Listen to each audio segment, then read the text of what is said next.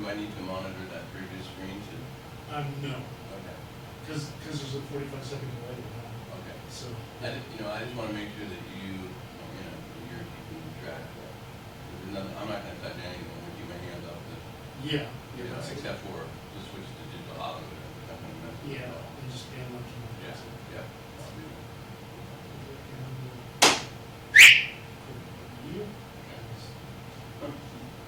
All right, I'm going to jam the can before the program begins, Okay, and I'll be back here in 10 minutes.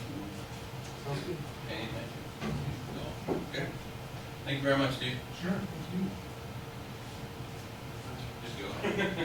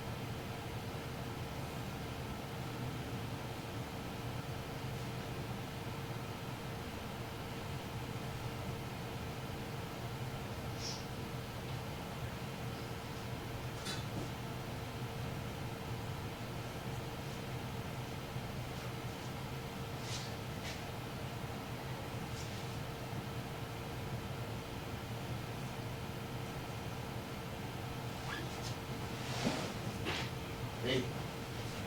Hey, man. Got it working. Gotta turn on the audio. You tested? No, it's just the audio for the webcast. It's hot, so I believe that's on one.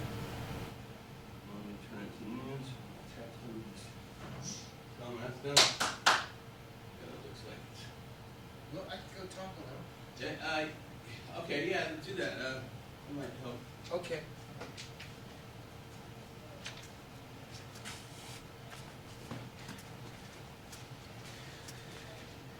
Okay. First thing you gotta know. Let's see. Oh, okay. So you can hear it there, but not here. Oh, okay. Okay. Oh, I was gonna talk about digits and stuff. Digital Hollywood. The thing is, you've got to use your digits.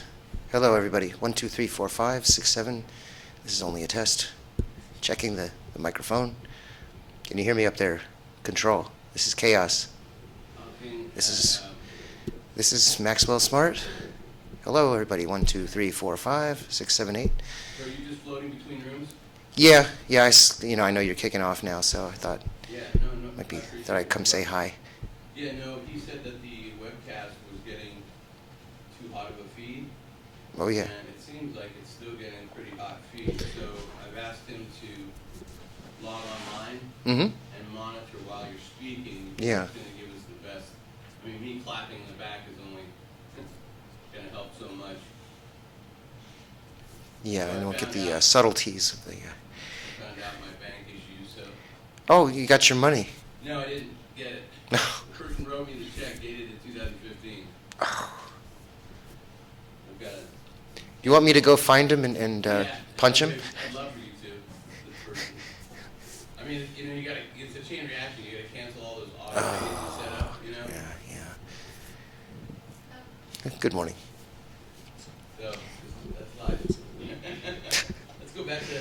Your life seems to be 95. challenging for you. No. And the last thing I want to do is like bend it in my ear with burden. Oh no, I'm here for you. You know. I'm listening.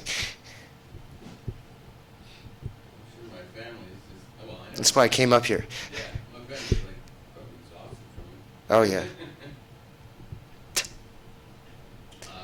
I'm just waiting to hear back from Steve, but I mean, in the room it sounds. Oh okay. Yeah, he probably can hear. He's probably monitoring me, just chatting with you. But he's been texting me. That's how we're going to communicate to monitor. Mm-hmm. You know it's going to work just fine. I was testing a mic, and on the other side of the room was the audio mixer, and he sent me a text that said, "You can stop now." I think no one sits in the front row. No, never. No, it's just a matter of they're going to be blocking the. Well, you certainly can't move the camera higher. No, it can't come down like at a much higher angle. You- Do we like put pieces of paper on the seat? Get them to avoid sitting in the front. Maybe you can just avoid. If anyone sits in the front row, just ask them to move back. Yeah, I'll hang around and do that all day. Right now. Yeah, that sounds like a good plan. Get in the way.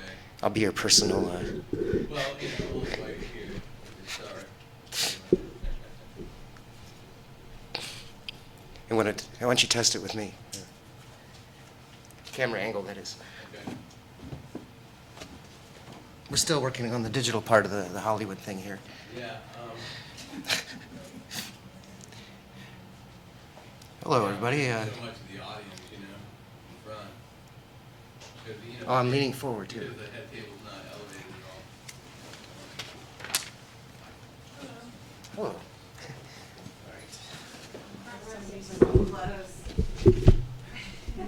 Yeah, you guys can all move up so we can have some intimacy. I think we should change these. Let's not do these because these are all. Unless you want to, here, we'll just. Because if you're all different. Yeah, we're at least all different. Because same place people. I think be smart. So copper is correct. Our first parents will work out. You guys want to just give her your names and she's gonna Make signs for us? really quick, yeah. Okay, so who am I missing?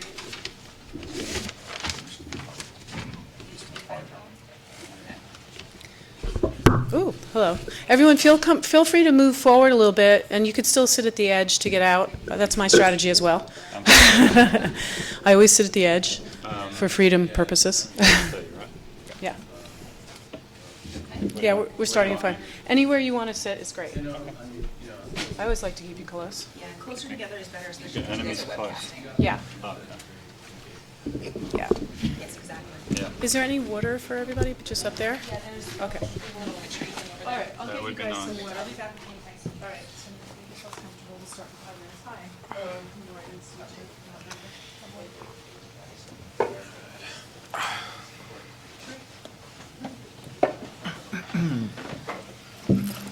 I just got off a flight. You did? Yeah. Made it in time. Well, Tel Aviv. Oh, wow. So you're well rested. Yeah. From Tel Aviv to How San long is the Francisco. flight? I flew straight to San Francisco, Oh, which okay. was about 15 hours, and then an hour to Burbank. Okay. So you've had plenty of time to prep for this. That was it. Yeah, I didn't realize I was doing this until day and a half. My partner originally was supposed to do it, Oh, yeah.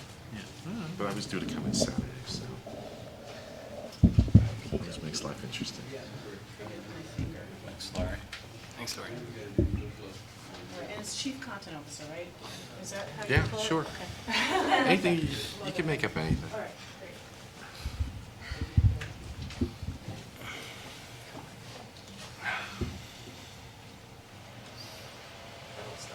So,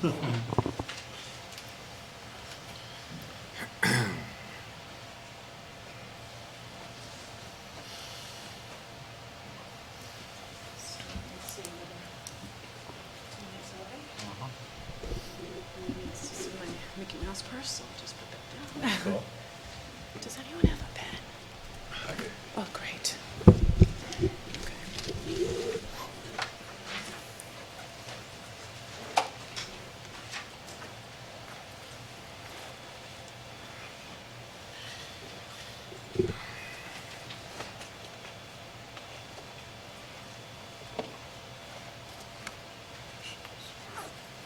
So I'll just go down the link of the thing. Sure. Oh, and you guys, this is being, as I said, recorded, so more people will see it than are here. So just think of yourselves as being seen by a couple thousand people right now. No pressure.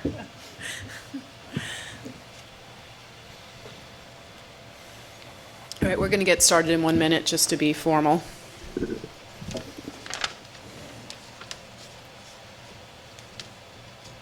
Close the door, Hal. Just kidding. Thematic joke there for loosen up a little bit, people. Come on. It's an AI joke. It's Tuesday before lunch. If you didn't get it, you should leave, right? That's right. All right, all right. Well, why don't we dive in? Is everybody ready back there, my friends on the AV side of things? All right. Well, welcome everybody to Digital Hollywood's first day, Tuesday here, May 3rd. Today's session is about artificial intelligence and how it's actually being handled in a variety of our current consumer platforms, how it's being handled in our culture as it relates to business development, and what are the opportunities in storytelling because of AI. So our panelists all reflect different approaches to this fascinating topic of AI. And what we're going to do is go down the row and hear from them what their roles are and what role AI is playing in their business. And then we'll come back for some nice Q&A to dive into this topic, and then we'll definitely take some questions from you guys.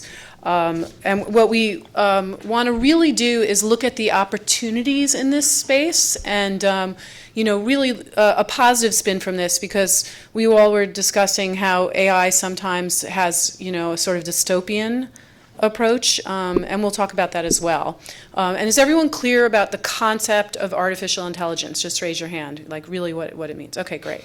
Okay, except for a few of you who are robots? No, just kidding. Okay, another AI joke I know, keep them coming, right? All right. It'll be a long day. All right, so let's start with Ari Popper, who is the CEO of a fantastic innovations house called SciFuture. So Ari, tell us about SciFutures and how you're looking at AI. Yeah, thanks, Larry. Well, firstly, it's great to be here. It's a really exciting panel. Not every day you get to talk about AI and our future and how it's impacting our lives, particularly as it relates to our culture and storytelling. So it's pretty exciting. So yeah, I'm the CEO and founder of a company called SciFutures.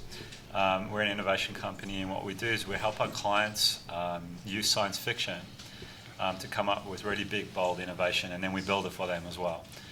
We work with some of the biggest companies that you know, and what makes our company really unique is we use science fiction storytelling as a way for people to really appreciate the times that we live in and, frankly, where things are going. We work with all types of emerging technologies, but AI is very, very interesting, particularly as it relates to these new emerging platforms that are developing. So things like IBM's Watson and obviously Siri and Cortana and Alexa. In fact, we do a lot of work developing for Alexa for ourselves and for our clients. What's really exciting about AI for me is that it's a science fiction promise that's sort of been hovering around for 10, 20, 30, 40 years, maybe even longer. That's really starting to come to life right now. I think the best version, articulation of it that we think that we're seeing right now in the marketplace is the Echo and Alexa. It's pretty amazing. How many of you have an Amazon Alexa? Yeah. And do all of you know what an Amazon Alexa is? Yes? Yeah. Okay. No? Would you explain it? Yeah, so Alexa is Amazon's AI that is designed to help you interact with the Amazon ecosystem. It's not just about shopping, although you can shop. It's about being embedded in your home and your lifestyle in a way that feels really natural and seamless and really ties you into the Amazon ecosystem. The reason why it's pretty cool is because it's becoming very, very good at understanding utterances and then responding appropriately. I didn't say it was perfect, it's not. It still makes a lot of mistakes. But the mistakes that it does make are acceptable. And once you get to that point, you've passed the threshold. So when you think about AI and you think about the future, what we see in science fiction is a very clear vision of AI being ever-present, we like to say like ubiquitous computing, ever-present, and helping us improve our lives in a really meaningful way. As everything becomes connected, as big data becomes available, and as the world becomes digitized, these AIs will be able to tap into that rich data stream, and then through very smart algorithms, we'll be able to improve our lives. Again, it's not going to be perfect, and we're going to have lots of problems initially, but in 20 to 30 to 40 years, it will be ubiquitous. Each of us will have a personal AI, it'll understand us, and it'll improve our lives. So, yeah, so anyway, I can talk for hours about this, so that other people have a chance too, but what we do is we really help our clients imagine the implications of where AI will be in the next 5 to 10 years, and then we build it for them. So, yeah, looking forward to chatting more. And let me just jump in here and say that if you haven't seen an Amazon Echo, it's just a speaker tower, and the Alexa is actually Amazon's OS that is a voice-activated OS. And so their first product to market was a speaker tower. Now they have variations on it, and other companies are building Alexa's OS inside of it, so that you're going to start to see products come to market where Alexa's inside of it as well. So I wondered if you could take one more moment and just talk about how you're working with Alexa and clients. Yeah. So what's cool about Alexa, again, is that Amazon have an open platform. It's not perfect. It's still quite new.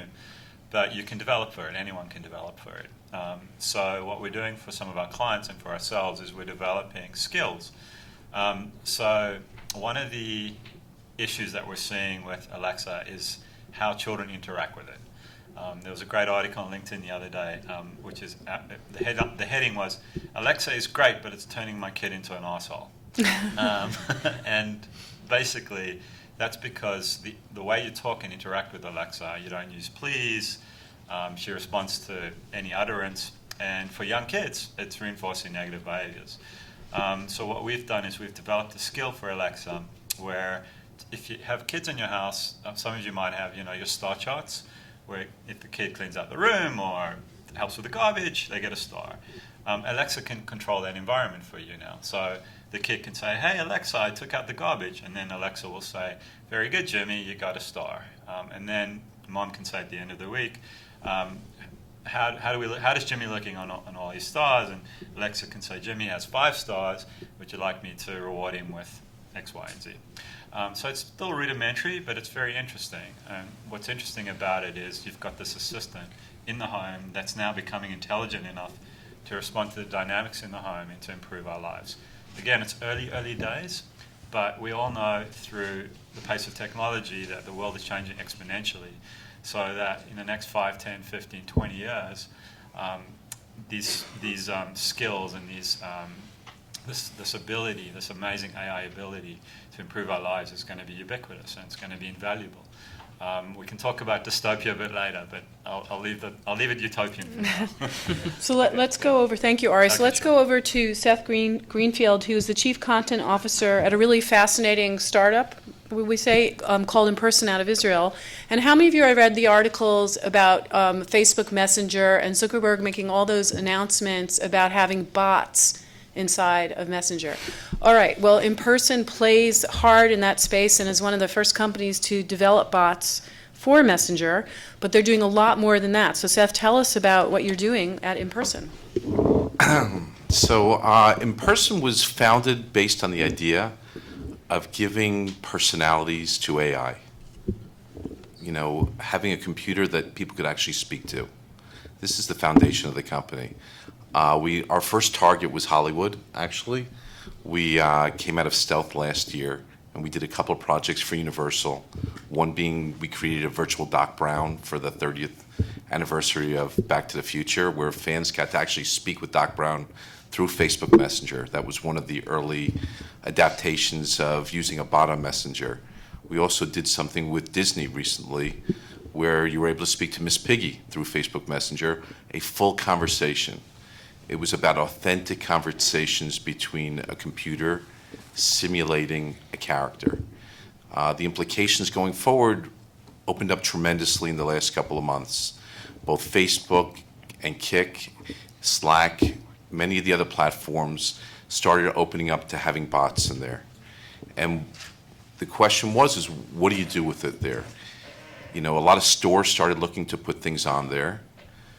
It's not just about Hollywood, it's about brands. We give them the opportunity actually to have a full conversation, authentic conversation with their consumers.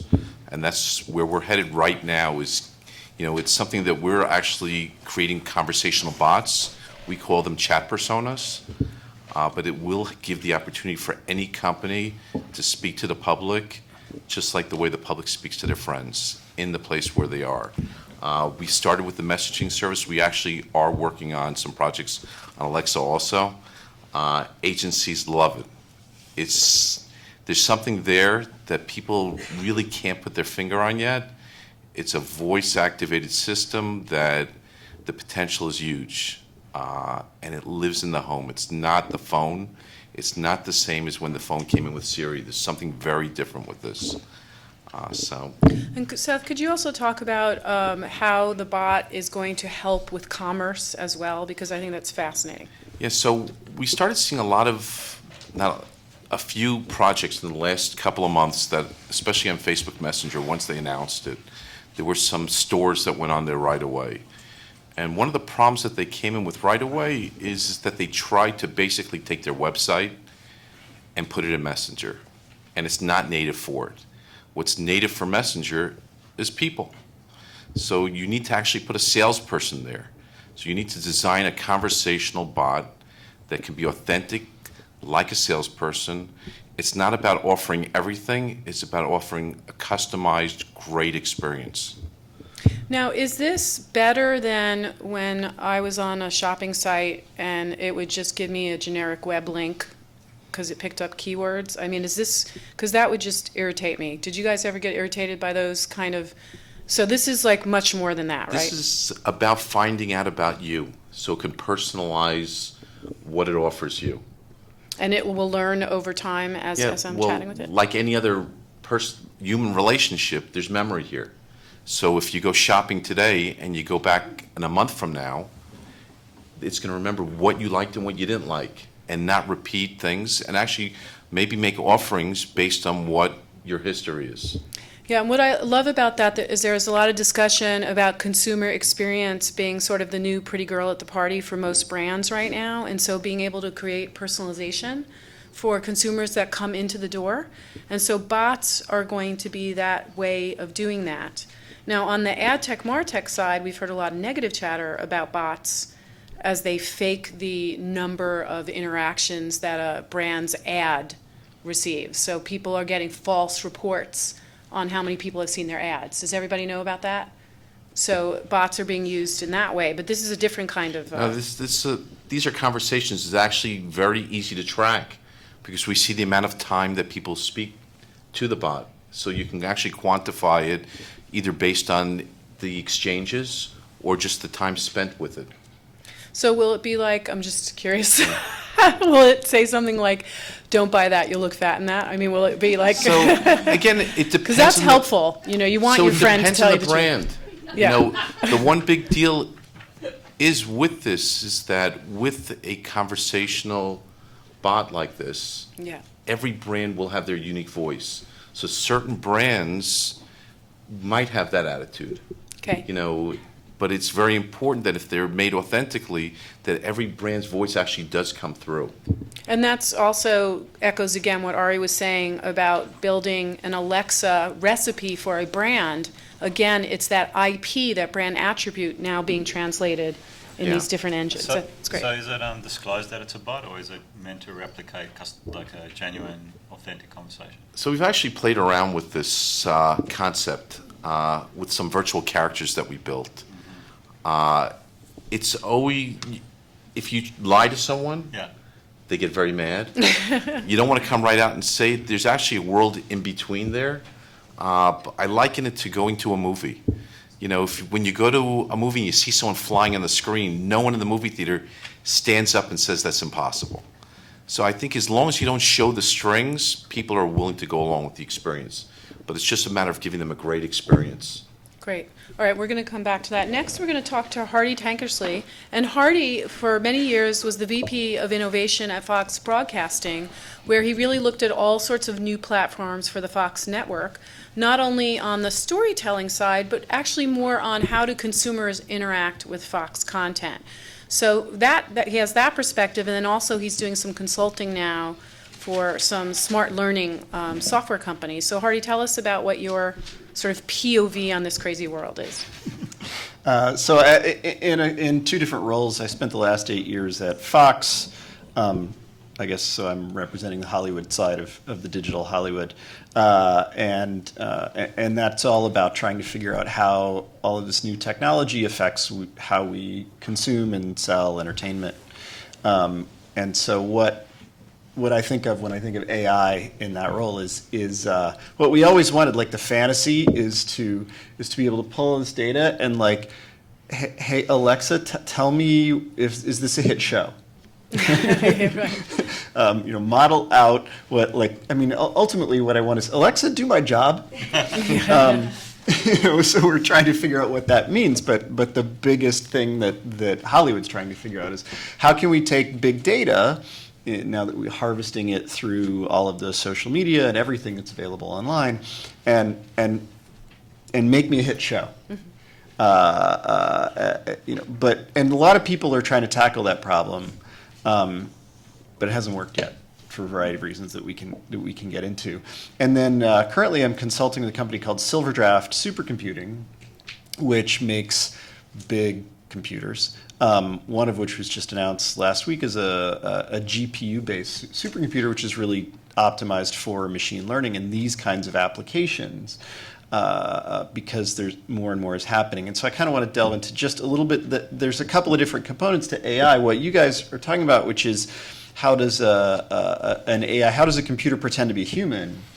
But there's also all this learning. There's the paradigm shift that's happening is we used to program computers to do things by saying, "Hey, computer, if you see this, do that." And so a good example is image recognition. You know, we've been trying to figure out how to identify a picture of a cat, and we would try to write rules that say, look for this range of colors and fur and little perky ears and paws and a tail, and it never worked. It was really hard until somebody figured out recently that if we just feed a neural network learning algorithm 1 billion pictures of cats, it gets really good.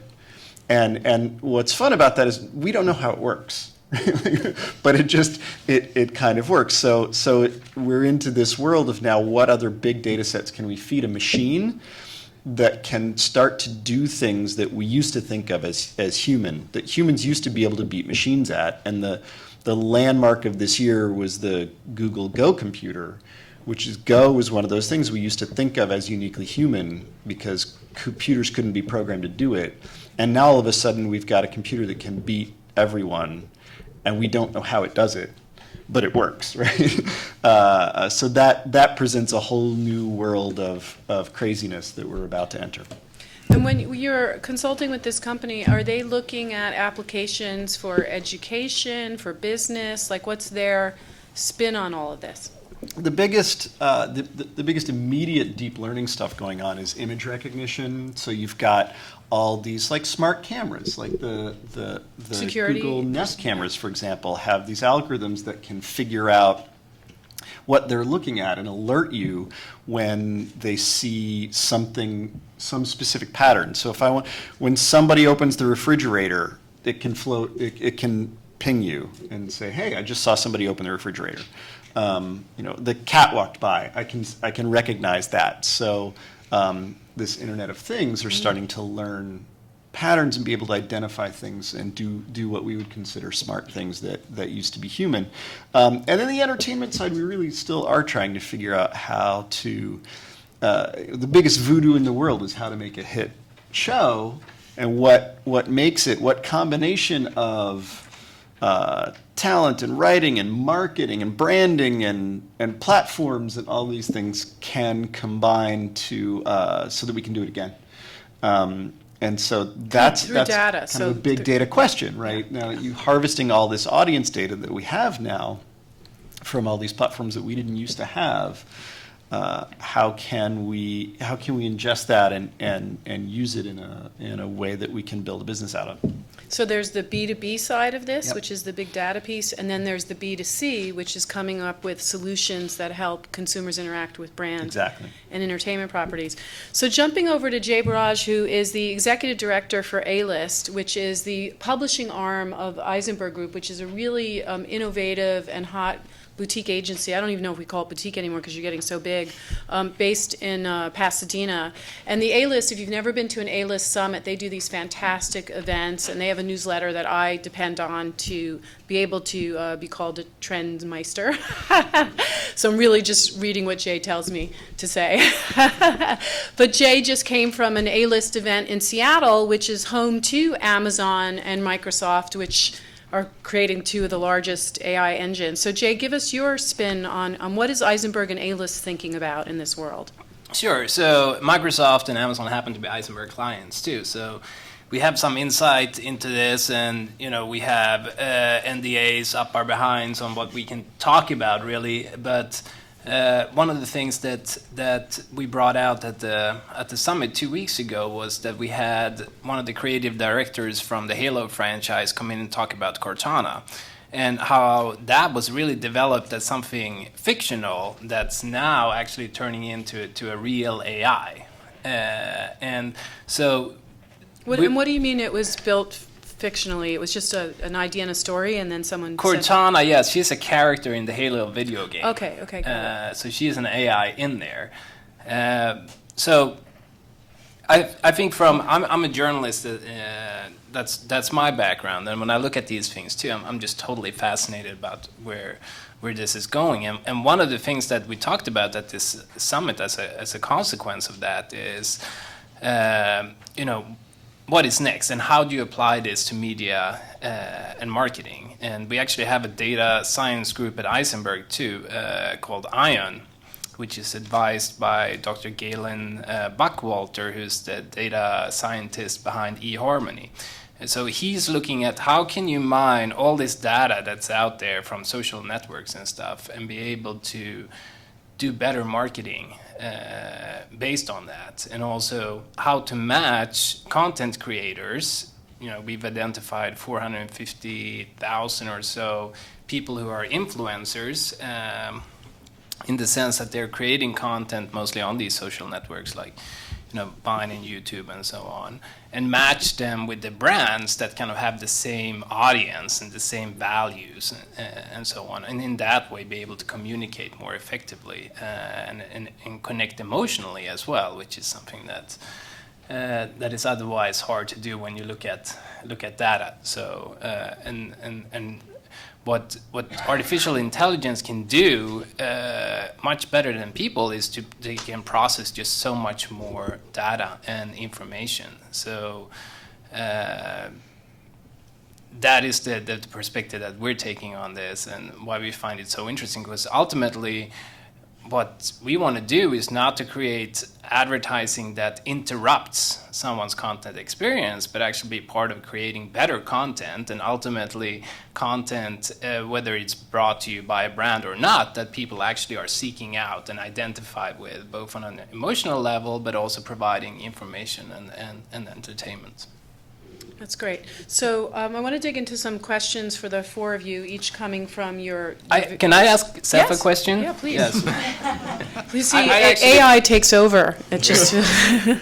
I find it fascinating with bots, and I know this is a technology that I've researched a little bit, you know, back from, you know, when I was a full-time journalist, and I think AI dates back to, there's some research going back to 1950s, right, when there was a test developed, where you basically, the test was designed so that you can test an artificial intelligence, a computer versus a real person, and then see how far you could go, right? Turing test. Yeah.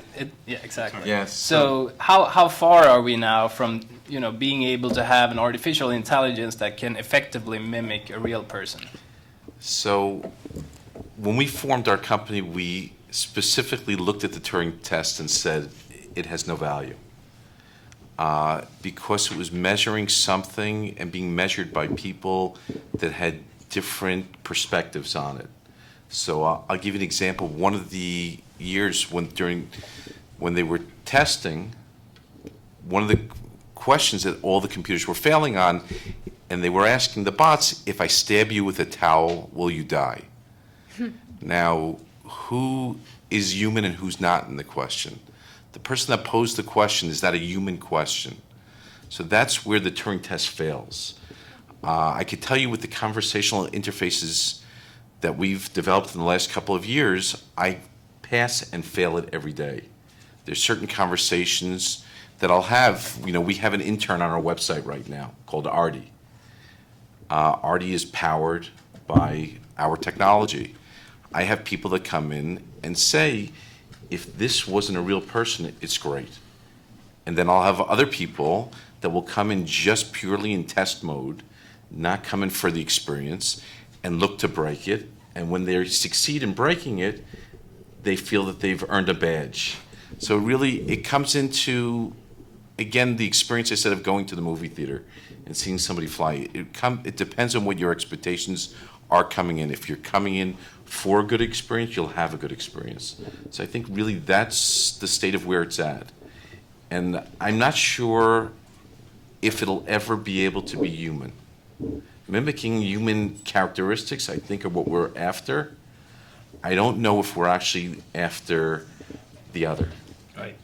That is actually a great point to lead off this little tangent of why is AI always in our narrative world, in our, you know, entertainment world and the stories we read, sort of how we've all grown up. Why is it so dystopian? Why is there so much fear associated with AI when you guys are all really talking about sort of great opportunities to manage data and to create better consumer experiences. So where is this fear coming from? And I'll start with you, Ari. Yeah, I think it's a great question, and we could probably could have a whole conference on that one.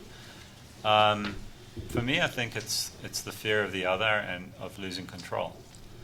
So what does it mean for us as a human species to be able to create intelligence that potentially could become more intelligent than us, or an intelligence where we don't understand how it's getting to the answers that it's getting. It's just getting there.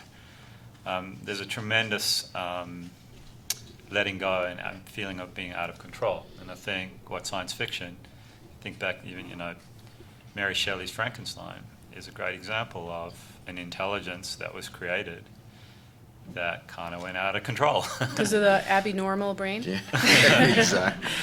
Yeah. So, Everyone know that reference, Abby Normal? Yeah. All right, come on, people. It's hump time in the day. All right. That wasn't a Mary Shelley, though. No, it's better than Mary It was Shelley. a later addition to the canon.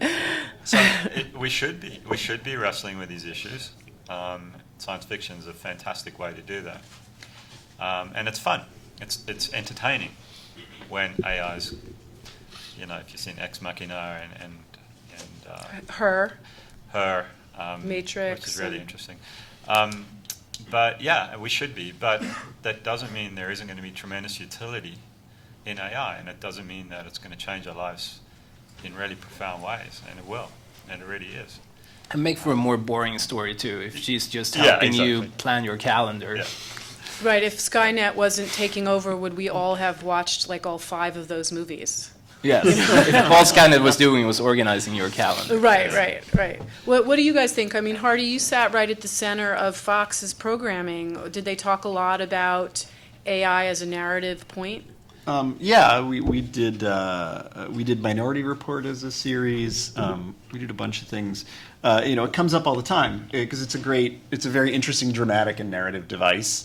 I think the reason that these things tend to be portrayed as scary comes down to trust.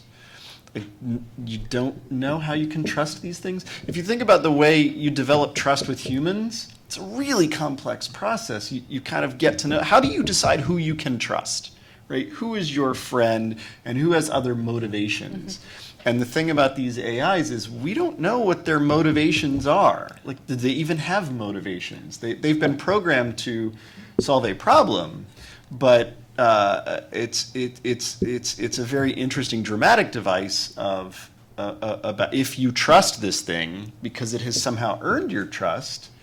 And it turns on you. We have Robopocalypse, right? Where one day all the AIs are gonna get together and decide to kill us all because it's a more efficient way for them to run. Right. And that seems to be perfectly plausible. Any other thoughts on that, Jay or Seth? So I think. Yeah. Oh, go ahead. Seth, you go ahead. There's certain AIs that we live with that lose the name AI. Yeah. All navigation software is AI. Once it becomes part of our regular life, we sort of forget about that it's AI. It's actually, navigation is a very interesting case with it because there the bot is telling us what to do.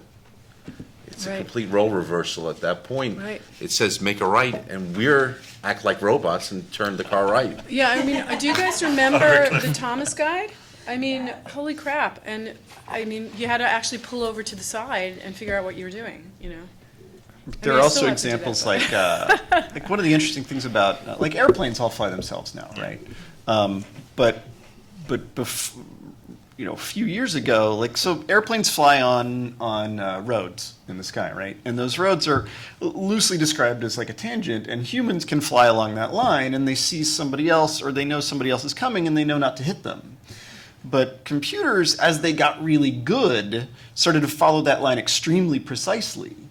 And so if somebody was coming the other way, nobody had designed the system to allow for just even 100 feet of leeway, because humans were always just sort of within range. But now that the computers are in charge, there was a crash over Brazil because the computers ran into each other because they were both right on the line. Whereas with humans that wouldn't work. So there's a whole interesting category of computers take things very literally, right? And that's what gets what what gets gets scary, the the unknown consequences of such, and it's very difficult to predict. Yeah, I mean, again, I think it's good storytelling, right? That they turn on us like that. That makes for a good story. But I do think that in reality, though, there are just so many use case scenarios that we're just starting to see for how useful artificial intelligence can be. And one of the things that I find just fascinating are these nanobots, the really small robots that they're saying not too far away, like in the in the 2020s, will be able to be inserted into your bloodstream and basically help your immune system fight diseases and cancers, and be able to go in and prolong your life, basically by the evolution of this, will go so fast too, that they're thinking that they can add 1 year life expectancy for every year after the 1920s or something like that. So That's crazy. And those will be, if you think about the evolution from the supercomputers that used to take up a room to now basically your watch being able to access the cloud and then a supercomputer that way, it's not incredible to think about, these nanobots that are just, so small, being able to access all this information and just live in your system. You're kind of becoming these cyborgs and fixing any issues with DNA or whatever. Just we can make ourselves more intelligent. And Well, I don't that's think- another good sci-fi movie. I don't think you can once really we- make me any more intelligent. But anyway, what about some questions from the audience before I go into mine? Yes. So you mentioned Ex Machina. Yeah. How far away are we from using search engines in that capacity? It was a cool premise, right? He had a search engine company, and he used the algorithm to use that deep learning and that. Have many of you seen Ex Machina? Yeah. Don't see it by yourself because it's creepy. Okay. The how far away questions, it's really hard to answer. If you talk to Ray Kurzweil, we're talking about a singularity in like 2045, I think. I honestly couldn't answer it, but I think if we know anything based upon our past, the future happens a lot quicker than we think. And part of that is due to the fact that as human beings, we have these heuristics, we have these biases. So like we greatly overestimate what's going to happen in the short term, but we completely underestimate what's going to happen in the long term. I can't answer the question, but we should be thinking about it. It's a good Anybody question. else want to tackle it? Yeah. Well, I mean, what should are most of you content creators? Or yeah, most of you. So what should a content creator right now do to prepare for this world of AI? Oh, I can take a stab at that. Yeah. So one of the things we discussed up in Seattle too, which I think is fascinating, is virtual reality, right? So if you see the evolution of creative expressions with humans, now, being accelerated with the internet and everything else, they're thinking that if we can add intelligence and artificial intelligence and create these virtual reality experiences, then just look at Avatar. Those are kind of the creative canvas that you possibly could create this whole new environments and experiences that as an artist must be super exciting, because most of the stuff that we've been doing, if you think about it, we've been painting in two-dimensional spaces, whether it's traditional painting or a book or even a flat screen on the wall. But now we're starting to being able to sculpture or like create three-dimensional spaces, and that's really exciting. I think from a conversational standpoint, from the creative side, it opens up a whole new area. It's interactive. We've had interactive with games, but this is something very different than that. Game technology is very tree-oriented. It takes you in different doors depending on what you do. In this case, the opposite side, the character, actually can morph over time depending on your attitude towards it. It will change its attitude. So it's not a matter of just new opportunities opening or closing. How it relates to you will change.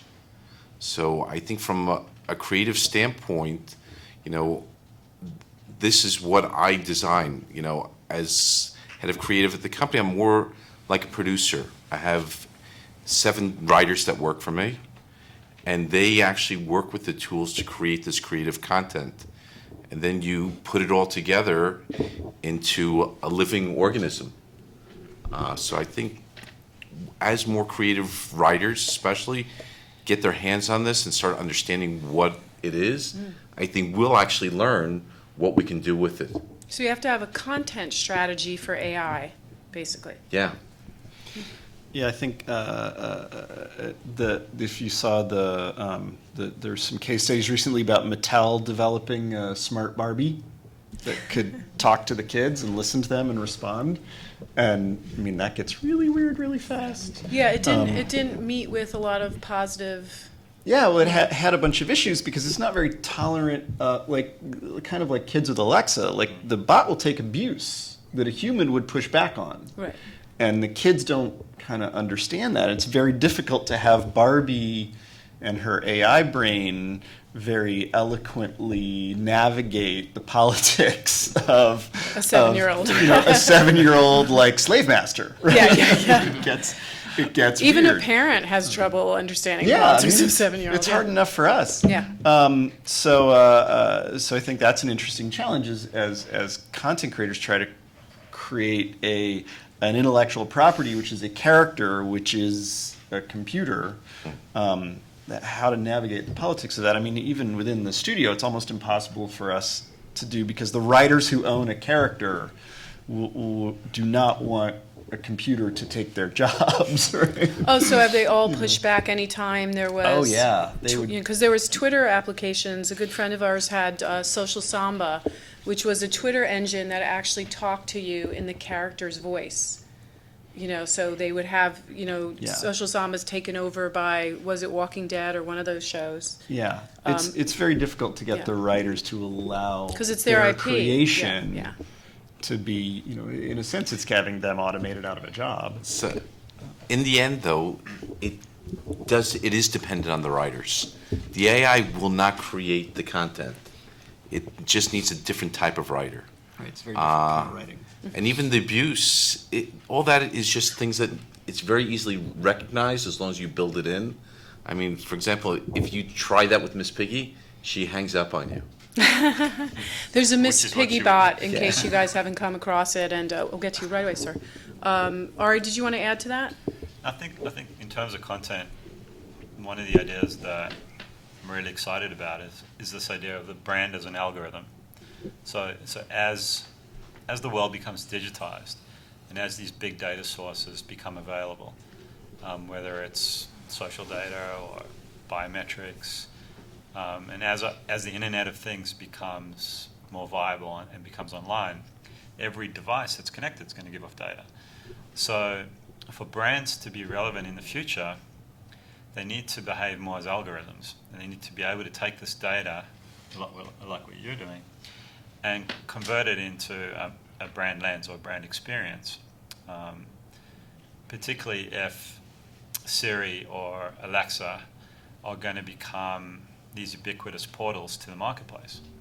So if the way that you're interacting with brands in the future is through Alexa, then how do consumers find your products?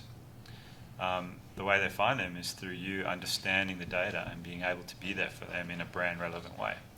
It's a different challenge too, coming from the brand side of things or the agency side of things, right? Because the brands also need to have a personality, and like all AIs can't be the same, right? Because then why would you choose one particular one? Right. So it's the same challenge that any brand has right now that become a modern brand. And if you decide to have a chatbot, then what kind of voice will it have, and how will it answer to abuse? And and right now there's going to be a ton of people trying to break it, and especially if it's learning, we've seen examples of that where they tried to put out Twitter bots and stuff like that, and It they've went really actually well. broken them and turned them into Trump supporters. Yeah. So Yeah.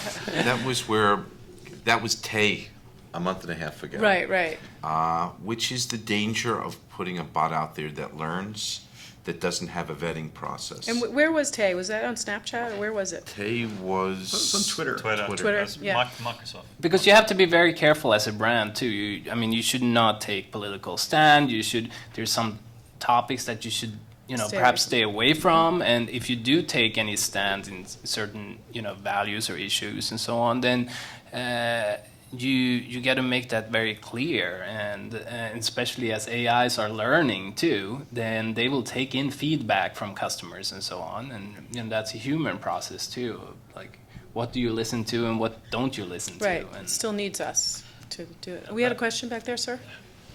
As you move from entertainment and using artificial intelligence, also as direction, information gathering, you move to interaction. It looks like all four of you meaning something that's something like the good housekeeping approval, but it's psychologically. Because the more it moves to interactive, you're having the impact on people's psyche, right? So it's no longer just turn left or right. You're making people feel good or bad, or inducing bad behavior in kids or good behavior. And I was curious, is there any psychological certification in place to sort of escort this whole process in the future? That I'm aware of. Are you working at all with psychologists or professional, Great question. So thinkers? it's entertainment at this point. Yeah. When you make a movie, Yeah. you're not employing psychologists. And if it's a commercial, the store responsibility to the public is not there like that. It's not a manipulative type of product. It's a great idea, Hardy. I think as soon as the legal department discovers this going on, that's when we're going to have an issue. But they don't know what's happening yet, and I'm not going to tell them. It's gonna Right. Yeah. And gonna take a while, right? the brands all have the their first Bibles, lawsuit, and right? then everything changes Right. as soon as the first lawsuit And comes in. Jay and I know, because Game over. I did agency, my time, I'm a recovering agency person, and brands all have Bibles that they follow of how they're allowed to communicate their attributes. And so that, in a sense, is what you're talking about. Yeah, I mean, with AI though, how do you create a Bible that's kind of self-learning and for every possible scenario? Yeah, it's a great question. So So we're in very early days. I saw some more hands over there in the middle. Yeah, let me get Mr. L over there. Oh, hi. First of all, Aliens 2, the robot was a hero who rescued the little girl. That's right. Yes. But that's only because in Aliens 1 he wasn't. Fair point. In social VR, one of the big movements, social VR is an emerging field, and one of the best AIs in social VR is a human behind the avatar, so the human is the AI. Have you The seen Wizard of any- Oz. Have you seen, yeah, exactly. Have you seen any experiments where they're combining human avatars with AI avatars in the same social VR space, and what the response was? Humans and AI together. Is that marriage? I mean, what is that?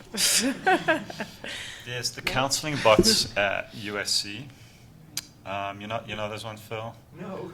They're really interesting. So the U.S. military has developed a AI counseling program with USC. I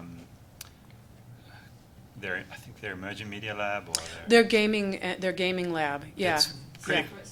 Tracy Yes. Fullerton. Skip, Yeah. So they're doing work with PTSD, but that's more on the VR side.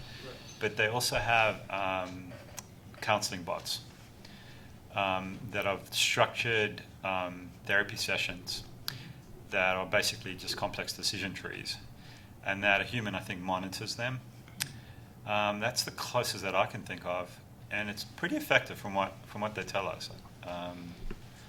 I don't know if this answers if this is what you're looking for, but there's the Facebook the mystical M bot, right? Which is Facebook's prototype interface for everything. You can ask M, and there are other people that have developed these kind of agents too, right? You can ask it anything, and there's sort of a first pass, which is the AI tries to answer the question, and the AI, if the AI can't solve it, it'll escalate to a human, but the user never sees the difference, Yeah, I think- never knows whether the bot or the human is talking. I think Facebook M right now is 95% human and 5% bot. But they know by taking in the data over time that will slowly start to shift.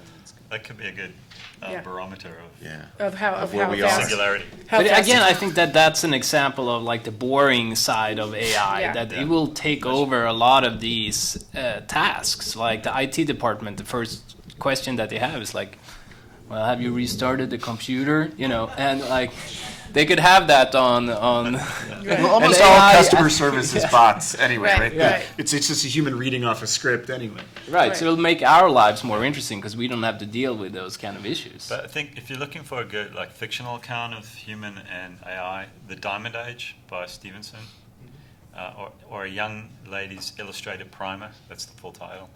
Have you read that? No, That's- it's like 1,000 pages. Oh, all these books are like God. But it's a really great example of AI and human interaction. We've all been through this experience, right? Representative. Yes. Representative. Right, agent. Yeah. Agent. Like, Which shut is up, bot. it's a great way to take out your anger and hostility. Was there another question? Yes, sir. Just curious, there's been some narrative out there that bots ultimately replace apps. Just curious what you guys thought on that. So Replace apps in what sense? Like brand apps that are currently on our phone, from customer engagement and from a marketing perspective. Right. I mean, I can answer it. I'm sure you guys have more experience with it, but I do think from a branding perspective and trying to cover trends in the space, you know, that what brands are trying to do is to provide some kind of utility now, right? So, you know, if you're Home Depot, if you can create some kind of AI app that will help you fix household things, then that will create goodwill and you can brand it and you can do that kind of stuff. But I don't know if it will replace all the apps. I think it's just one side of it. Yeah, I mean, if I could, one spin on this is that what a lot of people are saying is notifications are replacing apps, and so that messaging is coming out and bringing people in as opposed to someone going into an app. So notifications / bots / some sort of pushed conversation out is what's happening. Does that make sense? So a lot of us now are responding to a notification that comes on our phone, and we go into it, and half the time I don't even know what app it is anymore. I mean, how many times have you guys gotten a message from someone and you're not sure if it's Facebook Messenger, SMS, email? I'm like, I know I heard from that person today, but I'm not sure which thing. And that's the world that we're in, is it won't matter what the channel is anymore as long as the notification gets to you. So I think that's part of this. People are not downloading apps. On average, most people use 5 apps total, and 3 of those are usually a social network. So that's why bots are replacing it, because they feel there's the only way to connect now with the public. If they're not downloading the apps, and there's zero growth there right now, the only way to actually get them is on the social network that they're already on. And you know, if you look at teens right now, the whole under 25 group, they're spending over 3 hours a day in messaging, active in messaging. Right. If you want to reach them, that's the only way you can get to them. How many of you have just, in iOS, if you're an iOS user, how many of you have enjoyed where someone's calling you and it says, maybe Bob Miller, right? That is a form of AI, right? Don't you love that when it tells you who's actually calling you? Or when Google Maps pops up and says, if you leave now, there's light traffic, 15 minutes. All that is this same thing, but it's being pushed out to us. So that is a kind of bot, right? Yeah. And we're all that's enjoying it. that's also what you know, our Iron group. I'm not an expert in that, but it's predictive marketing analytics too. It's the bots are or the processing is so smart that it can predict that you know the What you're need gonna for do. you to have a certain kind of notification and that you would actually Respond. respond to that. Yeah, I think it's smart. Did you have a question? Yeah, so, you know, we sort of tend to anthropomorphize AI, and my question is sort of like, if it speaks human, doesn't mean that it thinks human, right? And in Hollywood in general, all the stories involving AI, I don't know what you guys thought about, you know, Ex Machina, I thought that was incredibly shallow, and I mean, it didn't seem that people really had a grasp on what was the bleeding edge technology. So what are your thoughts on the first question, and also how AI could be presented in a more interesting way in these sort of entertainment scenarios? And what was do the first question again? You know, if it speaks human doesn't mean it thinks human. And where is that dissonance in there? Yeah. Because nobody really, you know, sort of like we think that it's not entirely human, Yeah. and it speaks to us in this very human way. Yeah, I think it's a really great insight, and it's true. We tend to anthropomorphize everything, even our cats.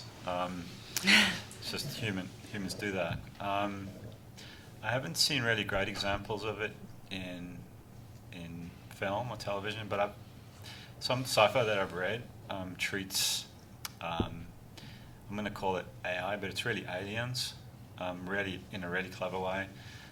Some of Orson Scott Card's work, he talks about aliens that we can relate to, that are basically human in different form, aliens that are not really human, but we still can relate in somehow. And then there's this category of the third alien, which is the completely unknowable other, kind of no interface at all. And that's kind of where I think you're going.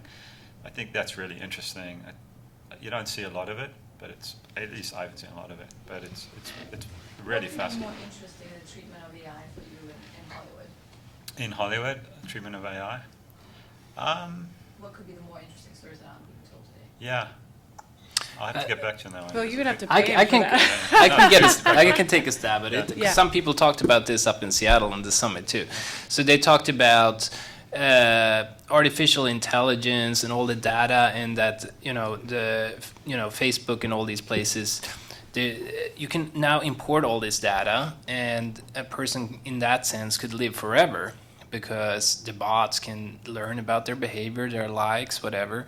So essentially, if that person dies, then you could still continue to interact with that personality. So it's kind of the same thing as thinking about cloning animals, right? Is it really Fido if you cloned him? And but no, but maybe it provides some kind of comfort. And is it really your grandfather that you're talking to? This bot might be able to give you his kind of answers, and that provides some kind of comfort.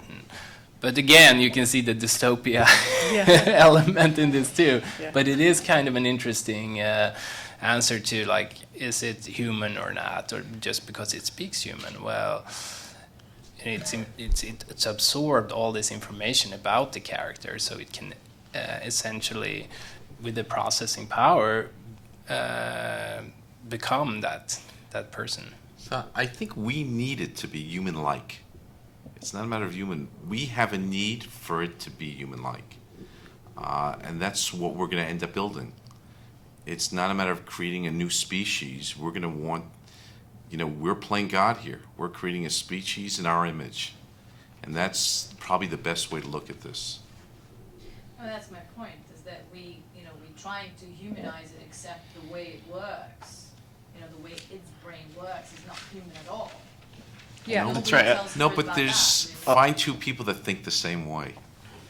And I think that these are unique. And I think the differences we'll see here is that there won't be two bots that'll be the same in the end. They'll each be unique in their own way as well.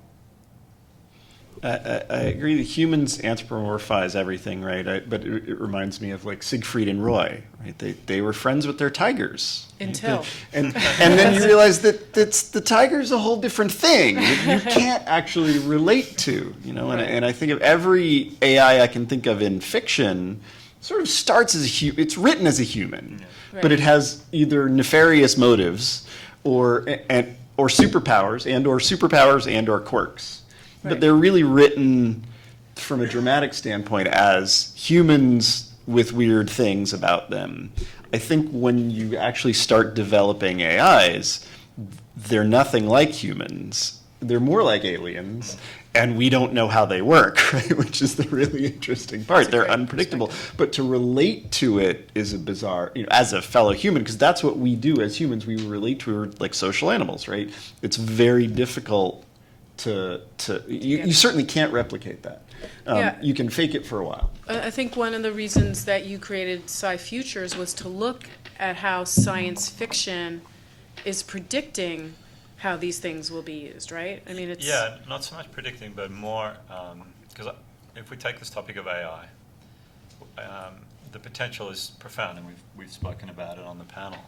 But if you can create these, let's calling semi-utopian narratives about where your brands in the future could be using AI, what's really exciting about the times we live in is you could start to build them and create them. But to get people to move and get them excited, this storytelling, plausible storytelling, speculative fiction about the future in a really compelling way could be a very interesting way to explore the potential for AI in whatever business you're in. So that's what we do, because it's very hard to try and imagine where the world's going to be using PowerPoint slides and data. It's just hard. But we like to say, stories are data with soul. If you can tell these really compelling stories about AI being really useful in a narrative context, then everyone can relate to it and get to it. Anyway, but that's what we do. But I think this idea of AI as other and how we relate to AI is fascinating, and we're going to we're going to wrestle with this for years, right? I mean, we're just starting. We're in the heart of it. Yeah. You had a question? Yeah, since, let's go, what's your first name? I'm so sorry. Seth. Seth, since Life Begets Life, you mentioned that you kind of play God. Does it change your personal belief on like philosophy or creation? Yeah, creation itself. So, this is the I don't know if Scopes Miss monkey Piggy trial or now. Doc Brown did. But the idea of creating these characters or personalities that people speak to, and you see relationships form there, it does change some outlook on it, but for the positive. I got to tell you, for all the pushback that we anticipate, we see very little of it. We actually see people going in and enjoying this. I think what happens is we play on fears always, and the truth is that it's really dependent on us. We're the ones designing this stuff. So if AIs are going off the map, it's because we designed them that way. They could be used for very helpful things. They could be used in business for brands to connect. They could be for great storytelling. There's a lot of useful. We use it for navigation, like we said, every day. But it really depends on what we design them for. If we want to create another bomb, we could do that too. One last question before we wrap up. Anybody? So I'd love to just hear from you. If you were a brand or a content person right now, what would you do next? Would you find a developer who knows how to build for Alexa or Siri? Like, what would be the thing you would look at right now? Just fireline. Me? Yeah. Hire a data scientist. A data scientist? Yeah. And what is a data scientist? An expert is understanding how to use all this big data that's been produced, developing algorithms to make sense of it. I think that's what I would do. Okay. I'd hire a great creative mind, show them the tools, and say, what would you do with it? Like in person, perhaps? Yeah. Hardy, what would you do next? I think just as a pure marketing exercise, I think plugging into Siri, Alexa, Cortana et al. Is a worthy area of exploration. To start to play those there. Interfaces are going to keep getting more and more mainstream and everywhere, and they're going to be at least a way that your brand and your content are interacted with. Great. A very simple application is just chatbots. I think that you've seen with Messenger now on Facebook and in their latest quarterly report how many people are using chats right now, and I think that's a great way for brands to basically follow the consumer demand and create that kind of artificial intelligence that can serve some kind of purpose and actually add some value, whether it's entertainment or actually information, and depending on what business you're in. That's great. Let's have a hand for our panel.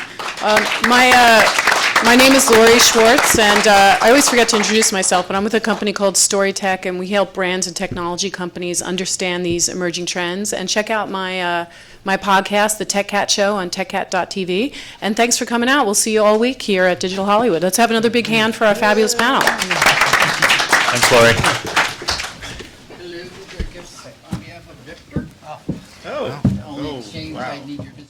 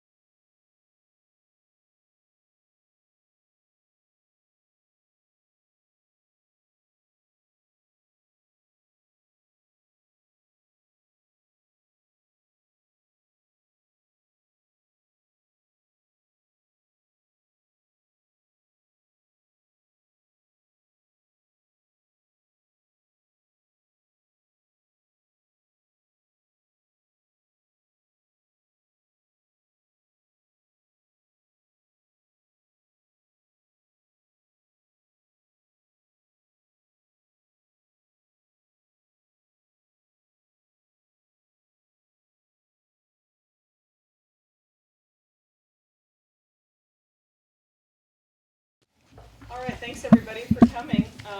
We're here to talk about the power of YouTube, and the official title is Power of YouTube, Unlock the Power of Programming, Premium Content and Advertising. Is this on?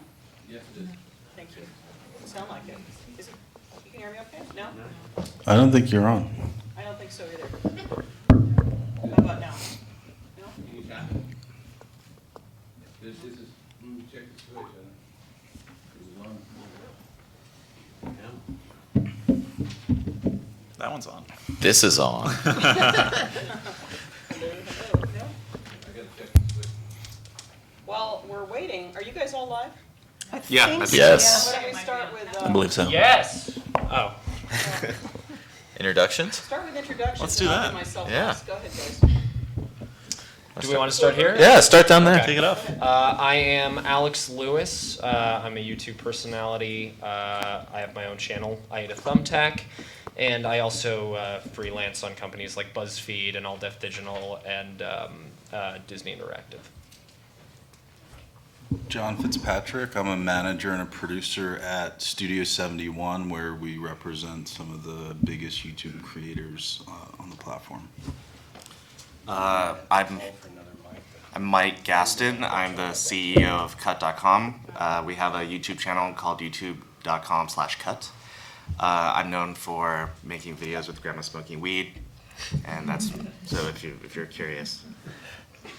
I want to see the video. Rebecca Donahue. I am the head of digital content, social, and development for Vindabona Productions, and we do America's Funniest Home Videos and specialize in cat videos since 1989. I love it.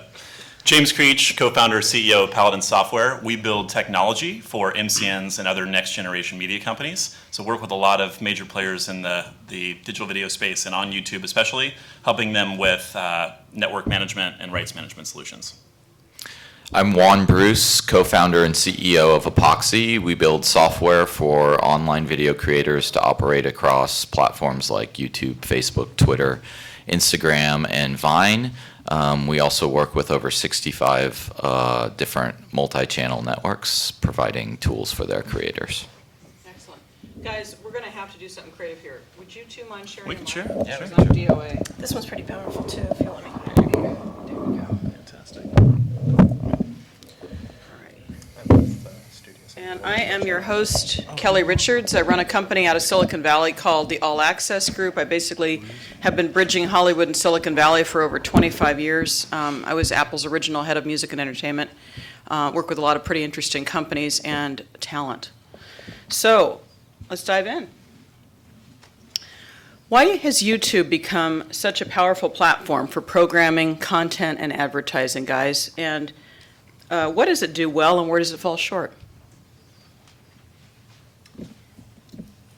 So I have a really long-winded response to that. Here we go. I don't know if you want to start with that, but Give us your best shot. so are you guys familiar with Keith Oatley, University of Toronto? He wrote this really great paper called, I think, Fiction and Cognitive Emotional Simulation, and he talks about how when you receive information that's logical, but it's not, it's divorced from narrative, that it stimulates the Broca and the Vertica parts of your brain, so the parts that decode language. But when you hear a story, what you actually experience is a rich simulation, right? Which is important because he talks about how human agency has some constraints, right? Like, I don't know what you're thinking, I don't know the future. So what happens is we all start from the same sort of space. We have aspirations, which then we create goals. Out of that, we contrive actions. Those are our plans. From that, we generate consequences, which lead to unforeseen things that happen, so the vicissitudes. And then all that leads to, like, some radical change, interpersonal change, right? So emotions. So he says that the problematics of human agency are linked to emotion, right? So what's interesting about that is if you're experiencing stories that act as a rich simulation for emotion, that help us contextualize the world around us, right? Like why someone thinks the way they think, why you even think the way you think, then that helps us get a grander theory of mind. So, well, I think what's really crazy about YouTube is that it's this incredible factory for storytelling, right? So, like, you can go there and you get someone like Chris Crocker, pleading to leave Britney alone, and that helps expand that kind of theory of mind for yourself. So, from like a really abstract sort of literary point of view, I think that's what's really interesting to me about YouTube. Anybody else have any thoughts on a more pragmatic, practical level? I guess I would say, YouTube really excels at delivering consumers exactly what they want when they want it. And so it's amazing in that it gives a place for all kinds of niches of content that locally wouldn't have worked in past media, but in a global world on YouTube, find a community. And the social aspect of it is of course, amazing around it. Now, what it's not good for is a lot of kind of traditional content formats that are trying to be very broad and hit everybody in a synchronous time. It kind of throws a lot of the old practices out. So that makes it very difficult for a lot of people in traditional entertainment. But if you roll with the medium and you find and build your community, it's amazing.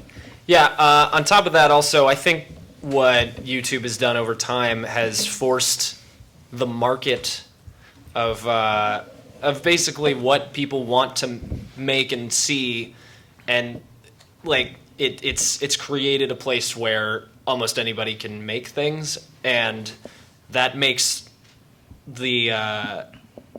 what you can see pretty much like infinite. So, if you want to see Iron Man fighting Optimus Prime, you can, because somebody out there wants to make that without having to go through a huge system of companies and stuff. And that relates to original content, of course. Yeah. I also love the fact that you can be your own, DJ, if you will, or VJ, and that you can program a whole evening's worth of videos from the past that you loved at some gathering, or, you can call up an episode of an old show that you want to watch on demand without paying anything. So for past existing content, that's always been kind of a wow factor for a lot of people. Sure. Why do you think authenticity is at the core of the stickiness of the content shown on YouTube, if you agree that it is? Oh, it absolutely is. I mean, look, YouTube was the first place to professionalize UGC and give content creators a home. I would say we were, but okay. And giving people a chance to do that scale and to monetize their passion allows them to create great content and distribute it. And so what's different about the traditional world, as Juan alluded to, is that historically we had television, which is a broadcast medium, and it was a one-way communication stream with an audience. Now we have YouTube, which offers social engagement, offers the ability to search and share video content with friends, and that, for the first time, was two-way interaction. And we're taking that even further now with live streaming, and of course YouTube is participating in that, but with real-time engagement, we're seeing continued improvement in how the traditional models of entertainment are being disrupted. Yeah, authenticity is absolutely key.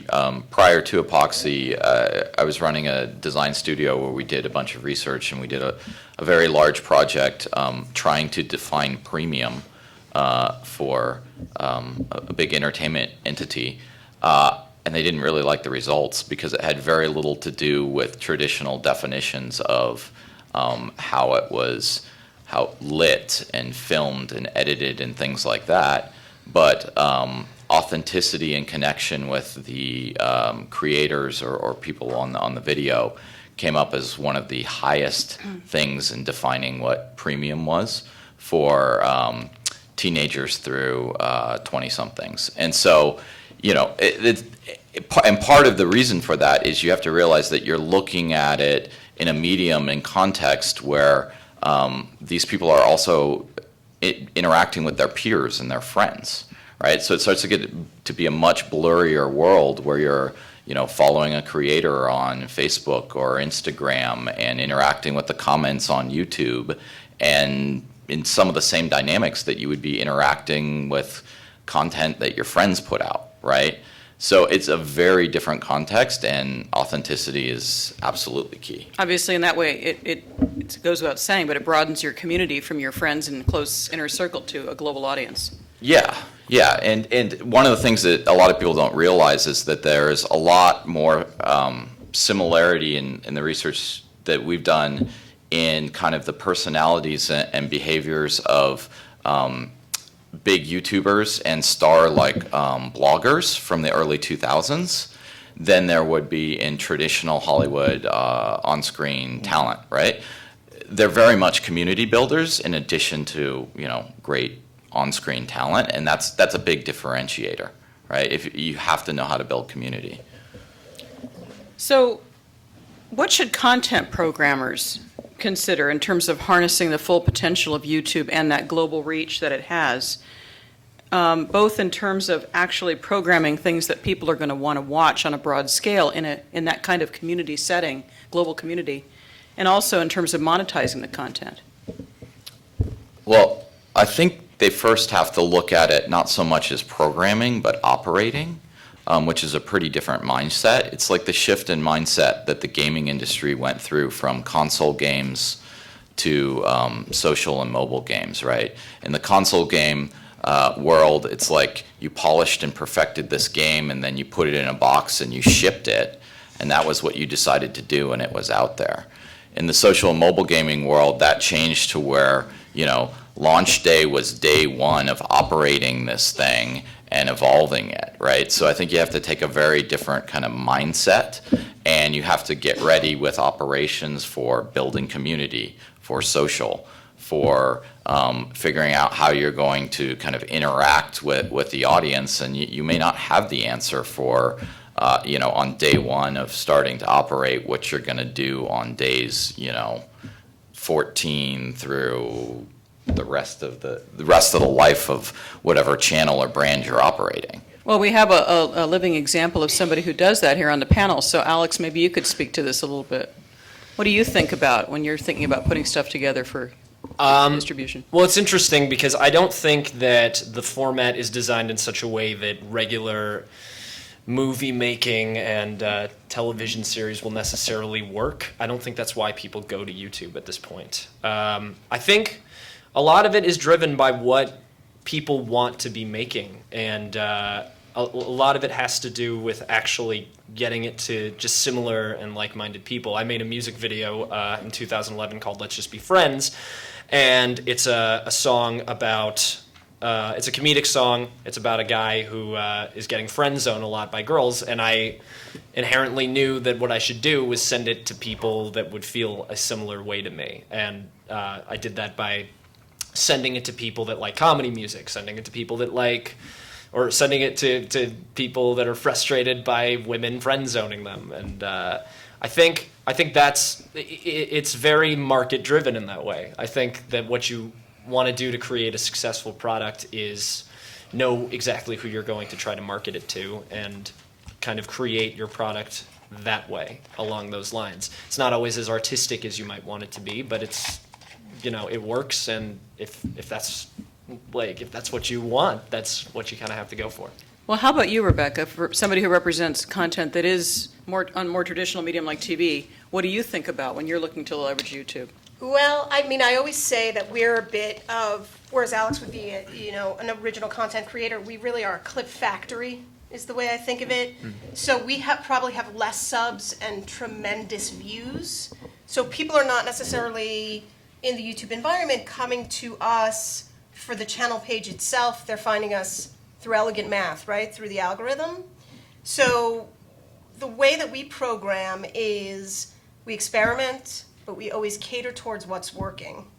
And so I think that's, to Alex's point, playing to the demo a little bit on the platform. And I don't know how many creators there are in the room, but I think that is so important. I think because YouTube is the biggest, people always want to be on it, but it may not necessarily be the right platform for you and for what you're trying to do. And that leads to the question, how, if somebody is a content creator, how would they be able to ascertain whether YouTube is the best platform versus any of its competitors? Try it. Yeah, experiment.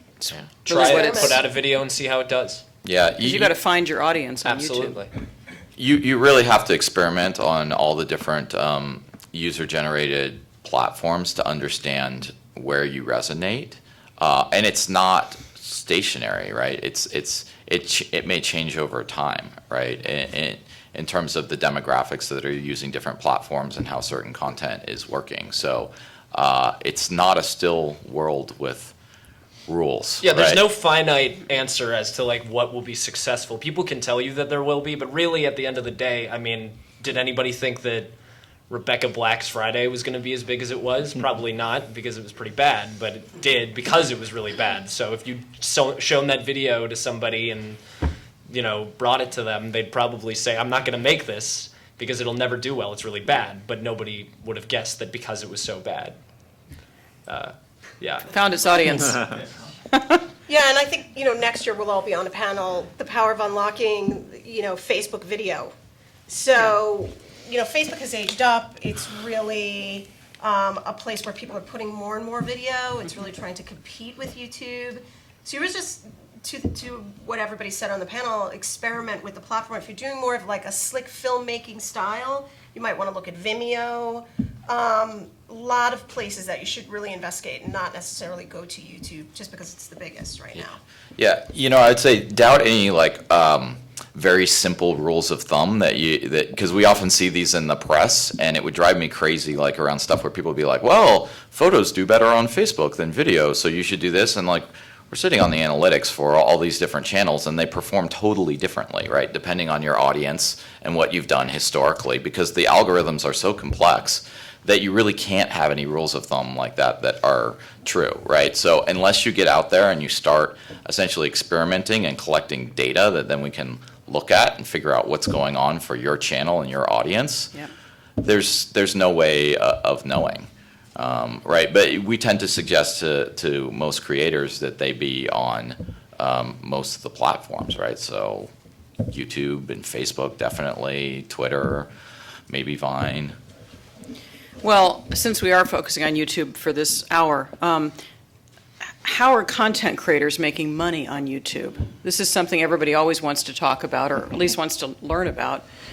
You know, are you seeing any best practices, even though there are no rules, as to things we could emulate for content creators? I have some thoughts on that. I think, in short, YouTube is a really efficient way to reach the millennial audience, because that's where a lot of these kids spend their time today. And as content creators, from the standpoint of where Studio 71 sits, what we're doing is building a platform and a way to reach that audience, to launch your own products, launch entertainment properties like movies and series, and also help drive awareness and launch other people's products, from, you know, Nissan and Scott Tissue to Cheetah mobile apps. And what we're finding is, if you set it up the right way, where it's entertaining, but you also have a regular communication and authenticity with this very, you know, relatively large community that you've built, you can not only entertain them, but you can get them to activate and buy products. And also what we're finding is move to other platforms. So a lot of what we do now and where our content creators make money is creating premium content off of YouTube, but it's the daily YouTube content that engages that audience that will then be influenced enough to go leave and check out the more premium content somewhere else, whether it's iTunes or you know, a platform like NBC Universal's CISO. Yeah, makes sense. Yeah, I mean, the way that creators have made money on YouTube has changed. So initially it was just AdSense. It was advertising video on demand revenue from ads placed before their video content. And now we're seeing subscription revenue on YouTube through YouTube Red. They have transactional earnings, which can come from fan funding and other kind of direct contributions from users. And then we're seeing other ways that they can make money incremental to the platform. So whether that's merchandise, brand deals, brand sponsorships, integrations, brand entertainment, and then increasingly things like merchandise, e-commerce, affiliate marketing. There's a dozen plus ways that creators are making money on YouTube and all social platforms now. And yet, you know, you would think that more established artists, for example, pure talent, especially those that control their content, would be doing more with it. And I haven't seen a lot of that. We see examples of outliers like Psy, has billions of users and is able to monetize against the advertising on that primarily, I think. But obviously we just lost Prince a couple weeks ago, and he and I had, I don't know how many conversations when YouTube was just getting started, and even since, about why wasn't he willing to do more with it. And I think, of course, he was an outlier himself, so he wasn't going to do. You wouldn't expect Prince to do what other big artists would do anyway. But his rationale was, he didn't want to lose control. He felt like he was losing control, even though I told him he could make his own rules and come up with any number of interesting ways to monetize the artist to direct-to-fan approach, which he always enjoyed doing. So, what do you think is going on with established artists? Why are more of them not going direct to YouTube? Well, established artists and brands, I feel, worry about losing control. But at the same time, if you don't participate in the platform, then you lose control of what people are saying, how people are posting or engaging with your content. So you need to be a part of the conversation. I think historically, traditional celebrities and more established artists have struggled on YouTube and other platforms because it's a lot of work. The stuff that Alex does every day is challenging. And so in YouTube's first original content initiative, they were funding traditional celebrities like Shaquille O'Neal, and many more from like broadcast television that didn't translate to digital, right? Their audience didn't live there. And we see the same thing happening with digital stars now trying to make the transition to film and television. And it's early. I think there is an opportunity for that to happen, but there's kind of a gap between what YouTube fulfills today, premium UGC, and then what professional, polished television, broadcast, and film content looks like. So I think we'll see people ultimately fill that gap through OTT and subscription video on demand services, but that's something that, again, established artists are going to continue to struggle with. Yep. Yeah, I think it's a big struggle because, in addition to what you just said, I think that's all spot on. But it also can come off like it doesn't always translate. You'll see a big celebrity do a YouTube video and it'll tank because it's like, oh, this person is just doing this to look cool or fit in with the kids, and it really feels like that, and it goes back to the authenticity a little bit too. It doesn't feel authentic, which is, I think, something that most internet users really are looking for. People that spend a lot of time on the internet definitely are more into the authenticity. And from an artist standpoint, I know for a fact they want to remain authentic. They don't want to lose that. So it's a very different practice, and it's confusing. So to give you a little context on this, before creating Epoxy, I was running the digital side of Robert Downey Jr.'s company, Team Downey, and we were trying to figure out, okay, what is it that's making YouTubers really work and blow up? And so we interviewed and shadowed over 100 of them, and showing that research to people who were traditional talent was very surprising, because they were thinking and putting most of their energy about that on that video asset, right, and what that end product was going to be like.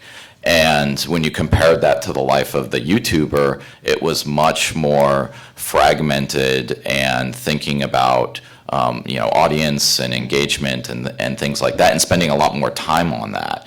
And when you boiled it down, it kind of came to three different things that, these creators, even though at the time we were doing this research, like back in 2012, they were called YouTubers, but they were fundamentally multi-platform, and they would engage audience, wherever they would go. So you couldn't draw boundaries like that.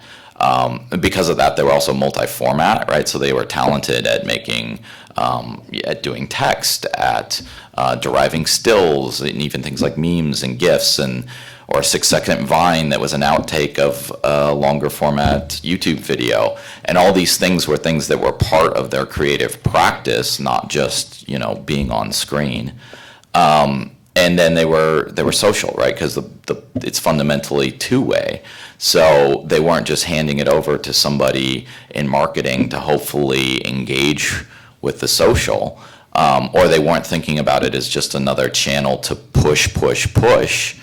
It was interactive, right? So all of those things make the practice very different than traditional entertainment. So it's kind of a struggle to make that transition. And then a lot of people, they just don't want to do it. They want to focus on their kind of on-screen craft. Yeah, fair enough. Well, we've talked a lot about content, and we'll kind of weave around with different players in the ecosystem, but I'd like to shift for a little bit and talk about some of the brand perspective from, for the advertising and the brand side. What would you guys say the influencer component is with YouTube from a brand's perspective? And how best should brands think about harnessing or leveraging that? And how are they using their media dollars to apply against that relative to engagement with their audiences?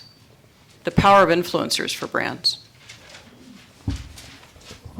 I think there's two areas of focus. The first is messaging and awareness, right? So really big advertisers that have big budgets to drive awareness around their products and messaging can get millions and millions of views from a custom video created by a content creator. And then I think the other big piece to it for brands selling products is conversion, right? So, and they're, I think on the platform right now, they're a little bit different. So, for example, Roman Atwood is a big prank YouTube channel. And then Roman Atwood Vlogs is a daily vlog channel where Roman interacts with his family. And on one end, he will pretend to blow up his kid to prank his wife. And on the other side, he's this family man and dad that has 2 million people watching everything that he does every day, as a great family man and father. And so on the Roman Atwood channel, we'll create custom videos for brands. Last year we did a video around Nissan that had a very viral video that I think has like 40 or 60 million views now around the Super Bowl, which was a pretty efficient spend for that Nissan messaging. We just launched something with Scott toilet tissue. They now have tubes with tubeless rolls that they're selling because there's a lot of waste that goes on in addition to what our waste. But that's a big awareness piece. And then on the vlog, what we'll have is Roman will tell his audience, go here and do this, and that's clicking on a link or going to purchase a product. And I think that there are two different pieces that balance out really well, and that's how we've been working really well with brands. One is to show awareness and messaging on a spend, and the next is, hey, for every dollar that you spend, we can show you if you're selling an app like Cheetah Mobile, we're getting you $6, $7, $8 back as a return on your investment, and that's a pretty powerful thing to track and show brands that are more interested in conversion. And we want to come back to that because it's definitely a topic to dive into a little deeper. But as far as the power of leveraging influencers, and specific to YouTube, anything else any of the rest of you might want to contribute to that? Well, I think the influencers bridge the gap that satisfies authenticity for brands to me. So, the point that you made before about traditional talent on YouTube, we always had a problem with our hosts on YouTube. Like, nobody wanted to go to YouTube and then see actual cut downs of AFV. Nobody wanted to see that. They wanted to see the clips. So even though we had these big stars, Tom Bergeron, Alfonso Ribeiro now, we had to treat them very differently on the YouTube platform. So we'd put them in, different original formats with YouTubers, on the Vine platform with Viners, and it just helped bridge the gap of authenticity on the platform. So I think for bigger brands, it does that as well. It feels less like a commercial and more organic to the platform. And isn't there also the win of both sides leveraging each other's audiences? Demos, That's a double different win. demos, yes, absolutely. Yeah. I mean, the growth in the influencer activity is just massive, and it's one of the things that I don't think is apparent to the public, because when people talk about, okay, what's going on with the economics of online video, it's pretty easy to track like the CPMs and the ad dollars flowing across the platform in that way. It's a lot harder to get visibility into the brand deals because those are done, without tracking like that. But, from our perspective, and we do some reporting to help MCNs put together and structure brand deals. And if you were to look like a year and a half ago, we do that a couple times a week. Now we do that dozens of times a week. So just the number of the deals that are being put together has just accelerated incredibly. And you said, one thing you said about, okay, but just focus on YouTube. I have hardly, in the recent past, I have not seen a single one that was just focused on YouTube, because every single RFP is all also about, well, the reach on other platforms. Yep. Or if you're doing a multi-influencer program, it will be, well, okay, what are you going to do to give me somebody strong on YouTube and somebody strong on Facebook and somebody strong on, check the box, all these different platforms, because that's kind of what they're looking for. I think it's a misnomer to have called the panel and to limit it to YouTube, because it doesn't really work like that in it real doesn't. world. And in fact, I guess that was one of my next questions is how does a brand determine the value add of how best to leverage their digital dollars with YouTube versus MCN's other key platforms? Again, is it just looking at analytics, trends, stats, trying things? Yeah, I mean, my background's in ad tech, so I've had some of those conversations with agencies and advertisers. And look, there aren't clear metrics to compare the two, right? If you're doing traditional TV buying, it's for the most part bought on a CPM. We're looking at ratings that are looking at what's the reach and the frequency that we're going to generate across audiences. Those metrics, while important to some extent on digital platforms, often end up just being vanity metrics on YouTube and Facebook. Yes, you need a big reach, but it's more about the engagement that you see with that audience. Who's going to like or comment or share that video? That's when you have a more meaningful impact for a brand in social that's going to lead to whatever their goal is, whether that's conversion or sales or clicks. So, brands are still trying to figure this out, and it's tough because from a campaign planning or and then a tracking standpoint, and then post-campaign analytics, it's still early days, and we're trying to establish what are those standardized metrics that brands can count on. So I think it comes back to the same thing that, with creators about what platforms to be on. You have to experiment. You have to try a few things out and evaluate what works for your brand and what type of content performs. And yet, for the doesn't it audience. surprise anybody else that YouTube's been around for a decade, and we're still saying it's early days and it's taking time to figure all this out? Well, think about it this way, right? When radio came out in the 1920s, it started as general entertainment or general programming, and then we had a verticalization of content, and all these channels pop up, and now radio is being disrupted by podcasts and other kind of next generation audio formats. Then we had TV go through the same transformation in the 1960s. We had general programming, and then it expanded, and now we have ESPN and HGTV and all these other kind of niche content verticals. We're seeing the same thing happen on YouTube. So we started with Maker Studios and Fullscreen, and now we have all these verticalized networks and internationalized networks, and we're drilling deeper into the super fan communities, and it's going to be another several decades of evolution to get where those other platforms have. Shocking, but I guess Moore's Law doesn't apply. Yeah, well, so I think the other thing to kind of look at here, you're exactly right in that there isn't not everybody's decided on the metrics when they're trying to buy a program like this. But if you look at the trajectory, my bet would be that it's going to look more like the metrics of internet and social advertising 100%. Than it's going to look like the old metrics of TV. And I think that's part of the reason that we have this huge struggle and we haven't come to a decision yet, because relatively the metrics of TV are a lot simpler to look at than on the internet or social advertising side. And so there's a bit of a struggle going on because, the way that TV has traditionally been bought is in a lot of kind of sales deals over lunches and for big periods of chunks of time. And that's very different than the way internet and social advertising works. And so you're seeing kind of a collision clash where there's still a lot of big dollars tied up in traditional TV buyers who aren't really excited about doing their job in a totally different way. Right. They'd rather just see simpler metrics that made it apples to apples across platforms. And really that doesn't exist because people are like, well, how are we going to make a YouTube view equal to a Facebook view? And the answer is you're never going to do that, right? Or how to equate it to a traditional ad spend in TV. Right, and you're never Apples and oranges. You're never going to do that because even between YouTube and Facebook, you're like, well, what's more important? Would you rather have more views on YouTube, or would you rather have more people sharing your content on Facebook, right?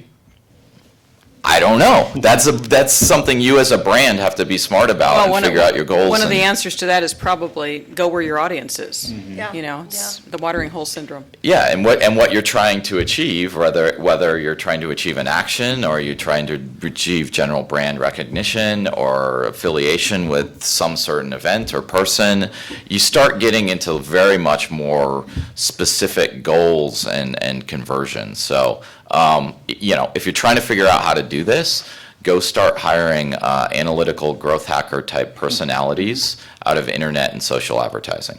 Yeah, that makes a lot of sense.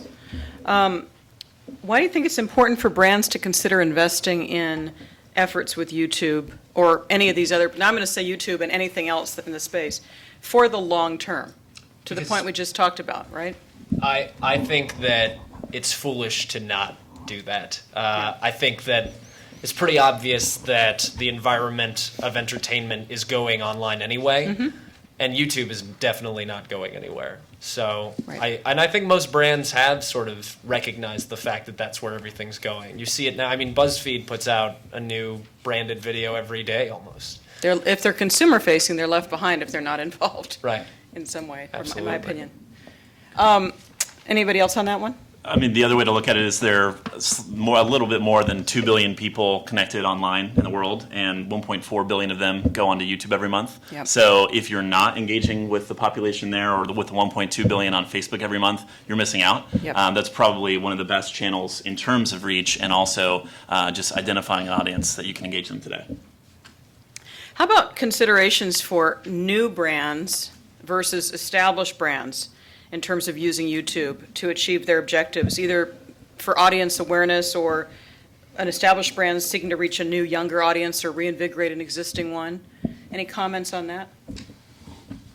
I mean, I think they both need to be looking. It's kind of where you break it down. The challenge for established brands is they're used to buying such large blocks that they have to start to get super analytical to put together a bunch of pieces of programming to stack up to what was the simple large block single checks they used to write. Now, on the new brand side, what's exciting is if you're smart, you can go out there and experiment and find the communities that resonate with your product or brand around very specific parts of pieces of content. So that's super exciting because you can never do that with TV. Yep. Yeah, I mean, there are a lot of great examples of traditional brands that have found success on digital platforms. I mean, Old Spice is a good example of that. Yep. I think if we think about new brands that have been birthed on YouTube and other platforms, of course, a lot of examples come to mind. Dollar Shave Club. Look at the success that Red Bull and GoPro have had in establishing themselves as lifestyle brands. They're media companies, in some sense, almost more than they are a physical product company at this point. And I think we're going to see a continued trend of brands viewing themselves as needing to produce content and engage the audience in that way. We've seen we're seeing that happen with Mercedes-Benz, Marriott, and others building in-house content studios, and in some cases taking creative away from the agencies because they need to have control over that. They need the real-time feedback from their audience to inform that content. And also to reach a younger demo. Keep the brand going, Yeah, especially for established brands. But also on that point, I think it's a great space where people miss the boat a lot is to contemporize a brand that's been around for a long time. So if you want to extend the brand, if you want to, I mean, I know that we've done that. All our research showed that people like the show the way it is. They like the show the way it is. But the number one reaction was, oh, is that still on? I didn't know that was still on. So what do you do when that happens? You go where the younger demos are. It had already really happened on YouTube, so we said to ourselves, where can we be first? And that was Vine. And so we went to Vine, and what that creates is just a brand affection and a contemporizing of the brand that we just would never get through ripping the show apart and redoing the show. We would just alienate a ton of our core audience. So it's a great opportunity to do that as well. But you bring up a really interesting point there, Rebecca, because of course Vine is shorter video snacks.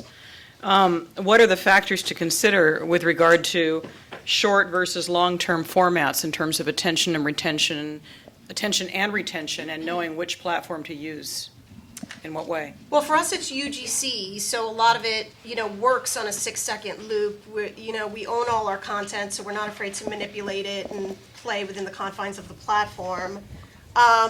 so short form works really well for us. Mhm. Once we said, hey, we don't have to have our host in every single video. Let's just concentrate on what people are doing with their own camera phones. And that's when we started to really excel. So it's just does short form work for you? And is it the 6 second or the 15 second or a couple of minutes on YouTube? It's really what is the specific platform that helps you to best tell your story. That's really the beginning. To of your it. audience. To your audience, yeah. Or the audience you want to reach. I mean, there's also a factor of keeping top of mind with your audience and how do you craft the right content, because when you think about it, your audience is going to take out their phone and they're going to choose first to click on an app. So they're going to click on YouTube or Facebook or Instagram or Vine or whatever.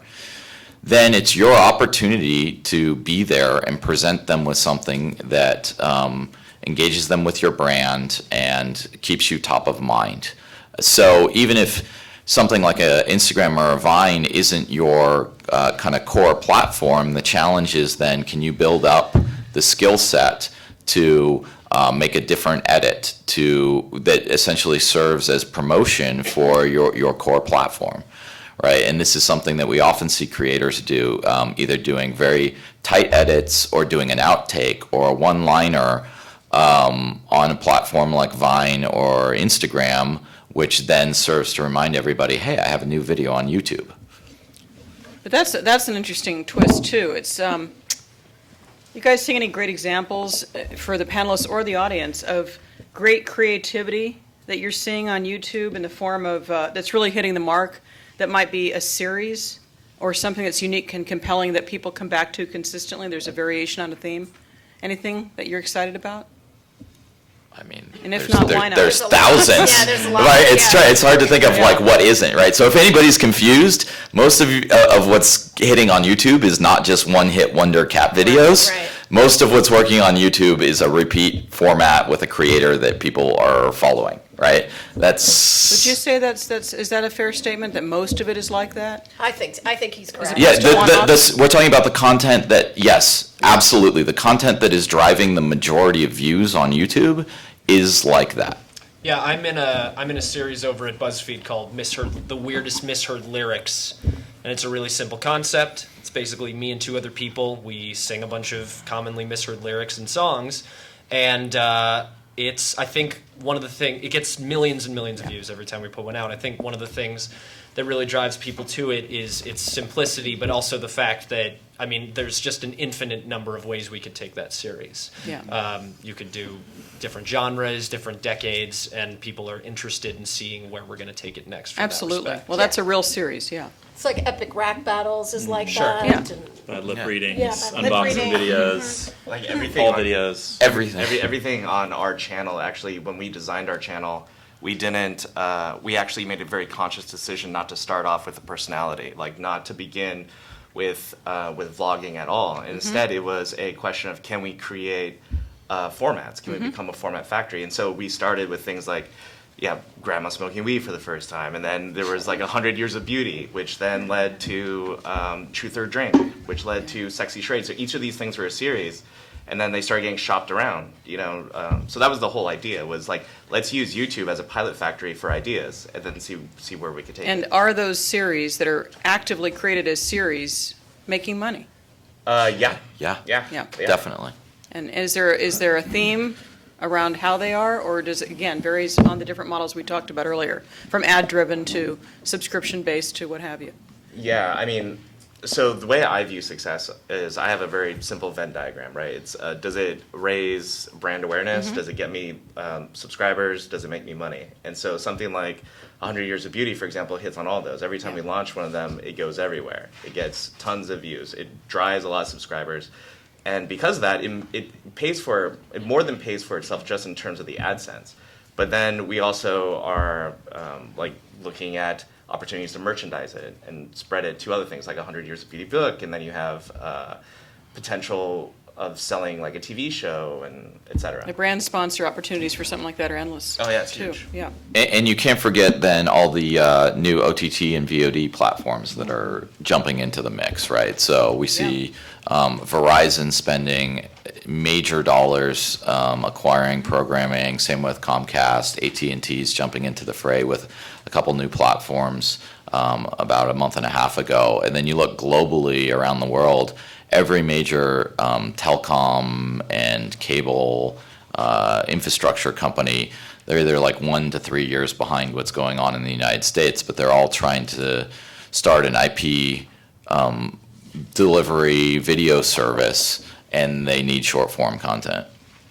Well, you also have YouTubers have a huge opportunity there, right? Like, as all these platforms are coming out, they all want content. They need something to be in there, and so they're Right. all coming with opportunities to license the content that you've already created. right? Exactly. So that being said, it's not like some of these platforms are going to have the same type of audience like a YouTube is going to have. So you can't expect a lot of money in some sort of ad split.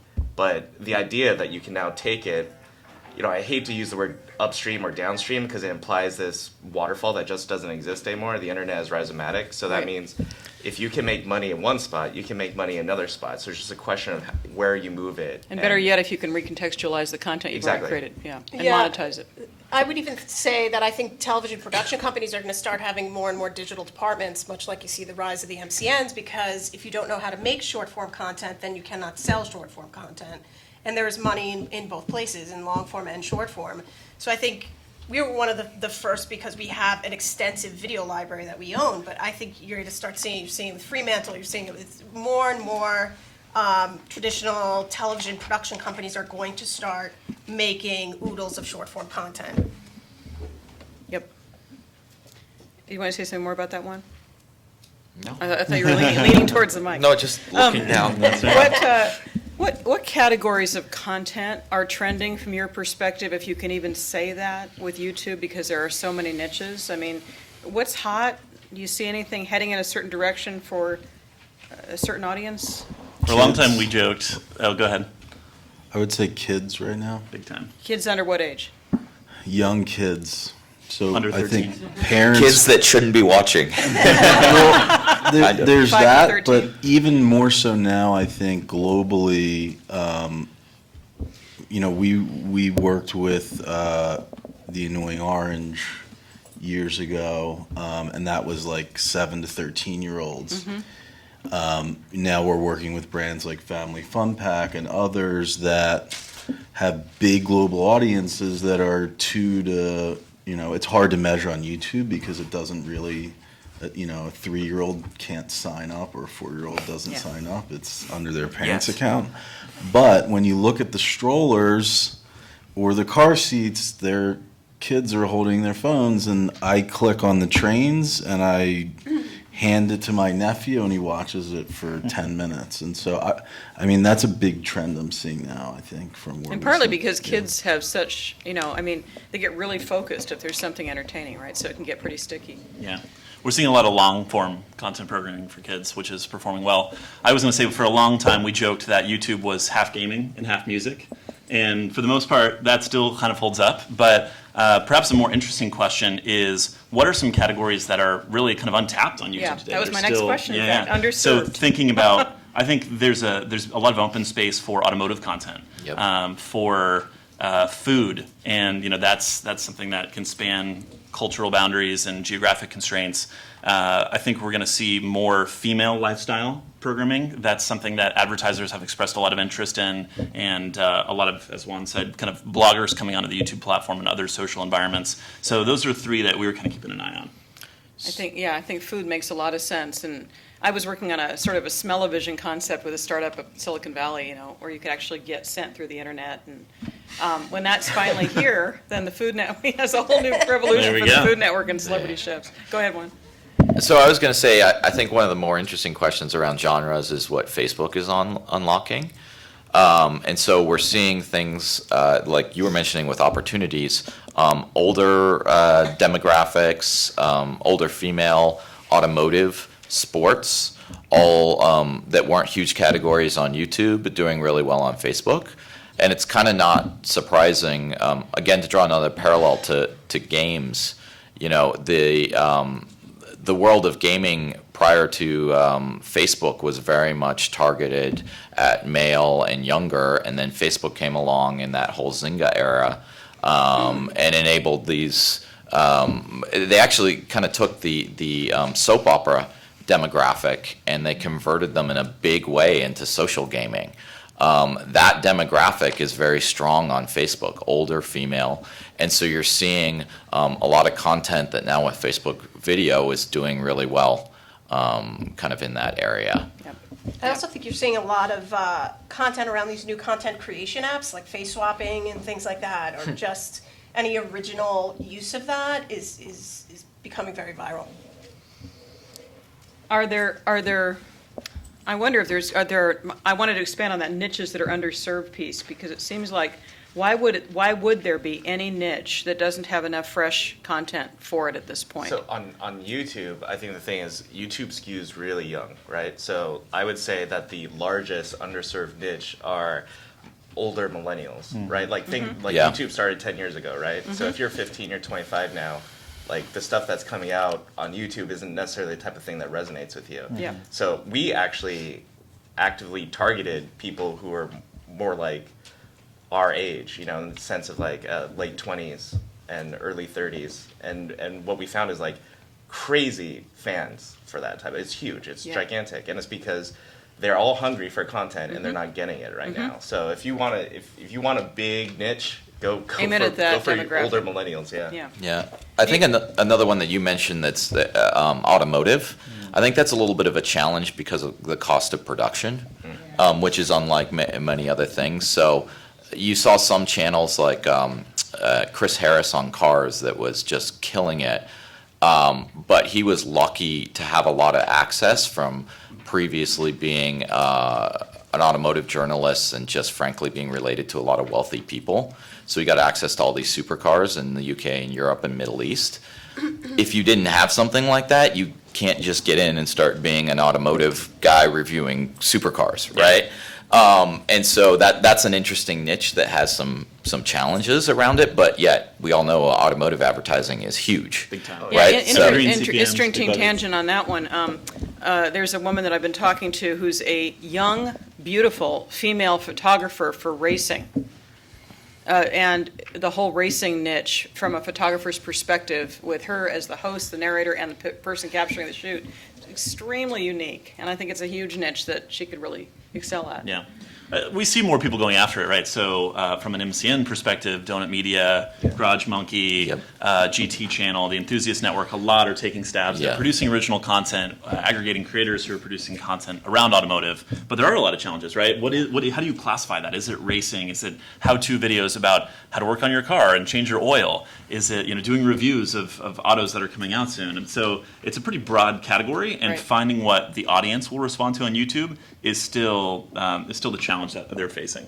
Yeah, we actually had we were talking to Donut about doing a piece together where it was going to be like 100 years of cars, right? So what you do is you take 10 iconic cars and have them race in the salt flats, and then you have a drone looking down on everything. You kind of see like the Model T is going very slow, but the Tesla is killing it, right? But then we were looking at the cost of that. You go, holy crap! Okay, I'm spending $300,000 on this type of thing. Now I have to go get like a sponsor. Like let's go get Goodyear to come and pay for this type of thing. Yeah. And then that's there are companies like Shareability, they're doing a really good job of kind of like getting 90% there and then going to get that funding. So I would also say that dramatic narrative is an untapped market. You don't really see any narrative dramas on YouTube, which I think is actually kind of interesting. I feel like putting out something dramatic would be not taken very seriously at this point. So it'll be interesting to see who will.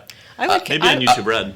Yeah. Maybe YouTube Red, but I would argue that if I were to upload like some kind of dramatic short film to my channel, it probably would not get watched very heavily. You're making me sad because I have a treatment for it. There could even be an opportunity there around Facebook. I know I've always said that somebody could reboot a soap opera and make it for Facebook and make it multimedia in that context, because the audience is there undoubtedly. The demographic is captured. And you saw Drama Fever, which sold, so they're not doing as much aggressively, but they were basically taking international dramas and they were repackaging them for YouTube and Facebook, and then they were doing some really clever things on Facebook and actually crossing all the audiences for the different genres they would own. They would do stuff like, what was the best kiss this week? And then they'd edit out all those things together, and then they get a massive amount of comments because everybody, the fans of the different shows are saying. And more than that, Facebook offers the opportunity for gamification, and you have access to the social graph profiles, and you can custom deliver certain experiences and advertising to that specific profile, which is more powerful than what YouTube can do in that regard. And maybe we will see it emerge on platforms even external to YouTube or Facebook. I mean, what Vicky has done with Korean soap opera and drama is fascinating, engaging a community around that. And I think we talk a lot about YouTube, but it doesn't even exist in China, and that's a huge untapped potential. So what companies like Matan Media are doing, where they'll license a popular traditional format like Friends, and they'll go reshoot it and with Chinese actors and actresses distribute it on digital in the Chinese market, it creates a whole lot of opportunity. Can't quite imagine a Chinese Seinfeld, but I suppose it's possible. My last question, then I want to leave some time for audience questions as well. How does live streaming and interactivity between brands and consumers play into all of this? And kind of a corollary to that, what about leveraging simulcasting to create new opportunities between talent and fans? So it's brands and their audience, live streaming, and simulcasting between talent and fans. What do you guys think about that? Well, I mean, I think it's the next thing. It's the next big opportunity. BuzzFeed is killing it with Facebook Live. We're approaching it as well. It's just, like we were talking about before, the eyeballs are on Facebook as well right now, Facebook and YouTube, I would say, and people engage with Facebook Live. I would really look at the stuff that BuzzFeed is doing, that TMZ is doing. That stuff is really working. Again, we're still in our experimental phase on it, but I think it's the next big opportunity for sure. I'm excited about live VR on Facebook. That's going to be killer. And you have some interactivity. It's going to be insane. I'm really curious to know what type of celebrity that will create when you can put on your Oculus and now you're inside, Tyler Oakley's head, and you're just experiencing his life 24 hours a day. Like, the brand opportunities are crazy. Oh, yeah. Tyler uses Charmin. He drinks Pepsi. It's like pretty soon. Like, forget about it. It's like the second Austin Powers movie. A little too much product placement. One last observation before we go to audience Q&A, and that is, let's say we are doing the panel. Rebecca's on this panel, it seems like, perennially. What if we're doing this next year? What's going to be different? What do you guys predict a whole year out? Anything significant change from everything we've talked about? So we've been getting a lot of inquiries for producing things for other platforms and other brands. And it's a lot. It's crazy. Like, everyone wants to get into the business. Everyone wants to become like a media company and really engage with their audiences. I feel like next year it's going to be a shakeup, and there's going to be a lot less of them. But the ones who are buying are going to be buying a lot more. So. I would agree with that. I think the panel could very easily be titled around Facebook. What do you do to capitalize on Facebook beyond video? YouTube, yeah. Because this isn't how it works, as we've discussed. It's not just YouTube. It's not a YouTube world. It's a whole bunch of them. Yeah, I mean, even beyond, as we've touched on before, it's really about neither platform. It's about the total online video footprint. And so looking at the industry ecosystem for AVOD platforms, absolutely, like YouTube and Facebook, but also we're going to see an increase in the SVOD platforms that are emerging, full screen, Go 90, watchable, et cetera.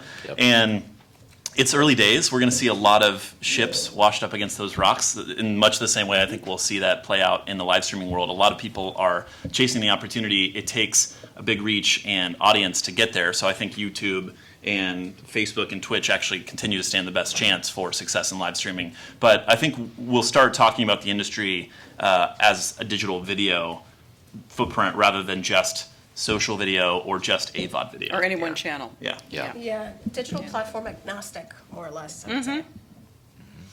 We'll have to influence changing the title of the panel.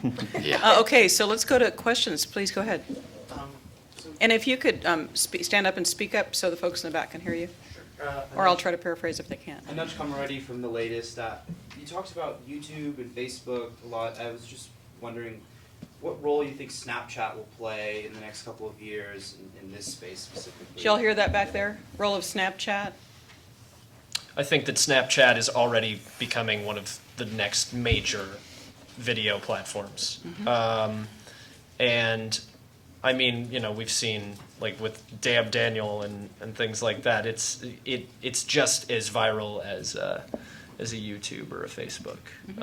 I think what's so great about it is it's creating new forms of art even in many ways, just by the nature of this is only going to last for a certain amount of time and you only have a certain amount of time to actually make a video. And a different aesthetic too, Yeah, right? absolutely. And the whole vertical thing. Absolutely. And like, I'm totally remiss for not having said Snapchat yet on this panel, so thank you. Yeah, and from a brand and advertiser perspective, Snapchat's the hottest girl at the dance right now. Everyone wants to test it and see if things will play out. The challenge, though, that Snapchat needs to figure out is analytics. They don't have good reporting for advertisers. They don't really support creators in a good way on the platform and giving them information on their audience. And so they need to create an analytics platform and expose APIs so that creators who are doing this as a full-time job on other platforms can learn and iterate and improve and continue to be really focused on Snapchat. Yeah, absolutely. I think that's the thing that's crazy about Snapchat to me is that you have this access to this giant group of people who use it every single day, and then the most kind of like, I guess, video-heavy part of it is Discover, which is just, I mean, garbage. Like, it honestly is. Like, there's nothing interesting about Discover. What's interesting is the things that people create, right? Yeah. So what you're describing is exactly what needs to happen if Snapchat really wants to, like, become a major video platform. I'm actually really excited about Spotify. I think Spotify is going to kill it. Nice. So, like, Yeah. that's a platform that I'm interested in. So hopefully in a year from now, Snapchat will have resolved their analytics issue. John? From Studio 71 standpoint, we're seeing great conversion on integrations with Snapchat. So being able to track call to actions because people are following these influencers throughout their day. When that influencer says go here and do this, what we're seeing is the kids or the adults that are on there are tending to react.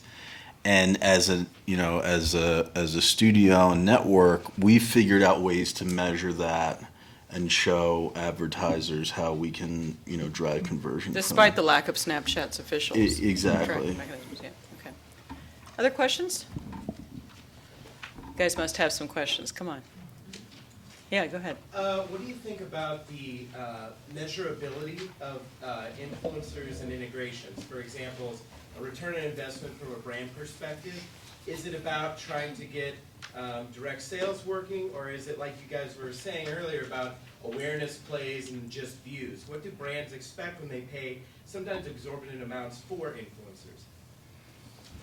I think it depends on the brand and the advertiser. What their objectives are, huh? Yeah. Yeah, I mean, what Dodge is looking for is much different than what Cheetah Mobile and app development and distribution companies looking for. Just because their sales pipeline and business model is much different. Yeah, and I feel like, at least from my experience, a lot of the brands that we've spoken to are uncertain about what they even want out of, the success of a video. So, they might be thinking they want conversions, but then they'll be telling you language that's all about awareness, and it is a different way of doing things. I think for us, what we like to do is tie our success to their success for conversions and find ways of being like, oh, maybe we make something on every single thing that you sell that's been leading to this landing page, or maybe we have equity in your company, and because we're confident in our ability to convert. So, but yeah, I've noticed that brands aren't really certain about what they even want. And it's an opportunity for agencies, like some of you guys have, to help educate and co-create with those brands that are willing to try new things, because nobody has the playbook. Yeah, I mean, a lot of times agencies' metrics aren't necessarily related to what we would think the brand ultimately wants, but that's the agency's goal and metric, so that's all that they care about, and that's what, at this moment, sometimes you need to deliver in order to be successful. And is success making sure that the agency hit their metric, or is success huge awareness and tons of sales?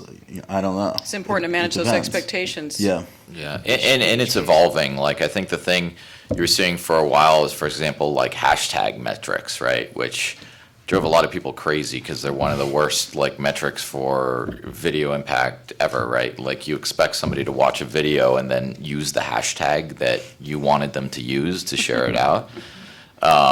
So, you know, we did all this research, and we'd find that under 20% of the time would conversations actually use that hashtag, even if you could go and track all the video links that those conversations went back to, and find there's like, you know, another 80% that care about the video and things like that. So I think it's headed in the right direction of people starting to get more analytical and thinking about it, but it's still a little bit of the wild, wild west. Yeah, still a lot of trial and experiment. We have time for up to 2 more questions, guys. Anybody else? Go ahead. Could you stand up? Yeah. The panelists mentioned that the automotive sector is one of the sectors that's not been fully tapped. But do you think there's any way for like a smaller team or a single individual to already kind of compete with like Drive Channel and like TV Channel? And what do you think automotive enthusiasts might want to see based on your guys' experience working with 100%. How did Michelle Phan compete with L'Oreal and Maybelline? How did PewDiePie compete with Nintendo and Sony? So there's absolutely room for individual creators or small teams to make an impact and create incredibly engaging content on YouTube and other platforms. And so, look, I don't have all the answers as it relates to automotive. It comes to understanding your audience, testing things, asking them what they want to see, using the comments features and the other social engagement metrics to start a dialogue and see what type of content they respond to, produce more of the stuff that works and don't do the stuff that doesn't work. And being really creative. Yeah, and I think authenticity, if you go back and you study Chris Harris, I think that's a great example. Now, eventually he became part of Drive. And now actually to look at the full arc, for those of you that don't know, he went from being a YouTuber to part of Drive to now he's one of the new Top Gear hosts, which is one of the, it's the biggest TV show in the world, right? So that just speaks to the power of being able to like make this transition. But one of the interesting things was the authenticity that he brought as a journalist covering this space, that it broke the wall and acknowledged what he was doing. So he would do things like tweet out a picture and he's like, it's 5 a.m., I'm in Heathrow waiting for a plane to the Mercedes launch. And then he'd get there and he'd be like, this is the hotel where they're doing it at, and here's a picture of all the Mercedes suits. You never saw a car magazine writer talk about the fact they're on a press junket, right? They're always like, and so there I was in the south of France driving this convertible, and you're like, why are you there? How'd you get there? Who's trying to make you? And he'd say, and here's the press book, and this is what they want me to write about. I'm not going to do that. I'm going to get that car. I'm going to go this place instead. And so he brought a level of kind of authenticity that just nobody had ever done, in the automotive world. So I think there's room to do that again. Yeah, agreed. One last question. Go ahead. Could you stand up? I think it makes it easier to hear you. For influencers, for you guys talking a lot about influencers who are already established, in my opinion. How would you what would you recommend for someone, either an individual or if the network has certain actors that they want to, get out there from scratch essentially?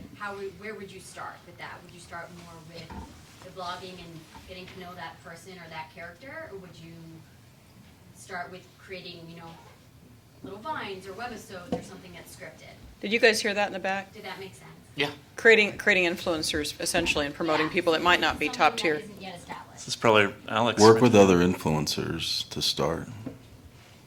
Yeah, I think the best answer to that is there isn't a set way to do it. Obviously, yes, that's a great way. One way that my channel got some traction was when I put out one of my first music videos. It got featured on Smosh, which is, if you're unaware, it's one of the top 10 YouTube channels of all time. I think what a new aspiring YouTube personality needs to focus on is making something that they can speak to and sort of talk intelligently or has a point of view of. One thing you learn as an improviser is to speak at the top of your intelligence, and I think that really applies to being somebody in this space.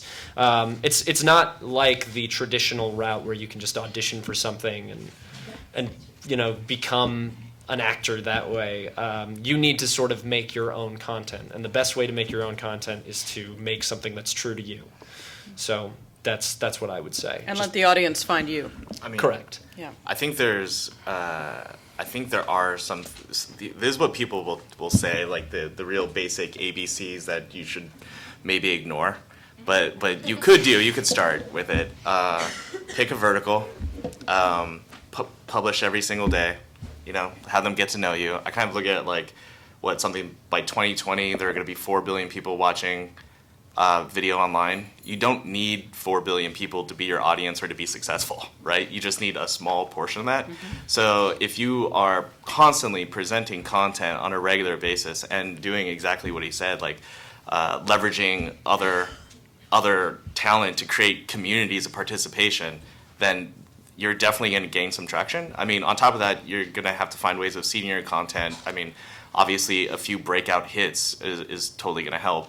But yeah, if you're producing every single day, and I see it all the time, I see people where I'm like, wow, they've been trudging along for like 2 years, and suddenly this one piece killed it, and now they have a ridiculous audience that's following them. So I would say spend more time doing and experimenting than planning. So, it's funny, I've been in some meetings with traditional people that would be like, okay, so we have this year plan for what we're going to do. We're going to spend this 6 months planning all this stuff. We're going to do, and you're like, no, don't do that, right? Because the number of times that I've seen some plan work out like that is just so infinitely small, right? Whereas by going out and starting small and doing and iterating and learning, you still may not win, but that is a pattern that most of the successful people have taken in finding their audience and their voice. And you probably enjoy yourself more along the way. I think also being incredibly critical with your own work. I mean, I remember killing a video that one of my team had shot, and I asked them to look at it, and I go, what do you think about this piece? And they go, well, if we added this, or we took away this thing, and I go, yeah, we could do all that. But this video is fundamentally shit. Like, it's just terrible. All the things that you're describing will not actually improve it because at its very basis, it's crap. And that was our fault, and we're going to move on from that. But what I want you to do from now on, when you open your laptop and you're about to play a video that's late and it costs too much and all that, you know in your heart that this video is shit. And that over the course of time, as you're watching it, it proves to you that it's good. And most of the time it won't. Most of the time it'll be completely shit. But if it doesn't make you want to kill yourself, maybe we launch it. And they kind of looked at me like, what? How are we going to make anything? And I go, no, that's the thing. When you watch videos, you are an incredible critic. You can tell within 3 seconds whether something is interesting or not. But we are so precious with our own work. And so if you remove that, this is just a thing.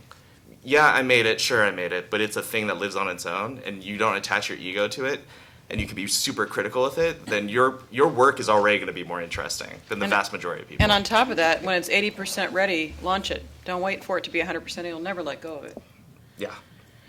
So, thank you all for coming. Please help me thank my panelists. We appreciate it.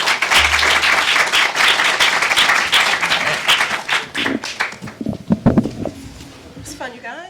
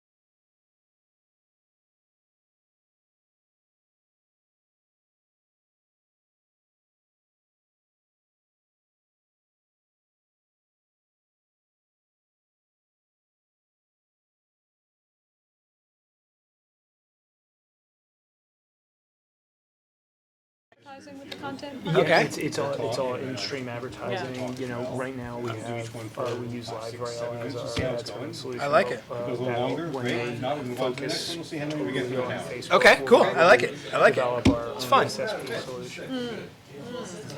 That's what he uses too. I'll tell you how it works. So I'll do after opening data that I'll show, and then you'll all take turns picking one of these out. So I'll say, okay, Tony, give me one. You'll say number 7, and I'll pull number 7 up on the screen so everybody can see it. Okay. And you'll take a position, I agree or disagree with it, and then whatever your position is, hopefully one of the others will disagree, maybe.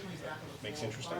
And we'll talk a minute for a few minutes, and I'll keep the room contribute as well. So- We'll do the whole thing for 6 or 7 minutes and go on to the next one. Okay. How are you? Yeah, Lou. Good to see you. How you doing? It's funny that you're here. I know. You walked in. I was like, I remember her. Yeah. It's going good. It's kind of exhausting right now because we're. When we last talked, had the Vivendi thing happened yet? No. Oh, it hadn't. So we were owned by Vivendi. All right. What's up? Nice How to you see you. doing, man? How's it going? So that's been the whole thing over the last few months is kind of integrating with them, Canal Plus, and UMG. So yeah, it's been fun. Did you find a good Hi, person I'm Larry. Larry, hi. Hi, nice to meet you. I don't think I met you. Hi, I'm Michael. Michael. Michael, very nice to meet You you. also. Yeah, my pleasure. I think the one we were talking about was we got a young woman who was at Style Hall. Okay. And so we ended up with like because it was supposed to be focused on fashion and beauty and everything, and so. You don't want to go to Fashion Week? Right one you agree with? Okay. Oh my God, no. You can pick one. Yeah, then it worked out. What are you doing now? Right. Okay. Yeah. So But if we you find one that basically you deal have with a point to make metadata about and all of that. I would ask you to make your point in a minute or two as opposed to 5 minutes pontificating about how wonderful your company uses as a stepping stone to deliver a soliloquy about your company. That doesn't really work. You'll get your minute at the top. Oh, cool. I'm a gamer and like. But if you say I'm not sure that that's Right. true, it's not a complete disagreement. You can hedge your bets if you want. Okay, so that's really exciting. I may call you on your shit if you do, but Yeah. that's okay. I will- Where are you located? Okay, so we just pick one. Oh, Well, okay. we'll take That's turns. awesome. We'll see how I many love we Mar go through. Vista. Yeah, it's Okay. great. You'll each Yeah. get at least one turn, Yes, depending on how fast it goes. We have an hour. Okay. You may get a second So, one. you know, Or what I I love sometimes to do is I go to the do. audience and I give someone in the Yeah, audience, no, it's, say pick it's one. interesting. Right on. Do you still have my email? I do. You get the Yeah, audience person. So we'll see how it goes. There's actually 5 of you. One more person coming. Yeah. We worked together at AOL. She's just finishing her Yeah. panel. She's going to come up here. Is he here? Oh, okay. I should say hi. That is our deal. Okay. Yeah. Well, we should if you're working for Scott and everything, we should all get together for lunch sometime. Yeah. Just in case you don't have it. Oh, somebody else's. Let me see this. Is this going to be like American Psycho? I think it's fancy. Thank you for coming. I like it. Bone. No, this looks good. Oh, Okay. thank you. I'll see you later. Okay. Later. We are actually waiting for one other panelist who was just finishing the panel. Karen Allen will be up here in a minute, but because everybody's figuring out where to go, she'll be running in about 2 or 3 minutes. Oh, speaking of, Karen Allen with her own sign. Look at, how useful is that? Look at that. Cash and carry. All right. Thank you. Everybody's going to pick one. You'll pick one, agree or disagree with it, and we'll Okay. line everybody gets to do one. Let's do it. Okay. Welcome to the afternoon agree or disagree panel. Those of you who have not been to this format before, my name is Steve Bradbury. I created this format several years ago, and it works really well. Some of you have been here before, nodding your head up and down. Some of you are getting up and leaving right now, which is fine. But actually, it works really well because everybody in the room gets to talk. This is not the talking heads in the front and you all get to check your email. This is you get to be part of the conversation if you choose to. I may even call on somebody if I choose to. Let me show you a couple of data points first, then we'll introduce the panel and we'll get right into it. Sorry, my remote control was not in my bag this morning, my headphones for traveling were. They look like the same case, so unfortunately we don't have those. But okay, let me just show you a few data points that I think are pertinent to this panel. This is a piece of research, and I'm sorry if it's a little hard to see in the back. This is a piece of research that came from eMarketer in December, and it talks about pay and non-pay households, and I'll highlight a couple of things for you. The first one, and it shows a trend from 2014 going up to 2019 of the number of pay TV households, and that's cable or satellite households. And you can see the numbers are going down every year. That's obviously a bit of a challenge that's going on. And concurrent with that are the number of non-pay households that are going up. Sometimes I do and by the way, this is all publicly available. You can just go online and find it. This is nothing proprietary here. I teach a class, I teach at Boston University and Syracuse, a bunch of other places, and we talk about cord cutting and cord shaving and cord nevers and where they fit into this equation. But this is obviously a major trend that's been going on for a while, and one part of the reason we have this panel is because people are consuming content in other ways other than traditional. So again, I'm not going to spend a lot of time on these, just a couple quick data points. The next is a chart that it's a little hard to see. I've made it as big as I could. It's from Digital Smiths sometime last year. And what it does is it's looking at OTT services, subscription OTT services. So if you can't see those three circles to the left, those are Q2 of 2013, 14, and 15. And the green, the big green is Netflix. The light blue next to it is Amazon Prime. And the darker blue next to it is Hulu and Hulu Plus. The reason that I show these, and again, it's a little hard to tell with that circle there, but those four that showed up in 2015 were ones that's how the market got expanded, and I've tried to circle them there for you. HBO Now, CBS All Access, PlayStation Vue, and Sling all came on board in 2015 that were not in 2014. However, the market share of the big leaders still grew. Those four, if you add it up, accounts for about, I believe it's about 8 or 9%. So there's continued growth and continued expansion. And just a snapshot of kind of what's going on. The other one that I'm going to show, this actually I got in the mail this morning. So Global Web Index, you can subscribe, and every day they will send you an email with some data point. And I got this morning and went, oh, this is pretty cool. So time spent on mobile by millennials, and it shows growing from 2015 to 2016, 2012 to 2016, and going from 1.78 hours to 3.14 hours, just to show the consumption. Obvious statement, but it just puts some numbers behind what we already know. And again, I got this, I think, at about 7 o'clock this morning, so I thought, oh, I'll put it on the panel and show it.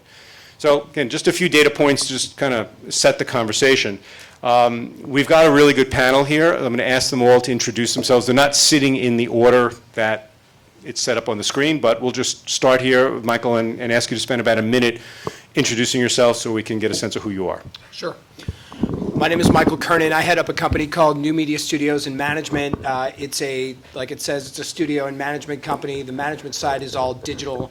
So basically, the management side, I was the head of digital media for a talent agency called ICM, heading up LA, New York, and London.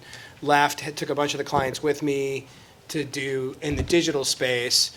Have been working with those clients since I left ICM. On the studio side, we've done everything from production to marrying advertisers into content, and that's, for us, the way we see the highest revenue for online content, mobile content, is marrying an advertiser in. Hi, I'm Larry LeBeau, and I'm the president of production at SXM. We are a digital studio, so what that means is we create digital content, develop digital content, produce digital content for a lot of the studios online, a lot of the networks online, OVNs such as Dailymotion, and we also do a lot of content specifically for brands. So we work on a lot of branded channels with networks like, or brands like Verizon, Mountain Dew, Coca-Cola, IKEA.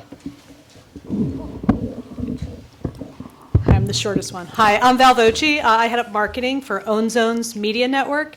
My background's a little bit different, so this is actually an interesting panel. I'm a digital native, although in a long time ago digital native. And at Ownzones Media Network, we're really providing end-to-end solutions for the content creators to enter this kind of fragmented OTT, ever-changing, cord shaver, cord never, cord sometimes world that we're in right now. So we have kind of a nice marriage of technology with a lot of content, real-world experience on digital-only platforms. Hi, my name's Anthony Laser. I'm the U.S. Content Director for Dailymotion.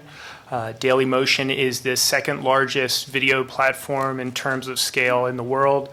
We manage content partners everywhere from traditional media companies like NBC Universal and CBS to Digital First, BuzzFeed, Mashable, to MCNs that we partnered with, like Maker Studio, Machinima, Fullscreen.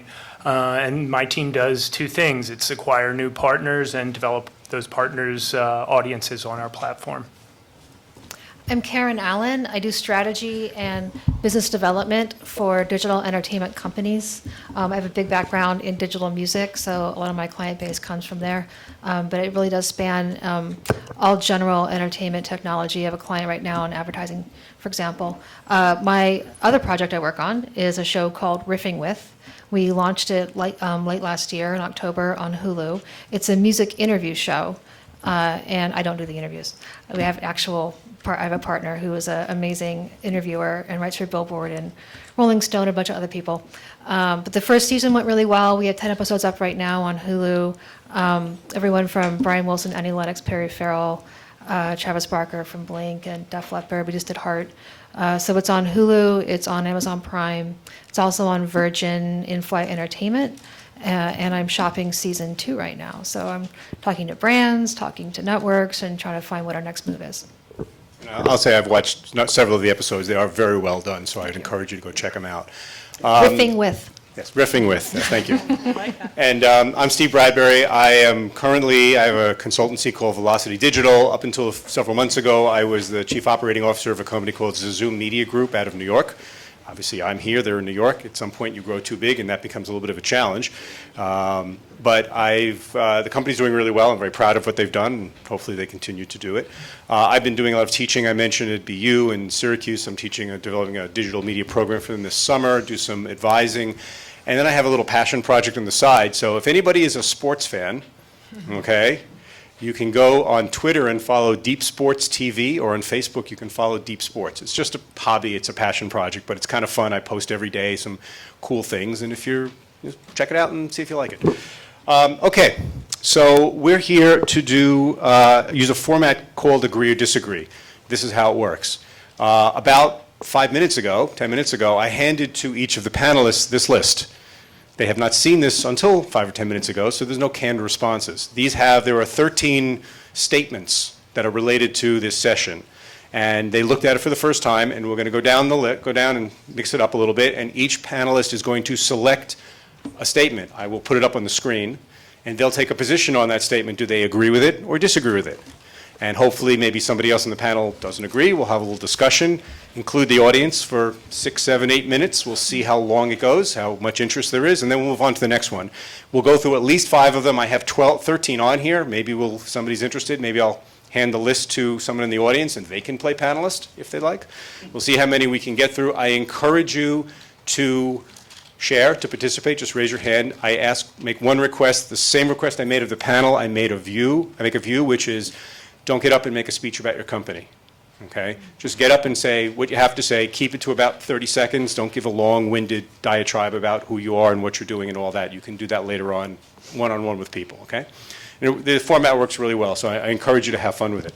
So we flipped the coin backstage, and Val got to go first. Oh. Since she has lots of things that she wanted to pick. So pick one out and tell me what number, and I'll put it up on the screen. Okay, number 8. Number 8. Okay, let's see if we can get to number 8. Roll the dice. That one always gets picked. It's amazing. Content and blank are king. So I'm going to change it up a little bit. I think we always have said content is king, and I think some people would say distribution is king. I really think what we're seeing in this consumer choice era that we're in now is that the experience is king. The content, the videos, the movies, the live events, the scripted and non-scripted can live in multiple places, but who is going to win are going to be the platforms that provide a user experience and an enjoyable experience, because even learning is supposed to be fun. So I believe that the content tied with the experience is really going to be the solution to what's going to last and have longevity in OTT. Okay. Somebody else, content and blank are king. You like that, or you got a better one? I mean, I would say content and audience are king. Those are the two things that really need to meet at an intersection and come together. You have to have good storytelling. Every agent I've ever spoken with at any major talent agency doesn't really care about what the filmmaker has done. They care about the story that the filmmaker has to share. And I think the audience is going to dictate whether or not they want to consume that story. So I think we've seen a lot of platforms which are inferior to other platforms in terms of delivery do well based on content that they have to offer.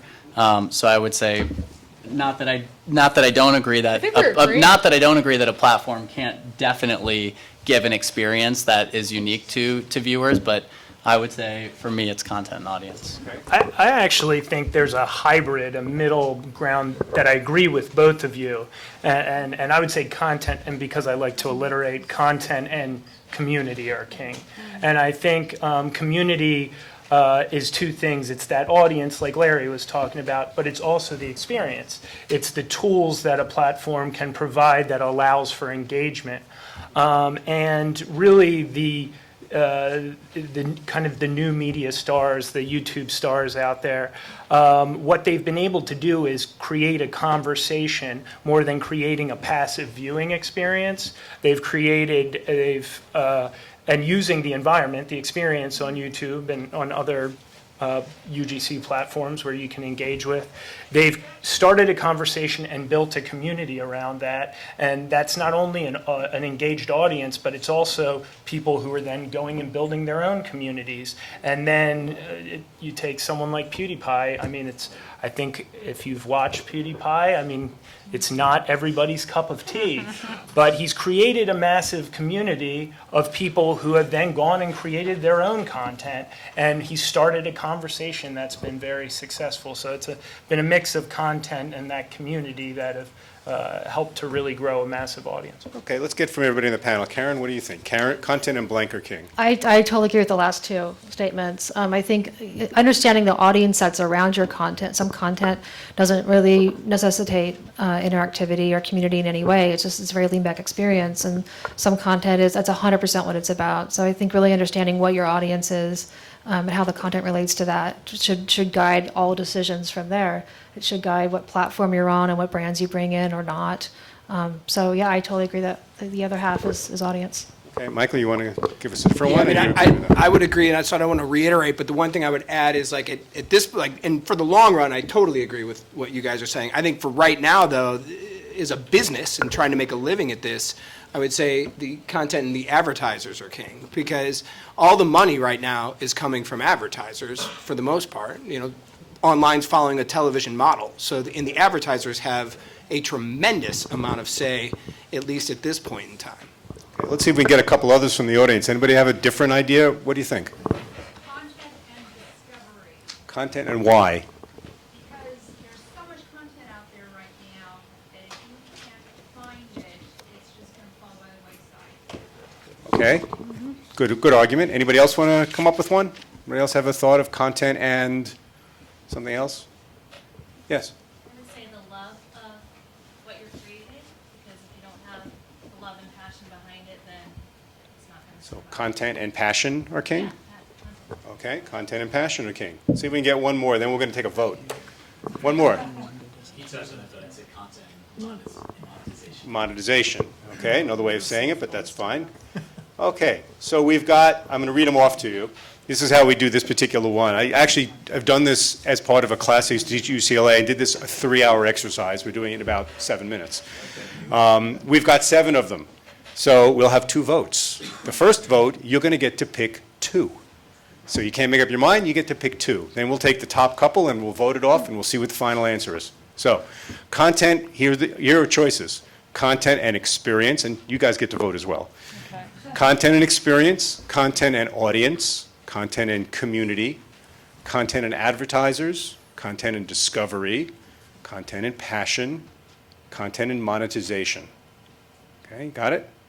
So I'm going to start, and just by show of hands, and we'll kind of do it unscientifically, content and experience.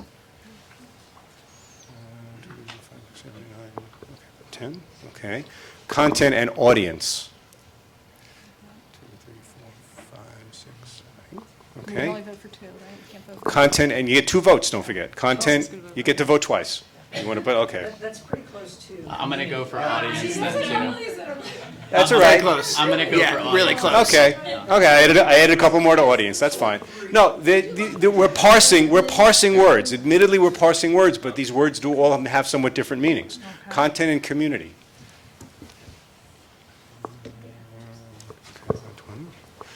Content and advertisers. Okay. Content and discovery. At least you voted for yourself there, that's good. 1, 2, 3, 4, 5, okay, about 11. Content and passion. And she is going to vote for herself, very good. Okay, you got one friend over there, that's it. Okay. Content and monetization. Okay. All right, so the way this works is the top 2 were community and advertisers. So now you get 1 vote. One or the other. Content and community, content and advertisers. Wait a minute. I want to make a point on community. Okay, well, let's get 1 point on community, 1 point on advertisers, then we'll vote. Just because in the community, advertisers are inside of that. They are searching who we're at. Our target market, most likely, is our advertiser target market, or should be. So they're inside of our community, and they want the community to be part of it all together. So that's my. Okay, so there's an argument for content and community, but someone to make an argument for content and advertisers? Yes. Just if you're the end consumer, you're not really as concerned about monetization. That's from as you're pushing it from the advertiser and from the creator. So it's to the same thing. Okay. One more thought? Yes. There wouldn't be an advertiser without the community. Exactly. Okay. Yeah, I was just going to say that, you know, a lot of these things are important, certainly monetization, advertisers, but they follow, content is what you know, what does the money follow? The money follows the content, community, and audience follow the content, and the money follows the audience and community. Got it. Okay, so we've got a few arguments in all different directions here. All those in favor of content and community, raise your hand. Content and advertiser? Community is the winner this time. What's interesting is I have it on my computer somewhere else. The last 10 times I've done this, I've gotten 10 different answers.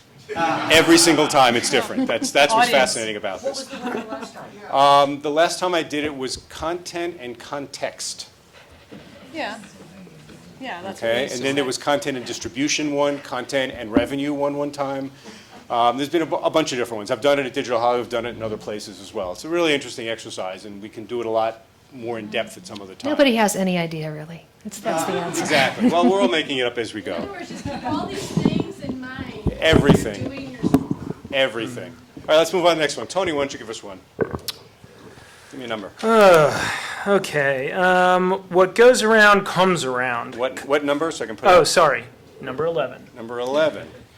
All right, so what goes around comes around. Content windowing is becoming more prevalent across digital platforms. Agree? Disagree? You want me to answer? Yeah, you picked it. I agree. And I believe that you need to create a destination for yourself. If you're a platform or any sort of distribution point, and you need to have content there that differentiates yourself, that makes you that destination. I think Netflix has done that wonderfully. I think HBO did that wonderfully. Amazon's doing a great job with it. So I think at a certain point you need to give yourself, to make sure you have a destination point as far as content goes, and that's often done through windowing. Anybody have a different perspective on distributing across multiple windows in some order? Well, the only go thing, ahead. I'm sorry, I was just thinking about Netflix a little bit, because I think they're kind of all over the place. So you don't go there for one thing. You go there to hopefully find something, and you click and click and click. And there are certain things that they have now with their original programming, but I don't, that's something we talk about in our company a lot. Like, what is the differentiator with Netflix? They're the big elephant in the room. And they have a lot, but what do they, they don't have a lot of movies anymore. They don't have, they pull things off. I mean, it's an interesting concept, so I'm not sure I agree, not disagreeing with the windowing. You don't think Netflix has a good business? They have an excellent business, I didn't say that, but the differentiator, they kind of, they own about 80% of the market, right, of the paid non-advertising, I would add, world. And I'm just trying, just trying to figure out what their secret sauce is. They have a little bit of everything, so it's an easy buy. But when you're trying to create other OTT and other things, you're always compared with Netflix, even though you can't quite say what it is. Like, they're not just one thing. They're a lot of things. I think it's complicated. I definitely think content windowing is becoming more prevalent, and I'm all for it. I think it makes a lot of sense that movies have a cycle they go through. I think it makes sense that television shows have a cycle they go through. As much as I love it when an entire season of Transparent goes up, I also kind of wish they would window that a little bit too, just in terms of when each episode goes live. Probably should not be watching 5 hours of TV in a row. And after a while, you just want to watch it because you want to know the story's going to happen, but you also kind of lose, you lose a lot of the show too. We're seeing it now in music as well, with Spotify and Tidal duking it out and trying to get exclusives, and the artist taking a lot stronger look at where their money is, and especially with really big releases, they're in some cases keeping it off digital almost entirely. Adele is a great example of that. She put one track on Spotify, and that was it. Hello was one track. Everything else was you had to buy the download. It's completely off everything except for like Pandora, but Pandora is not on demand, so you really can't help that. But we're noticing that more in music. Beyonce just did it. She's on Tidal only, and had the special on HBO, and has songs on the radio. But they're creating their own scarcity, so they actually have a chance to make money on the front end. And then generally, what you see is as you go, they loosen it up. And they bring it onto other platforms. The major artists can do that. I would think it'd be the same thing with television and film, where you can keep that scarcity, and then over time you would bring it on more platforms. But even with artists that are big but not as big as Beyonce, what we're seeing happen is they will keep it off Spotify and Tidal and the other services for like a month. So they can get their sales out of their fans to start, and then they'll put it on there. So I think it makes a lot of sense. It's really tough to make a buck right now, especially on streaming services. The advertising isn't really catching up to it. We're not seeing enough people sign on to sub-services where there's enough money flowing back to the content creator. I'm all for it. As long as it eventually gets everywhere, I think that's fine. So historically, for those of us, like I came out of television, and if you worked in theatrical, there were all these windows that started, a movie started theatrically and it went to international distribution, then it went to VHS and then DVD later on, and it went to various windows through till it got to broadcast television, and there was money in the kitty for each one of them. The challenge, I think, now is there enough money in the kitty, to your point, for distributing content down a number of platforms? Is there enough money to make where you put it on one platform, you make some money, you put it on the next one, you put it on the next one, and it goes in some kind of chronological order? Is there enough money today to be made there for what we're dealing with in the content world, or do you just go make your killing once and be done with it and everything else is gravy? What do you guys find? Yeah, I think you raise a good point, which is, from both a content creator standpoint and from an audience standpoint of wanting good content, wanting to watch good content, good movies. The issue is, where did the DVD money go? Because it's gone. So that was a lot of money to be able to make films. So now what's happening is Netflix is sort of paying money, and there's a lot more smaller content, but it's sort of been distributed out, so you're having more niche content built and less money for the movies, so the movies have had to be made for a smaller amount of money.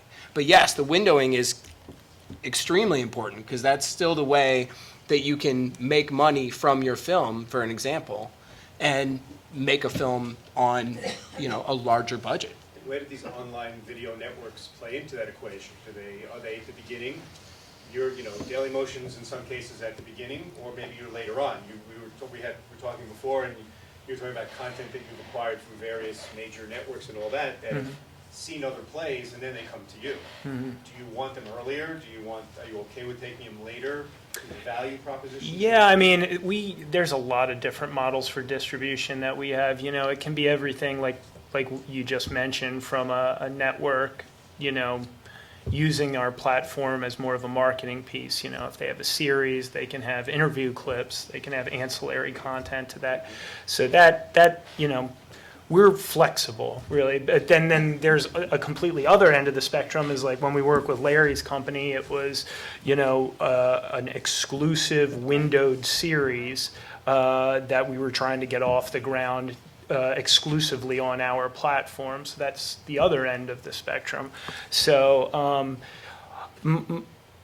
I feel like what ends up being more impactful from a revenue standpoint at the end of the day is probably, for Larry's company, is going to be selling an original content series. But then you also have a long tail where outside of that window, then Larry can go and take his series and put it on YouTube and put it on, or maybe Hulu would want to do a run of it, and they'll give, so there's different models. There's not one model. Right. So it's fair to say windowing is still around and it has some value. It's absolutely. We still do both. Like Anthony said, like what we did with them was an exclusive with Dailymotion, but we still do both, where, we've done shows that have been exclusive to NBC On Demand and exclusive to NBC Online and exclusive to Xbox in the first window, and then it goes to Hulu in the second window, and then it goes from there to international airlines and different things like that. But I think the challenge, I agree that it is still important. I think the challenge is in the discoverability, which was a topic of the last thing. It's like now you have to be so many places all at once to reach the same audience that you could reach on one platform before. It's funny how these conversations blend into each other without intending it to be. I didn't know discovery was going to come up, and it's obviously an issue here, so very valid. All right, let's move on to the next one. Michael, why don't you give us one? Number 10. Number 10. Brand sponsorship is a make or break element for content owners to generate a reasonable ROI. Is it make or break, brand sponsorship? Agree. Boom or bust? You agree? Yeah. Well, is there anything you want to say about agree before I just jumps right in and tells you wrong? No. I would love to start a debate on this, because, like we talk about it, most content online is following a television model. Television had advertisers paying for commercials. Those commercials then paid for content. Now, the money that is paid to YouTube, for example, and that flows through isn't enough to make a living for a lot of big content creators. So the only way to really make money is to go directly to an advertiser and blend their product into your content, and then you can make an ROI, an amount of money that really makes sense.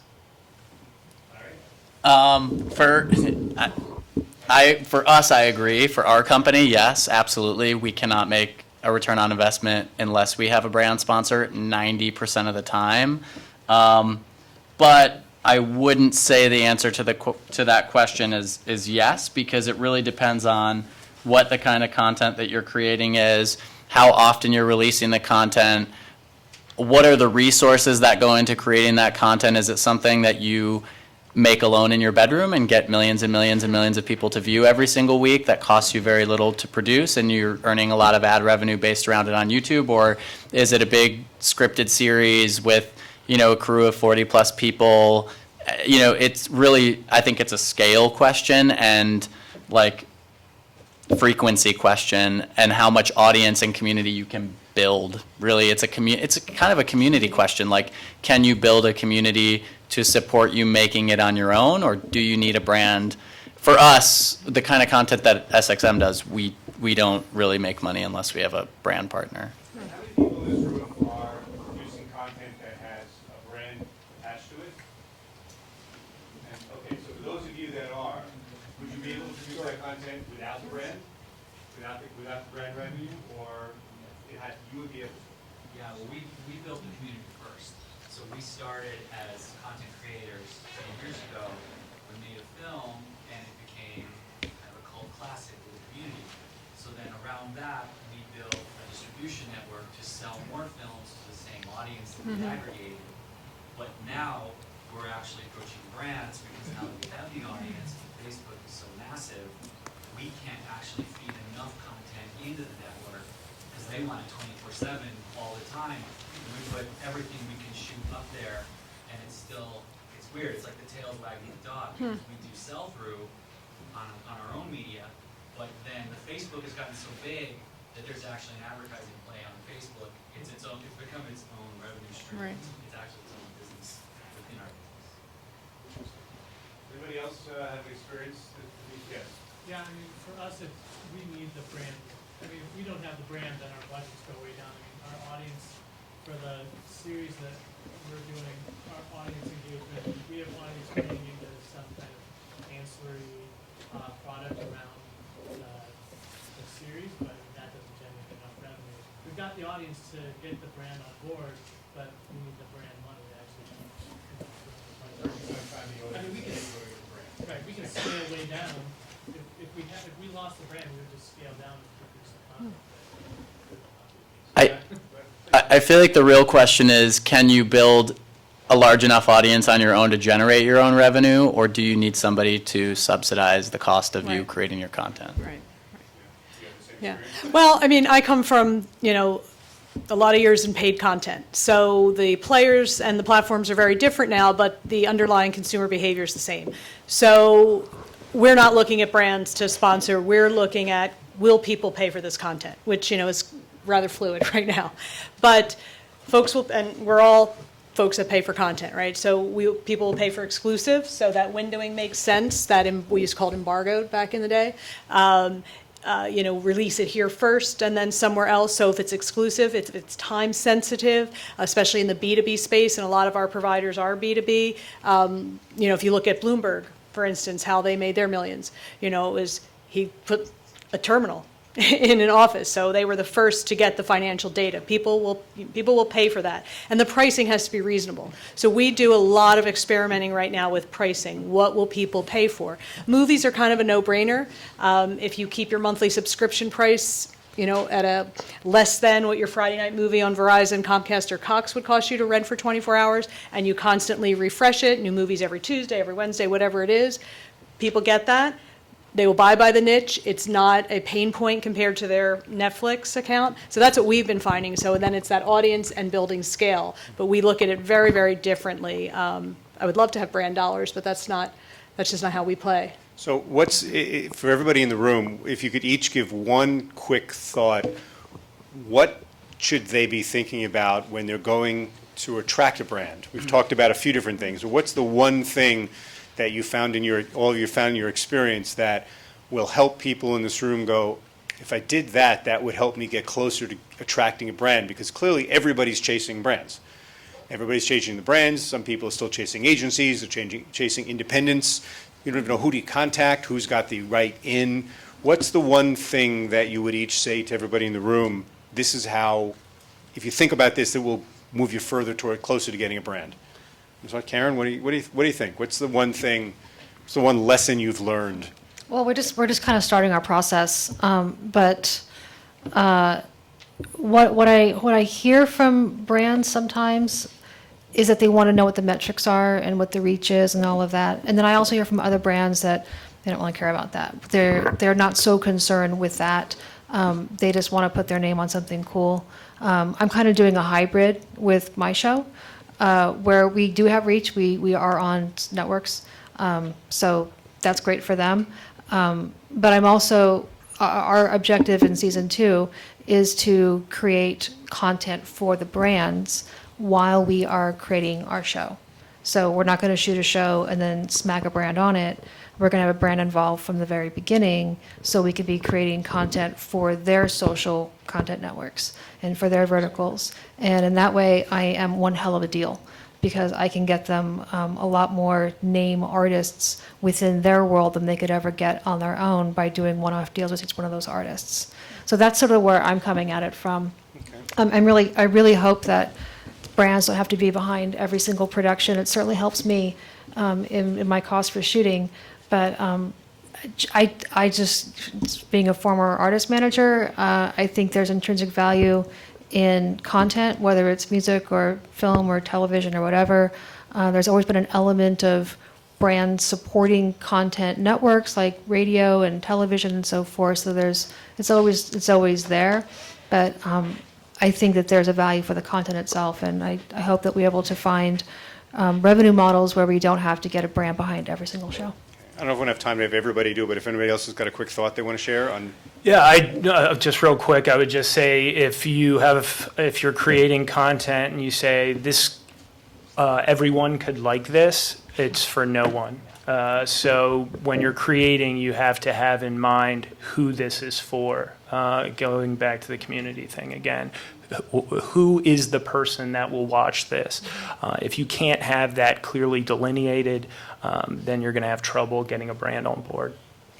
I just one quick point on that. Like, if you are a content creator in this room, or you are even a platform, what advertiser would fit seamlessly into your content? That's the key, because if you're making a fly fishing show and you want to try to put a tampon commercial in the middle of it, it doesn't fit, right? But if you're doing like a beer in the middle of that, they're done fishing. Like, what just fits and people it just flows seamlessly into the content.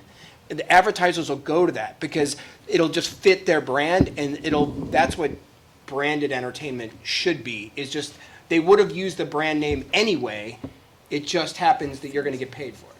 Feels like it Very fits. great, thank you. Let's go on to another one. Larry, what number would you like? I'll go with one that is pretty simple. VR will be an industry game changer, number 9. Number 9. Within the next 2 years.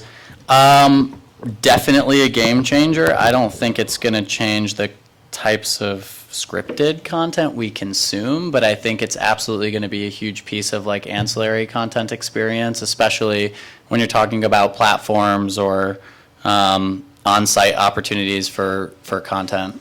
So what industry are you defining? It's intentionally nebulous. Industry game changer. What industry is it going to be? Experiential, ancillary content, promotional content, stuff to get people excited about things that are coming out or have gone out. I see it as sort of like content for theme parks, content for gamers, content for movies that fit within that sort of, if you're watching an adventure movie or an action movie, a science fiction movie. I mean, for me, I haven't seen anything at Sundance or any of the places that I've gone and put on the content that are being made by all the different VR studios that I felt like this is a story that I'd want to sit there and watch like I watch a TV show and participate in, or a movie. So for me, I don't want to say it feels a bit gimmicky, but it feels a bit more like content that as a viewer you have to really want to lead yourself through instead of sit down and enjoy somebody else's story. I sort of agree. I think it's going to be really important for live. So whether it's live stories in Snapchat, the pricing for the user, the devices has to come down. I agree. It's really hard to do that long form, but it has its place. What vertical do you think? Vertical or verticals do you think it's going to be a game changer?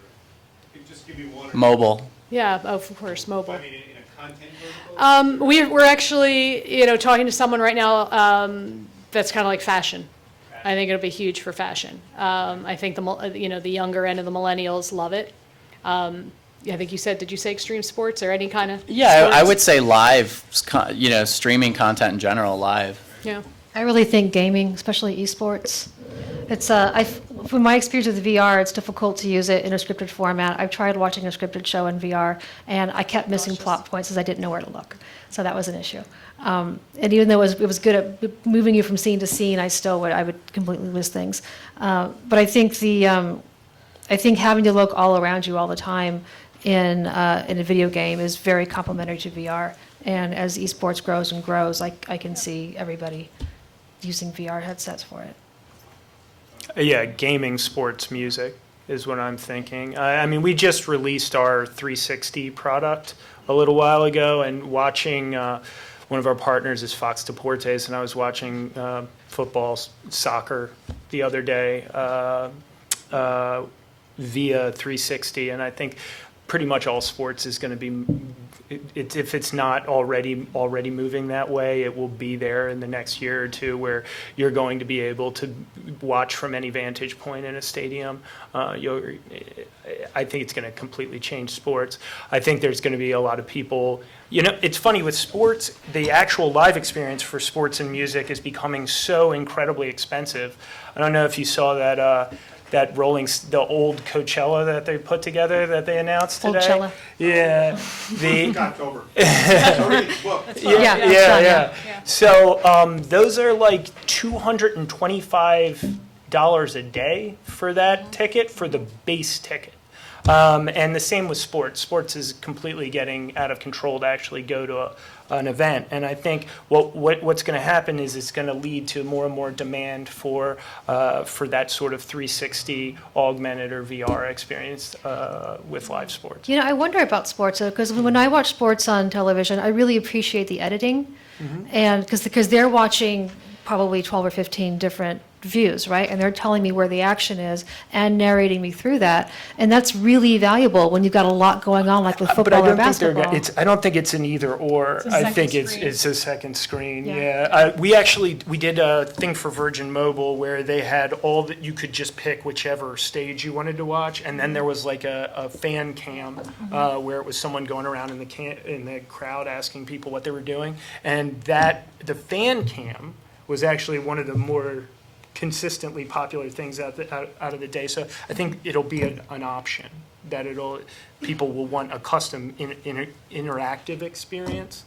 But I think also I'm with you. I like having announcers tell me interesting things contextually about the sporting event I'm watching. So I think that'll and still show the replay like 3 times. Let's watch him exactly. break his ankle Especially 3 if more someone gets times. injured or something. Yeah. Well, you want to see that incredible play again and again. Right. But I actually do like the idea of having a camera out. It just because when I actually did go to an NFL game one time with my husband. We didn't have obviously don't have a team here, so we were somewhere else, and it was such a different experience. And we do now, but at the point in time we didn't. It was such a different experience being in the stadium than it was watching it, because it is more on you to keep an eye on the ball, for example. But just generally, like just being in the stadium and the community of everyone cheering and how they keep the audience going in between plays, and it's like, wow, there's something to be said for having a note of that experience when you're watching an NFL game on TV. A couple of comments from the audience. Yes.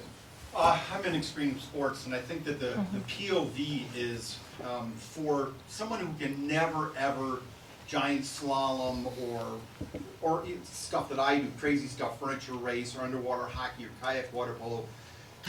Just being in that vehicle and being able to look around as you're skiing down the hill again, and I see that the real future of this is actually theme parks, where you choose I'm going on the bobsled run, man, over the cliff, and then you get wind, cold air, and snow's going to hit you, and it's going to be an interactive experience, and it'll be the VR.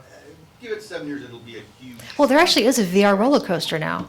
Yeah, I know there's a roller coaster with VR, so I mean you're literally on a roller coaster, but they're showing you a whole different experience. You're a superhero of some sort. Yeah, it's insane. Yeah. But I think that eventually some of the rides already have a VR experience where you're on a moving set and you're watching a screen, and wind and the ground vibrates. Yeah. I think that there's going to be flavor, smells, and a virtual 3D experience through the VR. Right. Works for travel too. Oh yeah. Yeah, absolutely. It's huge for travel. Yes. I'd just like to add to that. I mean, like I've been hearing. I'm showing my age, obviously, but I've basically been hearing about VR for over 2 decades now, and I just don't see the interest in it. It's just like, I don't know. I'm just not romanticized by it. Maybe it's because of the heavy goggles. the price, I don't know, or just, Yeah. you know, I just rather watch it my own way as a regular set. I remember when 3D TV came out, you know, a few years ago, everyone's excited about then. I put on the glasses and immediately said, I'm putting on glasses. And then I saw the 3D, I was like, okay, there's people really gonna buy this, and sure enough, ESPN 3D is gone, all these other 3D channels are gone. This could, you know, this could be gimmicky in their family, again, an easy cook is gonna work. Well, Yeah, 3D was never really good. That's the problem with it. It never looked Computing good. has finally caught up. That's the difference now, as in before, is like you actually can have computers with the help of computers, we can make a great experience. How many people, just by show of hands, how many people own a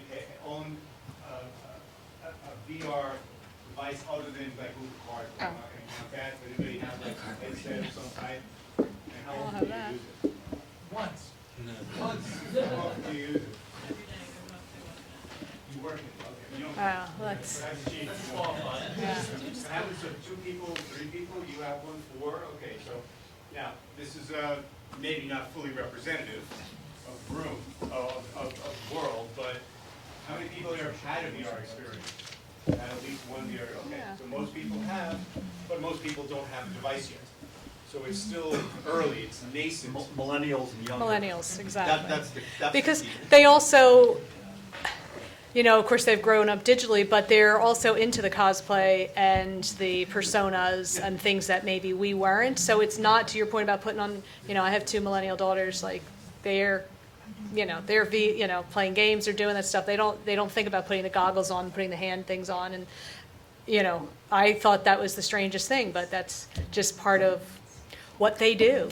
I think we'll see a lot more by the end of the year. Samsung's being very aggressive with their get a phone, get a VR set free program. Right. Yeah, And actually funding. That's right. Someone has to fund it. Back to that, you know, about the gimmicky stuff, and also, let's not forget, Google Glass. A couple years ago, I remember the tech industry was like, everybody was so excited about it, and now it's like, nobody would want one. Yeah. That's true. All right, so let's move on to one more. Karen, you got one? Mine is number 3. Number 3. In 2016, live streaming via Periscope, Facebook Live. I used to have Meerkat in there, but that's out now. And others will cause a tectonic shift in video consumption. Do you think live streaming going to really have a material impact in the marketplace? I in the do, way yeah. people I this do. year? Yeah, I do this year, yeah. I mean, Twitch is already tearing it up in gaming, and they are rapidly going into other areas. They're, I think, doing a food program. They're finding what's interesting to their audience and spinning out content from there. I just came from a panel on this exact topic, and we had a guy there from Twitch, and it was fascinating. They had a whole marathon of watching Bob Ross paintings, and people were super into it. Wow. And you laugh, but I mean, Twitch makes like a serious amount of money. Like it's crazy how much they were sold for, like $900 million or something to Amazon, and like that was not a bad deal. So definitely, the next contender, which you may or may not know of, is YouNow, who last year had a huge surge in user base, and they're different from Periscope and Facebook Live and the former Meerkat, in that Twitch and YouNow are natively monetized. They do not rely on brands. Brands need to find their place on their own. But there is no, well, I guess Twitch does have a 30-second pre-roll on some of it. But by and large, the vast majority of the monetization comes from users tipping the broadcasters, from subscribing to channels, from buying emoji, from buying privileges within the chats. That's where a lot of the money comes from. YouNow broadcasters are making, $20,000 a month in some cases. Like it's real. And then we have companies like Parachute, which are actually creating networks of content for these channels. So they are trying to create actual shows that would broadcast at certain times across all these different live stream channels. So live stream is absolutely growing up. Bought a suit and graduated, and there is serious money behind it. Facebook Live, I think the jury's out on that. They're being very aggressive right now with getting people to use it to the extent that they're actually paying major celebrities to use it, which I think is a huge mistake. But that's what they're doing.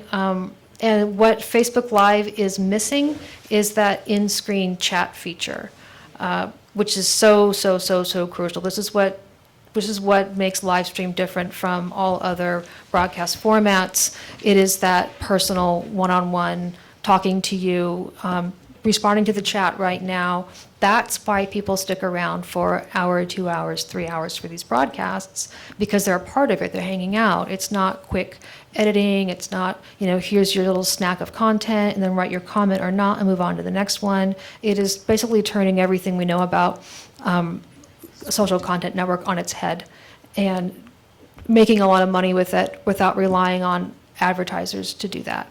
And transitioning a lot of these creators in traditional, well, I guess the regular social content networks, transitioning them along the way. So if you're a huge YouTube star, then Fullscreen absolutely has, they actually have a dog in the fight of getting you to be making money on YouNow and on Twitch and whatever makes sense for you. So, I mean, this is all kind of bubbling under, which is why I like doing panels on it. But it's happened, I wouldn't say tectonic now, but yeah, this is the next YouTube, so watch out for it. Are you all looking at live streaming for content? Yes, absolutely. I completely agree, and I think especially so it's going to be a game changer even more for broadcast television and cable television, just because a lot of people are holding on to those subscriptions of cable and then turning to live broadcast because they want to consume content live. They want to be part of like a conversation, know what's happening real time. So that's a huge part of our slate for the next year, is pitching a lot of live streaming shows. Yeah, the only thing I was going to add to that is, we just partnered with T-Mobile Binge On because we see this as, it's a huge area of interest. They're making money, but as we all move to this kind of, live stream and the bandwidth requirements, and the folks that are paying the money to do these things by the emoticons, they're going to run out of their parents' money. So companies like T-Mobile with their Binge On program, partnering with certain sites and say, if you go there, it's free. I think that we're going to see some changes now in the ISPs. They're going to have to, because this is, just as mobile just blew up and took over our, desktop, and in many households they only have mobile plans. I think we're going to see it for live as well. It has to. Is anybody in the room streaming live on a consistent basis? You are? What are you streaming? Oh, gaming. Gaming? Yeah, on Twitch. On Twitch. I'm a streamer and I. You're creating? People. And you, how big is your audience? Oh, very small. Very small, but I don't do it for, I have a full-time job. It's just a hobby, really. Got it. Okay. Who else is there? You're streaming? What are you streaming? I stream a mom-related show on Blab. I don't know if you guys know that platform at all. Blab is really cool. It's sort of everything you want in a streaming platform because you can bring on multiple people. Yeah, BLAB. Our show is Mom Blab. But you can bring on multiple cameras from multiple places. You can have up to 4 people in different locations come on your show and co-host. There's a chat feature on the side, a question feature on the other side. So you really have an interactive show with people all across the country, which is really cool, and we love the platform. The downside of streaming is your guests have to have a really great connection. And if they don't, like last night when we had Christine Devine from Fox News on, if she's in the studio trying to get on her show and her connection's bad, guess what? You're sitting there with pie in your face. So I think the next step in streaming is making sure that everybody understands the requirements that are needed to be involved. It is just a lot more internet connectivity and bandwidth. Yeah. How is Blab monetized? We're monetizing it through a perks program that we do with our website, so we're kind of bringing it in from the back end. I don't know that they really know. It's a pretty new platform, and people right now are just starting to get a lot of engagement, and I think the more that it gets its name out there, the more that advertisers are going to see it's a cool new feature. So can people with content, live stream content, go to Blab and just sign up and become? Yeah, right now it's still in its beta phase, but it's bringing people a lot of people, especially people who do mom-related things or life coaches, lifestyle, things like that where people have questions. How many people in this room actually watch live streaming? Let's say Periscope. People on Periscope on a regular basis? Occasionally regular, no. What's the experience you have of Periscope? What's the experience you have? We use Facebook. Okay. Live? Yeah, we're doing a lot of live streaming. A lot on Facebook. Okay. You're doing Periscope? Yeah, Periscope, but we're not in it that much. It's, there's too much non-focus. People go off on their own. Yeah. I think that's part of the problem. I'm not going to pick on Periscope, but that's part of the problem. I don't mean it in a bad way. It's No, just- well, I find that I'm challenged when I go into Periscope sometimes, and I'm watching, and I'm seeing this constant chatter going up, and I'm not really able to watch what's going on because the stream, the text stream is filling up 2/3 of the screen, and it's just not a flowing. Now I'm used to a video experience. You know, I'm used to a produced. We were talking about this earlier. A produced video experience of some ilk. Right. Doesn't mean that it has to be network quality production, but it should be some production experience, some production to it. And I find that some of the live stream productions don't have very much at all. It's just kind of putting it up there. Yeah. And that's fine, but the novelty kind of wears off quickly. Well, it's disruptive. Yeah, I mean, I think that's what comes in when you're talking about, like, you know, brand funded content that you're creating, or are you creating it on your own? If I'm creating it on my own, you know, I probably don't have a huge budget to have multi-cameras, and I haven't probably rehearsed out with my shooters what's going to happen and blah, blah, blah, blah, blah. Like, back in 2013, we did a huge show for Samsung called SOS Island, and we did 12 hours of live streaming, and we had, I think, 7 cameras switching from camera to camera to camera. And the whole thing had to be flawless. And we were downlinking through YouTube was our content partner for it, and it was a lot of work. Like, it was a lot of work. Yeah. How did it go? It was perfect. It went really well. I think it took a couple years off of my life probably, but we, like, knock on wood, it worked. You know what I mean? It went well. None of us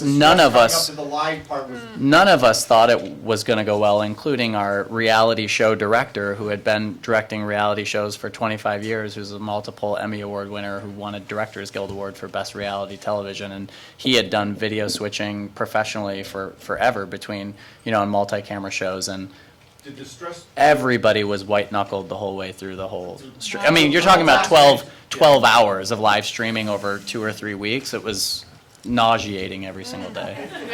And therein, Yeah. you made this point, therein lies the rub. It's early enough at this point that that's still an issue. We haven't gotten to the part yet where it's not an issue anymore. And now it's the focus on the content. It's still in part a focus on the experience.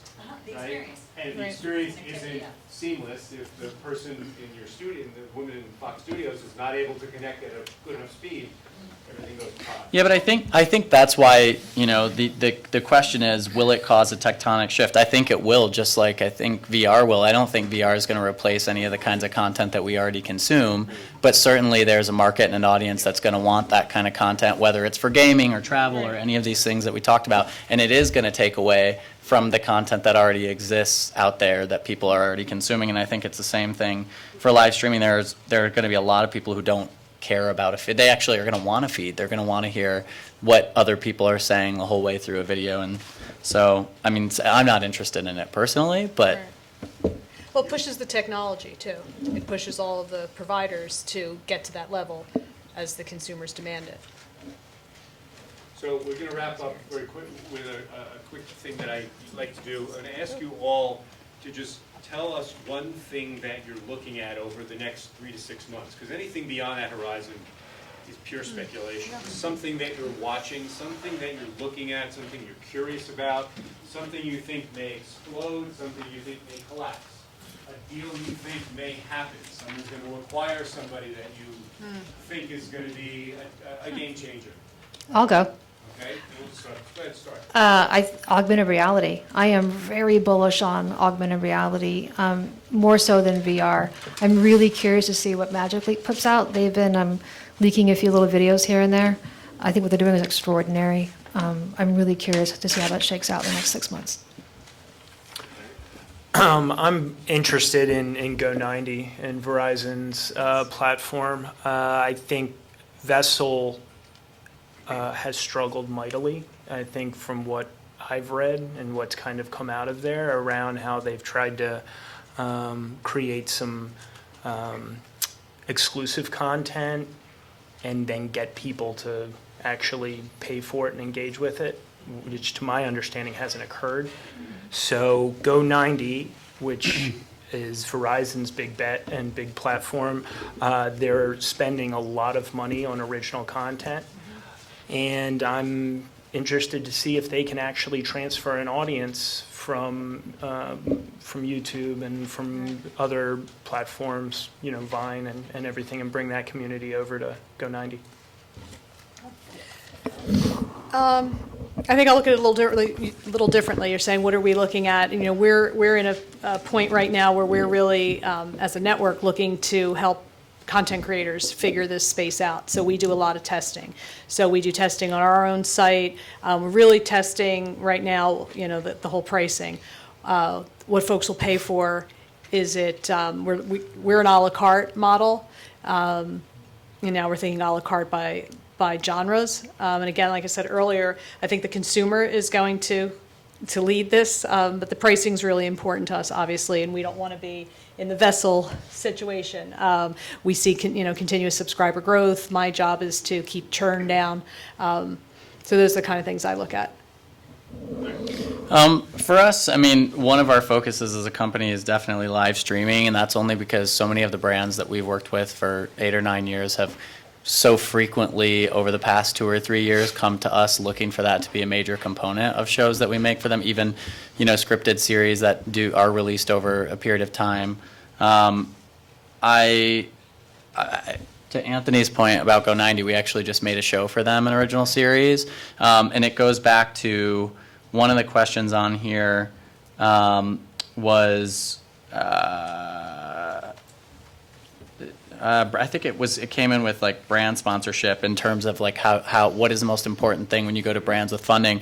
It was funny because when Verizon came to us, the whole show was just sort of a premise. There wasn't really wasn't built out. It was built out around, it was to be built out around specific talent. And I found it interesting because the real reason they wanted to use the talent was based on their social media following. And the show that we did with Samsung back in 2013, it was also every single person on the show was cast based on sort of their audience and their social media following. So I think it even goes back to when we created some of these shows with NBC Online. I mean, what I think when we went with the brand and the network to get funding, I think it was the talent that we had attached to the show that really got them most interested. Of course, obviously, you have to have a good story. But I think that's ultimately what a lot of times has helped us to sell through something is the talent that we have attached to it. So we're looking at live streaming and, you know, the same as we've always done, we're looking to attach talent to projects that. I think crowdfunding. I really believe, I don't know if people know that the law just changed on this, so it's not just, you know, you get a t-shirt for investing things. This is, I think, if you're a content creator or a movie, like, this is how things are going to get done. If you have a startup, if you want to start up a new division, you're going to do it through crowdfunding. With this change, I think it's going to be a major shift in how money is raised for everything from startups to I want to do a record to I want to do a film to I want to do a web series. Can you summarize that change? Yeah, so basically before it was illegal to take money under blue sky laws. Like basically you couldn't just go raise money. So as part of just like a month ago or so, now you can go online, and as long as you're doing it online, I think everything, aside from movie studios, the MPAA studios, all independent people will do their films through this because you basically cover your butt, you know? Like, if you go online and you follow these rules, you know, like the rules that they have online, which are pretty simple, you can raise money for whatever you want to do, and you could take on investments. You want to ask your friends and family for money so you can do a startup. You say, hey, look, I've got this site, and people can anonymously donate, or they can, you know, you can go hit people up and say, hey, go look at this. It is going to change things a lot. It's major. It opens up the investment community in a big time. I have to say, it's funny that sports came up. I'm a sports guy, and I'm fascinated by how sports will continue to evolve across these different platforms. And the last thing I'll say is that in Canada, they just got to, in March, they just got to unbundling offerings, cable offerings, and it's fascinating. You can Google some of the stories. It's not going over very well right now, where the people are able to buy for $25, they're able to get a small bundle of content, and they're realizing, oh, I don't have all the content I used to have. But they didn't want to pay for all the content before. They wanted the small bundle. Now they're being offered the small bundles, and it's not seeming to be going over very well. So it's an interesting precursor of what might be going on here. Please join me in thanking our panel. Thank you for participating, and we'll see you around the rest of the show.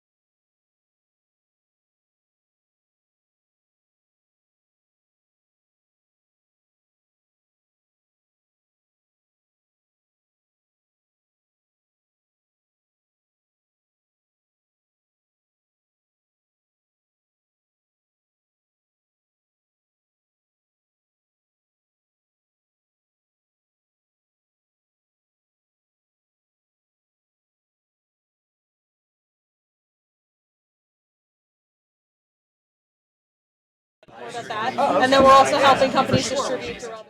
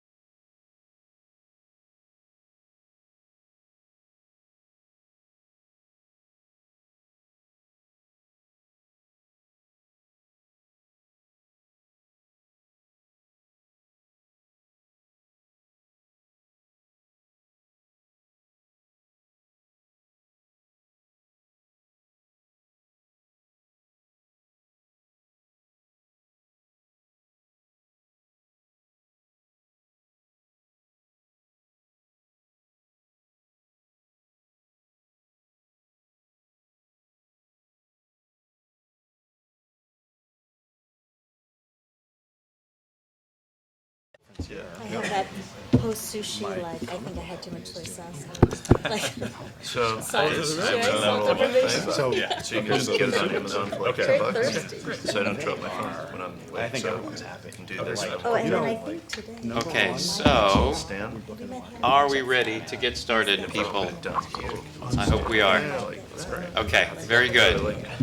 Let's get rolling. I'm sure people will be coming in as we get going, but let's take advantage of everyone's time. So, hello. My name is Joe Michaels, and I am the former Senior Director of Business Development for Microsoft. No longer. As of this week, I joined a VR startup called Axon VR, which I'm very excited about. And if anyone's interested in the haptics side of VR, I hope you'll come talk to me after the panel. But without further ado, what I would like to do is introduce the people who will be your panelists today. This is an incredible group of panelists. I think you're going to love hearing from them. So let's start. We have Richard Yen. We have Scott Lynette. We have Eunice Shin. We have Sivani Ram. We have John Goldman, and we have Fred. Is it Ovkarek? Okay. So what I'm going to ask our panelists to do in a moment is introduce themselves.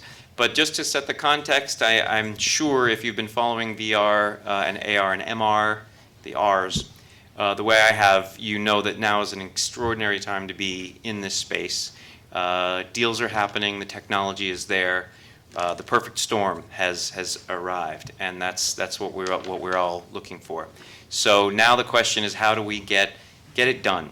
And the funding and the deals. We talked in the last panel about content is king. I'm going to, put forward the proposition that funding is king. We need to get these things going, and so that's what our panelists are here today to talk about. So let me ask for an introduction, please, first from Richard. Sure. Just who you are and what your company does and where you fit into it. Sure. So Richard Yan, I head up digital media growth investments for Saban Capital Group. We're a private equity firm headquartered out of Century City, investing broadly across the media and entertainment landscape. We're a family office for media billionaire Haim Saban. We look at later stage opportunities, typically revenue generating companies where we can add value through our media entertainment relationships and across Hollywood. I'm Scott Lynette from Touchdown Ventures, and we help large corporations launch and manage their venture capital programs. And some of you in the room may also know me from DFJ Frontier, a media-focused West Coast fund that I co-founded before Touchdown. Thank you. Hi, I'm Eunice Shin. I'm the managing director at Manat Digital Media. I head the business advisory practice there. We work with a variety of folks within and across the VR ecosystem, including device folks, content folks, people on the platform side, and as well as investors and a lot of foreign investors who are looking to make investments into the VR space and helping to navigate that whole process. Hey everyone, my name is Sivani Ram. I'm the general manager at River Studios. We're a content studio for premium VR content. We create 360 videos and fully immersive interactive experiences. We're platform agnostic. We develop for mobile and Gear VR and HTC Vive and Rift and PSVR and basically anything under the sun. We help partners. We've worked with companies like sports teams, artists, and brands like the Denver Broncos, Coldplay. We've worked with InStyle Magazine and a bunch other. We help companies think about not only content creation, but also distribution, how to get to market, how to monetize content. And if anybody's interested in creating content in VR, please see me after.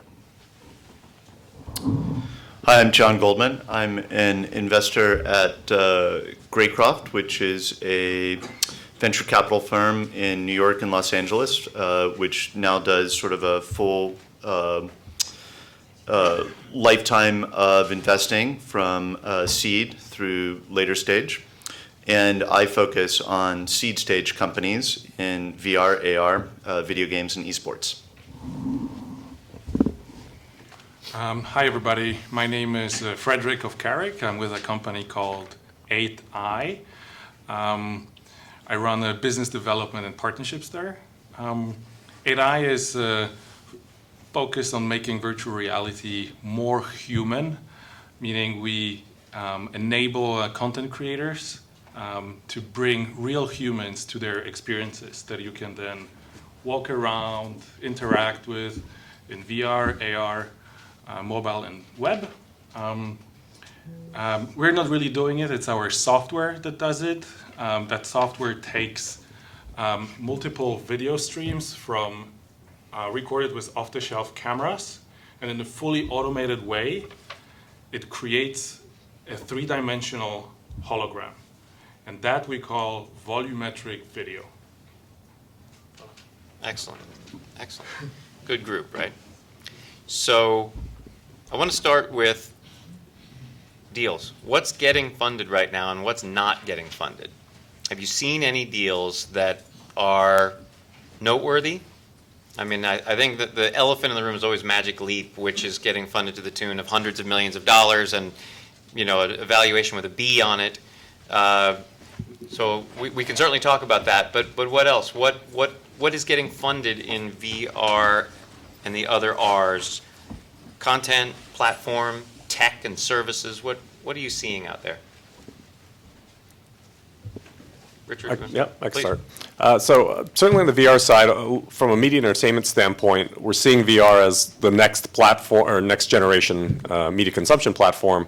We've seen a lot of rights plays where folks are trying to license, whether it's sports rights or entertainment rights, being able to go out and secure those. And so while not pure technology plays necessarily, certainly technology is a major enabler of that, but locking down rights plays is certainly very important.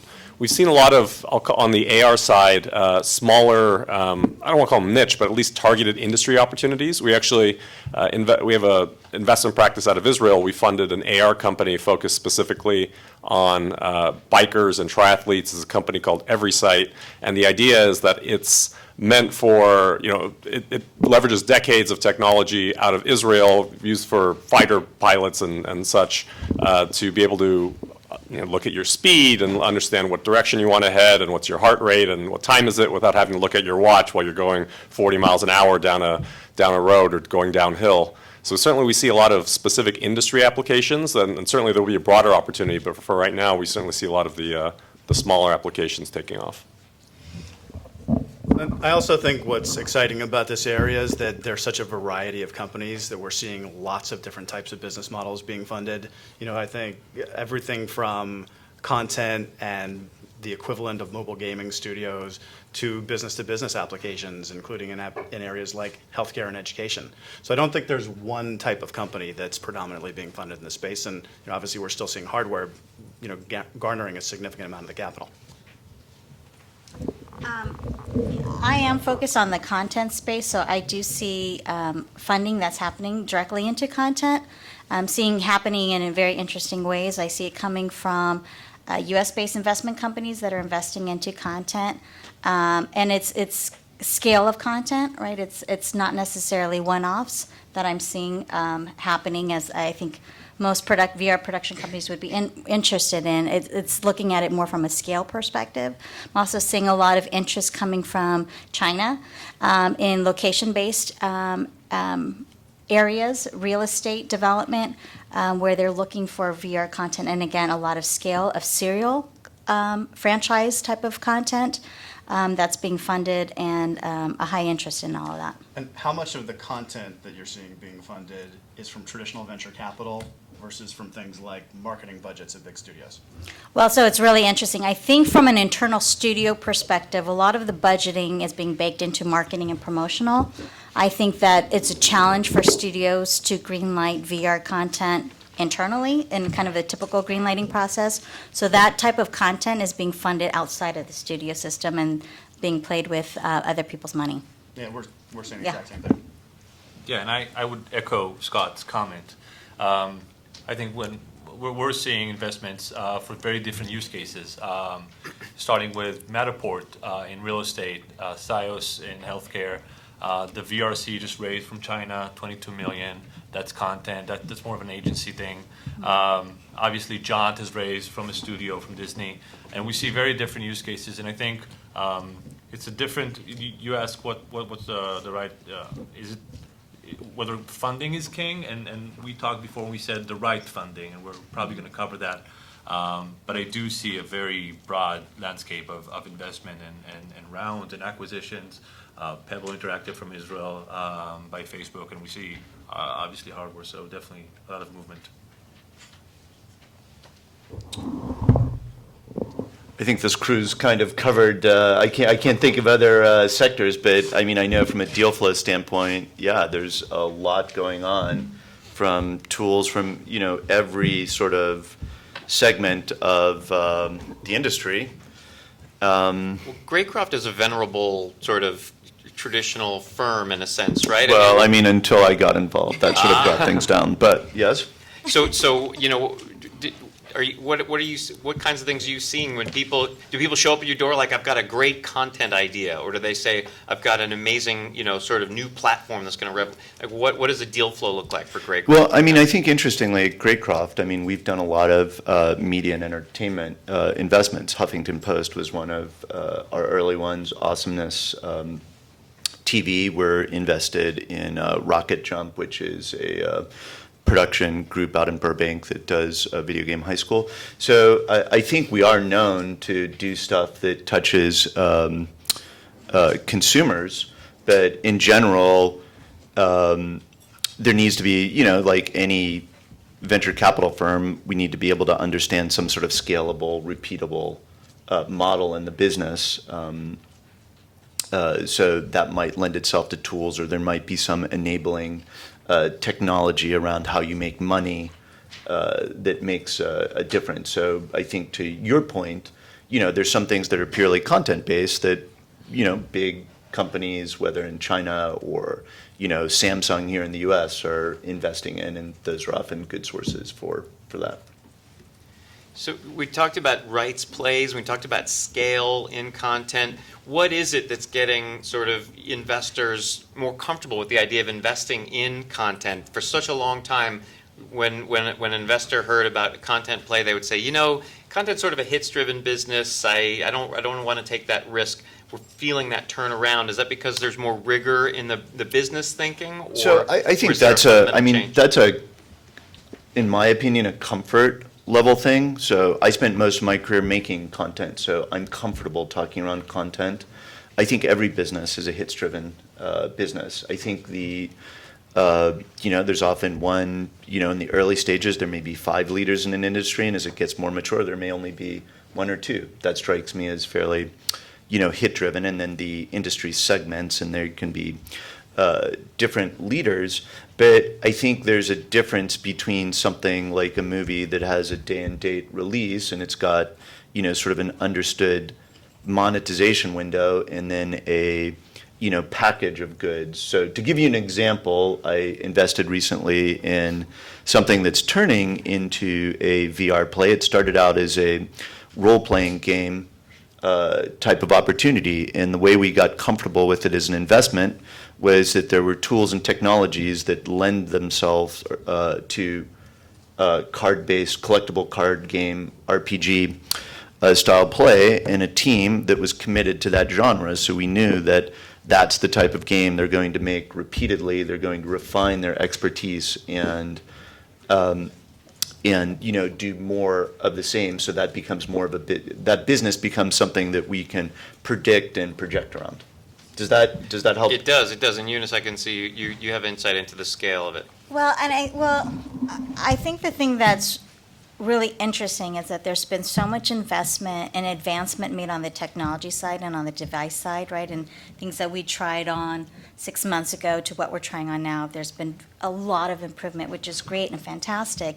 But in my opinion, the industry really can't take off unless you have repeatable, serial, great content and exciting content that people are going to want to use and have a lifetime use of these devices. And right now there's been so much effort put into the technology side and not so much into the content side. The content side needs to catch up. And because of that, I'm seeing investment and interest really on the content side, because the entire industry is waiting for a lot of that content to be built out. Given Chaim Saban's content background, is that pushing you guys toward content investments? Well, so we've mostly been looking on the technology side because we actually own a number of iconic consumer brand names through one of our companies called Saban Brands. We own the Power Rangers, and we own a number of other kids' properties. And so from an entertainment standpoint, we own a lot of IP, and we've been actually looking to cut deals from a licensing standpoint with our IP with a variety of platforms, including virtual reality. So yeah, we're less investing on the content side and taking our existing franchises and looking to deploy them through VR. Okay. And by the way, I will leave time for questions at the end. I hope you're thinking of interesting questions that you want these folks to answer for you. But I'll keep moving through some of the topics that we want to cover today. So let's talk about valuation. So we now know what people are investing in. What are they paying? Are we in a frothy, irrational exuberance period? Are we in a barely beginning to reflect the huge value that this is all going to create ultimately period? How would you sort of characterize valuations today, and also the way that you're getting to them?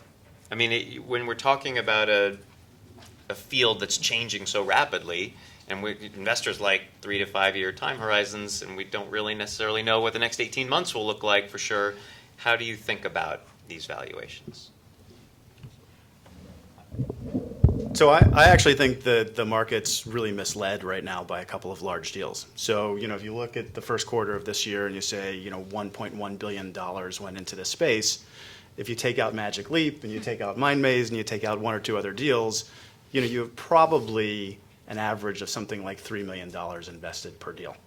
And so it's really mostly at the seed stage, and those valuations are mostly traditional venture capital valuations at this point. So I think, you have a couple of really high-flying, big bet opportunities that justify the amount of capital that's going into them, and then the rest of the market looks a lot like traditional venture capital. And then we focus on later stage opportunities, typically companies doing trailing revenue. And so from a VR standpoint, we've been trying to get comfortable and looking at a lot of these companies that I would say the valuations are very healthy, certainly maybe even lofty. I think certainly the bet is, can they become the next Oculus? Can it become one of these outliers? And so I don't think they're irrational in the sense that if the space fulfills its potential, it would be well worth it to be an investor in many of these companies. I do think that for us, we haven't figured out how to pull the trigger because revenue is trailing. We're waiting for all the hardware devices that come online. And so, we're waiting and seeing. And so it's a dangerous game for us to play by not jumping in that the valuations could go up even further, but we're taking a wait and see approach right now. That's great, thank you. There's people out there. That doesn't blow the webcast, but that's a really good idea. And it was an audience member who thoughtfully did that. Thank you. Thanks, Phil. Phil, you've done this before. Phil, have you ever lit anything in your life? Okay. Cool. That was a helpful answer. There are other investors here. Do you care to comment on valuations? Are you feeling squeezed, feeling happy? How do you feel about it? I mean, I'm curious what Fred thinks about valuations. You guys have a pretty healthy valuation. Yeah. I know they were. I'm in business development. Okay. I'm going to get to Fred in a second with a very, very pointed question, but okay, I'll leave the valuation question here. It's always a good reason. Yeah. So so Fred works for 8i, a company that did attract investment, and I'm curious if you could speak to the sources of funding. You're an entrepreneur. You have an idea for content. You want to get in the VR space. Where do you go? Do you go to friends and family? Of course, it depends at what stage. But do you go to VCs, strategic investors? Yeah, I mean, it's 8i attracted capital from institutional venture capital funds like Founders Fund, RE, Horizon Ventures, and they basically work like Silicon Valley standard venture capital. But we also attracted a lot of strategic investors, and what makes a great strategic investor? Somebody who accelerates or boosts your business, and we're lucky to have a couple of those. So I tend to think that they come in kind of like three buckets. The strategic investors who know more people than you do, so they will make necessary introductions, We have Sound Ventures with Ashton Kutcher on our board, and he's been a tremendous asset for us to navigate the Hollywood Jungle. Another category would be investors who know more than you do, who can help you, build a compelling product, a better product. On our end, that would be Dolby, who brings the years of sound expertise and engineering to the table, which is makes our value proposition much better. And then the third category are those investors who are hustling with you, who are helping you go to market faster, who help you sell. And on our end, that would be, for instance, I'm thinking of BDMI Bertelsmann, great partner very early on. We're introducing our technology to other portfolio companies and all their media companies within their group of companies.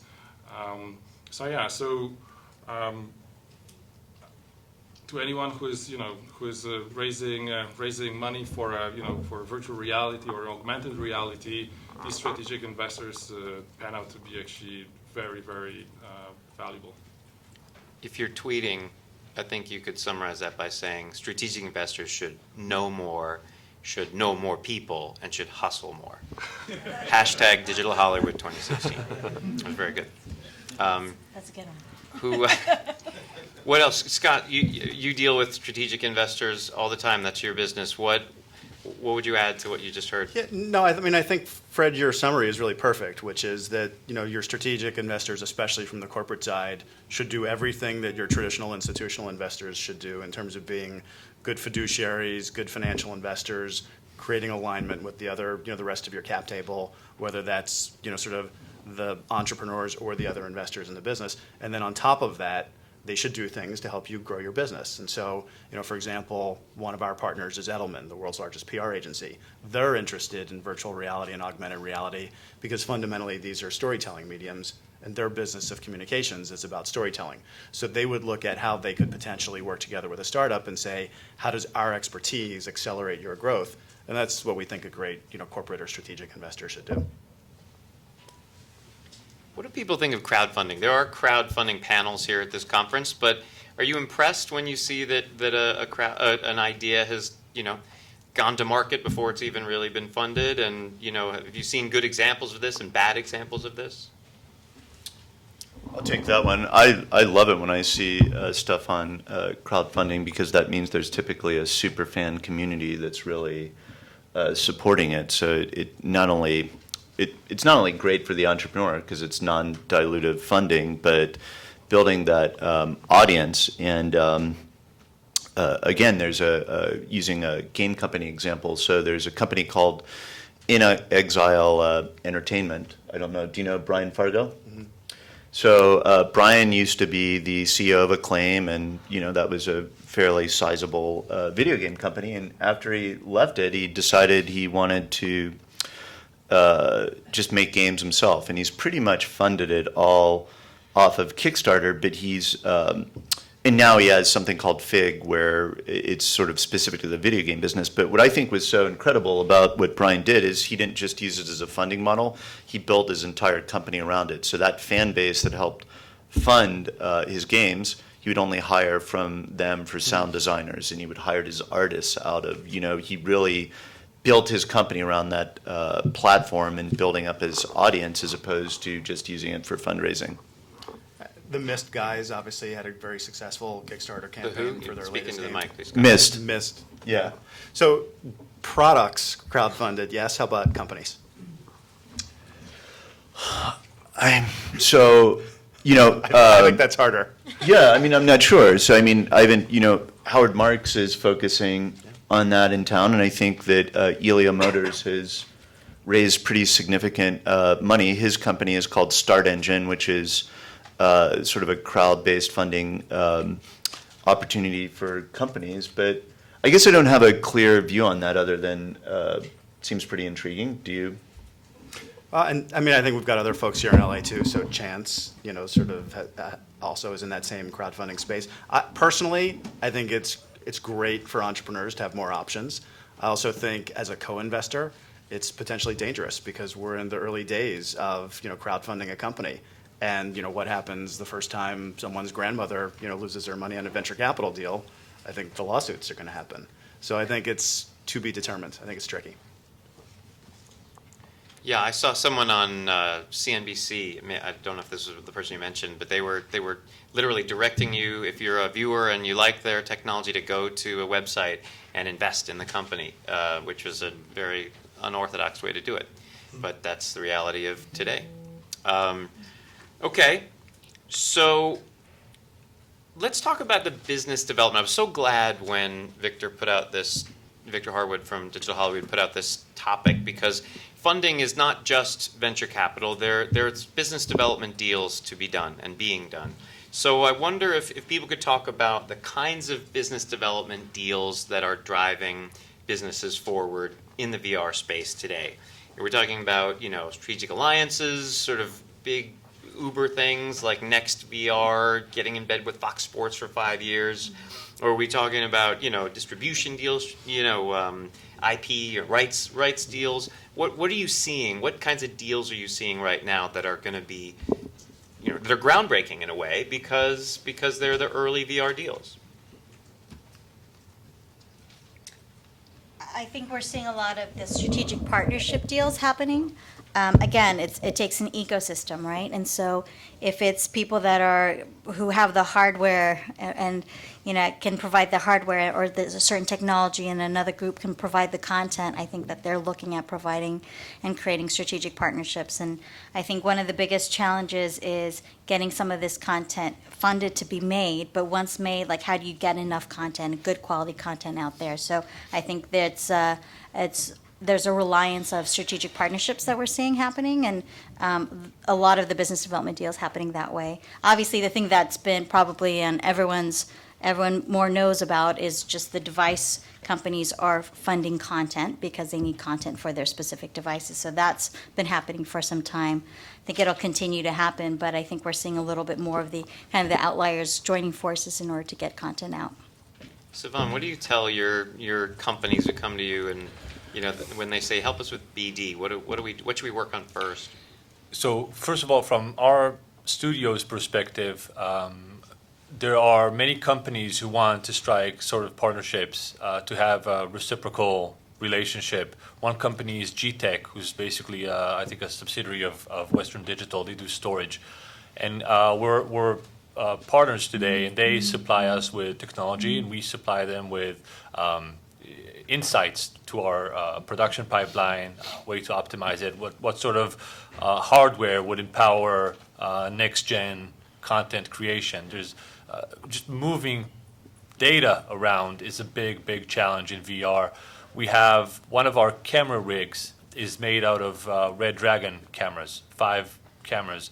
And when you're shooting 89 frames per second on 4K, I think it's a gig a minute per camera, and it gets bloated very quickly.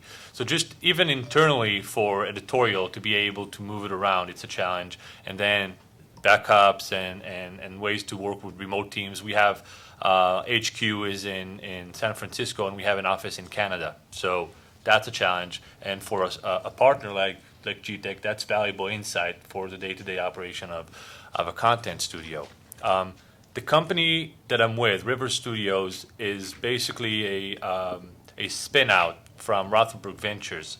Rothenberg Ventures is a VC seed stage based in San Francisco, and they invested in about 40 AR/VR companies to date. Tueday are part of this portfolio, Altspace and Jaunt and Weaver and many, Fove and many others. And for us, it's absolutely my involvement with the investment side, or there's basically a joint venture between the investment side and our studios. Although they're two different entities, there's a joint venture in the River program that Tueday was a part of, an acceleration program, an incubation program. When my involvement there is mentorship and helping them think about strategic BD. And that's definitely on the strategic end. Some of the stuff that we're seeing, around with content. Some of the companies that we engage with, that we talk to in the sports world, they're looking for both fan engagement content, but also tools. So that's some of the relationship that we're starting to strike. So we see less people coming in with exit expectations, and more of building an ecosystem together. I think, to point out one very intriguing relationship that happened very early on is the Samsung Oculus partnership, and the way to distribute. So if you have a Gear VR with a Samsung phone, you basically consume content through the Oculus store. And that's interesting because I see them as becoming competitors, not too long. Through Milk VR is another platform, but still you can consume content through the Oculus store. I think it's interesting right now. Oculus is high market, Gear VR is mid market, but we'll start to see movements there, and then it becomes competitive. So I think that enabled a lot of what we see today. Those partnerships, HTC and Steam, and Valve. That's a very interesting relationship there. HTC doing, I think, the manufacturing, Valve doing development and distribution, and just fascinating to see how early on some of these companies moved into the space, striking these partnerships and enabling an ecosystem to be built together. Partnerships can be limiting too, in the sense that if you're Valve and you've gotten in bed with HTC, and maybe you're thinking, I might have wanted to leave myself a little bit more opportunity to work with others. But Fred, so give us a sense of BD for you. You're head of business development. What's happening in the BD world for a company like yours? So our business is all about empowering content creators and basically down the road selling them our software. So today, in order to get there, I'm actually doing 3 types of deals. One, sporadically we act as a content creator when people do not have the in-house expertise. Might be a brand, might be somebody new to the space. We basically act as a production house, and that's one. 2 is when we're working with, 2 is when we license our technology to content creators. For instance, when we work with content creators like River Studio, or like we did recently with Noni de la Peña and Emblematic. Noni has the in-house capacity, the capabilities of creating her experiences, but what she needed was basically just these humans that she wanted to record. So we enabled that, and that was a deal. And then looking forward, the 3rd category of deals that we're doing is we want to enable content creators actually to create content under their own rooftops, and we see a big demand, people wanting to own a rig and operate a capture studio. So that's the 3rd category of deals that we are starting to do now, releasing these rigs. In some ways, you would think that VR deals are the same as any other industry because they fall into some of the same categories. But are they different?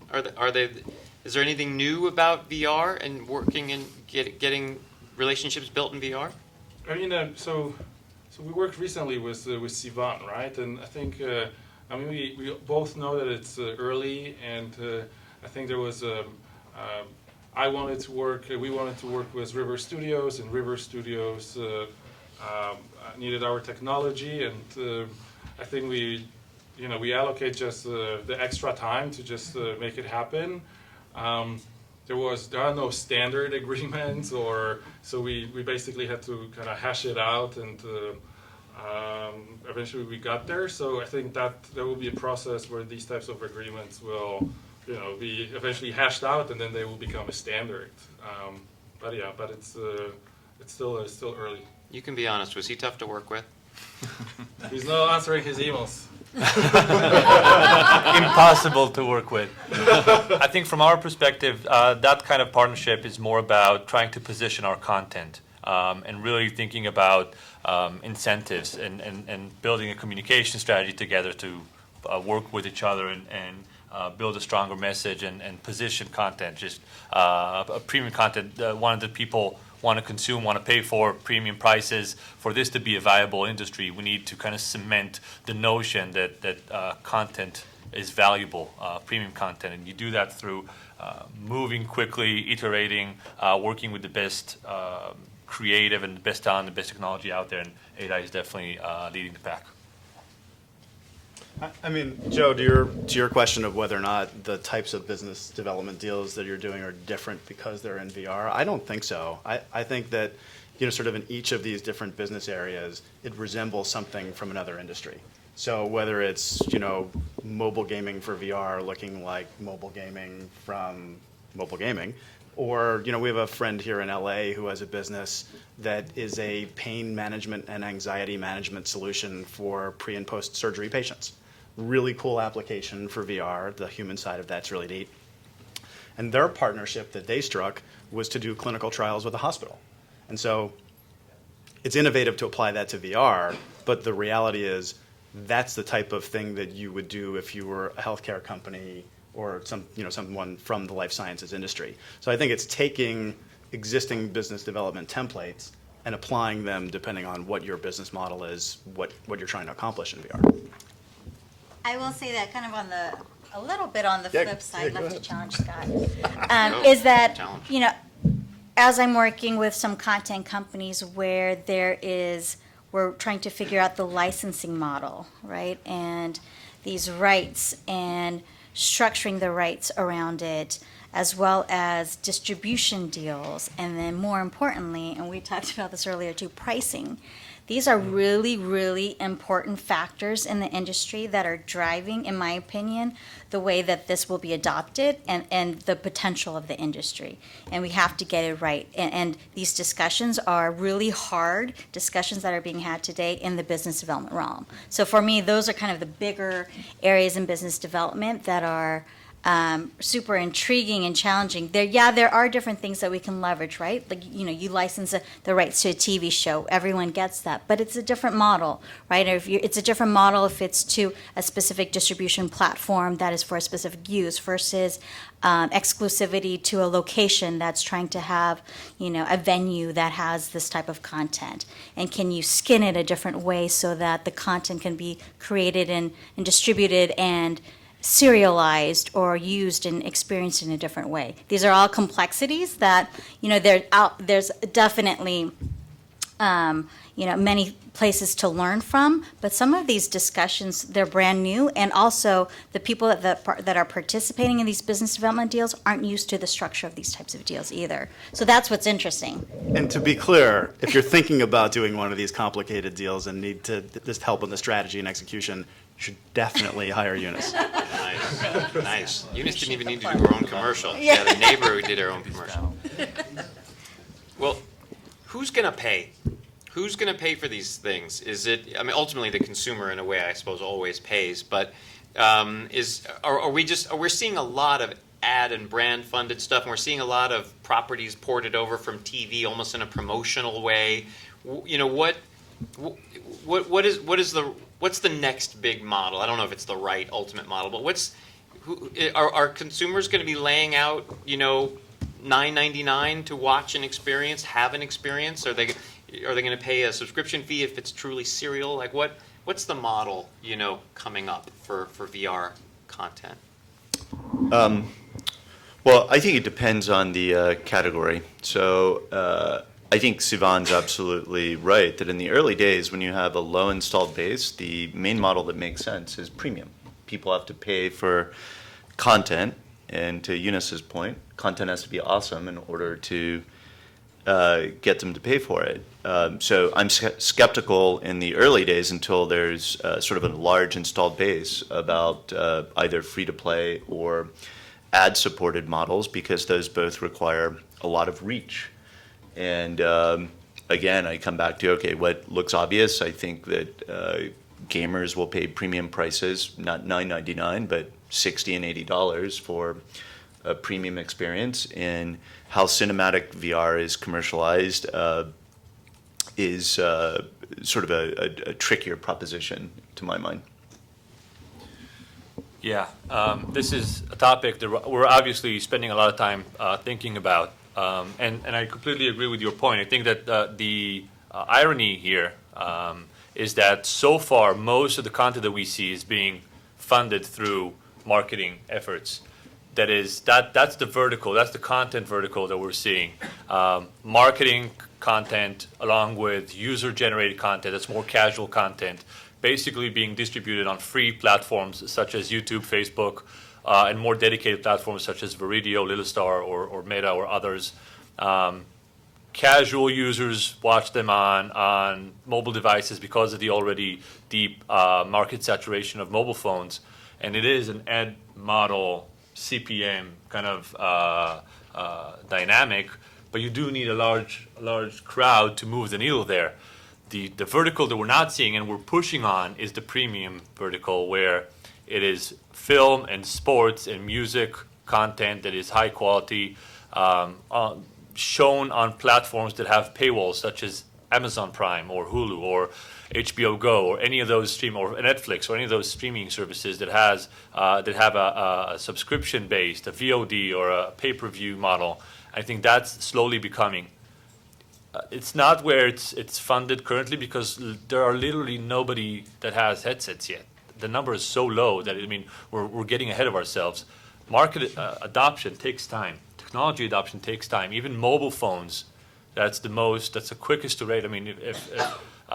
If you look at technology adoption from the previous century to now, you see an accelerated adoption rate.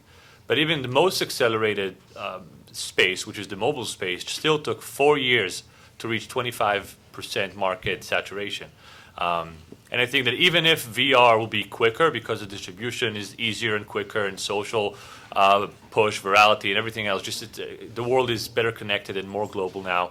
Obviously, even if it's going to be sooner, still it's going to take 3 years, 2 years, 2.5 years, whatever it's going to take to start seeing some interesting numbers. So I think that a lot of people are trying to push, and I mentioned this before, trying to push adoption to create, and I call it forced adoption, through reducing margins, giving away devices for free sometimes, good devices that are valuable for free to create the feeling of adoption. But I don't think that's the right way. I think the right way is to insist on making this an industry so we can attract the right creators, the right developers, the right business people and investors, and build a viable system, a viable ecosystem, rather than having this being as a marketing effort of some brand, or being a fad of a pop-up at a certain conference. So the call out is for creators to really value the work, create adoption not through eroding margins, create an adoption through creating 10x experiences, if to use Peter Thiel's analogy. And I think that if we're thinking about the type of experiences that are 10x, right now games is the lowest hanging fruit in my mind. We still don't see film and cinema getting there, but I think there's a lot of creators, us included, that are invested in making it happen. And then obviously enterprise uses could create 10x experiences. We saw some reports on baby being delivered in VR when the father is miles away. I think it was in Australia, and there was a surgery in VR last week that was basically broadcasted to any university and medical students and whatnot. I think the enterprise uses are also very interesting, but I think we all should really value our work and invest in creating a business and not a fad. So, Sivan, to your point, I think the latest stats that I saw were 11% of game players said that they had the intention to purchase VR hardware within the next year. So if you said, this is going to be faster than mobile, but still take 2 to 3 years, that's about right based on what people are at least saying they want to do. I think the other model that we're seeing, to go back to both the points that both you guys made about premium experience, is on the sports side and maybe on the music side too. And I think what the content owners are most excited about is the ticketing model more than the subscription model. Because you say, you're used to paying to go see an NBA game, and that's great. Most people in their life will never have the experience to sit courtside at an NBA game. But would you pay to do it virtually and have some shade of that experience, Completely I, agree. I think they see that as Yeah. low-hanging fruit, and I think it's Absolutely. exciting too. Absolutely. Yeah, so brands is definitely one way to fund content. So brands and marketing dollars is definitely one way to fund content. And as we interface with a lot of these content creators, we see that happening. Other two sources of funding that I would highlight are platforms and publishers. Platforms, HTC just recently announced a $100 million content incubation fund. I mean, to your point, Steam without compelling content is just an HTC piece of plastic. So if you're going after money to fund your content ideas, HTC the Vive X program is a good way to get some of it. It reminds me a lot of 5 years ago when YouTube launched their $100 million fund, and so we could see a lot of these models actually being repeated where these platforms incentivize content creation. And then publishers, I mean, we've seen the New York Times, there's Time Inc., and CNN, all these players were already in the content space. HuffPost just bought Riot. Yeah, Riot. I mean, Huffington The Huffington Post just bought Riot. Yeah. Yeah, the sort of social content creator. Yeah. So that's another source. Does anyone remember when mobile phones first came out and the carriers tried to control all the content on the deck? I don't know if you remember this, but it was sort of like, the menus were awful and, they only did deals with a certain number. And that to me was like, and they eventually got squeezed out. It was just a market ripe for disruption. There was no way content owners were going to let, whoever it was, AT&T, kind of decide what content got consumed on phones. And do you all see the same kind of issue, with Oculus and with Microsoft and HoloLens and with, all these other companies trying to sort of control the store, control distribution, or are we past that now? I'm just curious what you all think about that. Actually, quite the opposite. It feels like it's a very cooperative space. All of these platforms out there know that they want to optimize for content, and if they ask for exclusive rights, then it's not a compelling value proposition actually to the content creator. So I'm not sure what the deal structure is with the 100 million HTC fund. Maybe it is exclusive and only available on Steam, whatever is produced with that money. But from what I've seen, if you produce something, you can basically distribute it across all the platforms. I don't know, Sivan, have you seen anything? Have you seen any exclusive content deals? We have projects coming out that we are, when you're building in Unity especially, it's easy to port between platforms. Yeah, absolutely, we see value in multiple distribution channels. We don't want to be tying ourselves to one platform, and I completely agree. No exclusivity so far. So We need to be very Vive X, compelling. sorry, No, Vive just- X. For those of you who missed that detail, if you haven't heard about it, it is pretty terrific. They got our attention with $100 million that they're putting toward great ideas in VR. It's HTC. I think they're opening 3 incubators, if I'm not mistaken. There's a program in Beijing, a program in London, I think, and San Francisco. And you can go to HTC's website. The Vive X program is worth looking at if you have an idea. That's if these guys won't give you funding. Okay, let's see. Let's talk a little bit about, we just mentioned this Vive X accelerator. Let's talk about, geographic location and accelerators for a minute. So some of the people on this dais here they've concentrated their investment in certain areas or certain physical locations. Others haven't. Others will invest wherever the businesses are. Why? Why would you do that? What's the benefit? How's it going? And what would you recommend to these folks about it? Well, I think it's great to be in Los Angeles, and there's something good about having investments near you because you can interact with them. I just recently committed to a company in Germany, but I probably won't be going to any board meetings there. It's just only so much time in the day, and so that is an issue. I do think there can be a problem when you are in sort of startup-rich environments like this, and more so in Silicon Valley, that you get that echo chamber effect of everybody showing up at the same conferences, talking about the same thing, and pumping themselves up about things that may not really appeal to a mass audience, but you get that feeling that it does because the 100 people in a room with you are really excited about it. So, some random thoughts there. Okay. Yeah, I mean, I think that the location is important. In this particular space, I think you clearly see that there's going to be a lot of partnerships that are needed in Silicon Valley, in Los Angeles. These are two clearly leading spaces for VR and AR. Obviously, there's great innovation happening elsewhere. We just launched an accelerator called the Green Screen Institute that actually just opened its call for applications. So if you have a startup and you're looking for a place to grow your business, take a look at Green Screen Institute. Can you slow that down? Where should they go? Green Screen Institute. Green Screen Institute. GreenScreenInstitute.com. You could, sort of take a look at what's required for the application. But this is one where the actual location of the accelerator is in a rural part of Northern California. And think of it as the metaphorical cabin in the woods for the creator who wants to either write code or produce content in partnership with people who are predominantly in Silicon Valley and Los Angeles. So in short, you can start your business in Lake Tahoe and have an amazing time with smart people who do all the things that Fred said they need to do. It's going to be a fun summer program. Nice.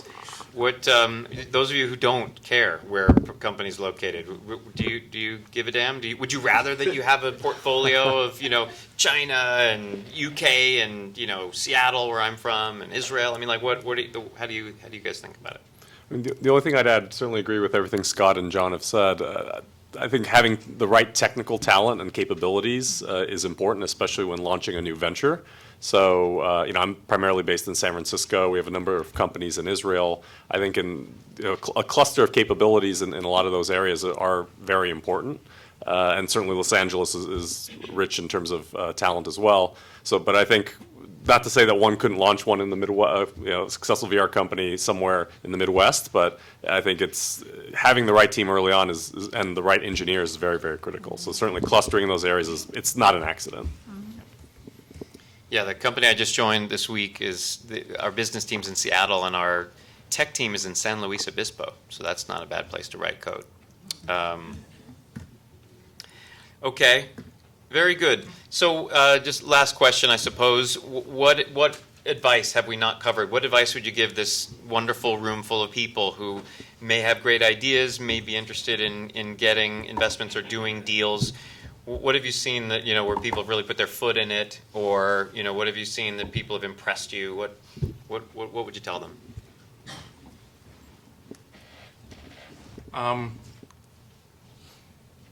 I can talk a little bit about the sales cycle, which is a little bit different than regular sales cycles. First of all, you have to, so three things. One, you have to be physically fit because you have to schlep around 200 pounds of equipment across the country and demo all types of different people. Second piece is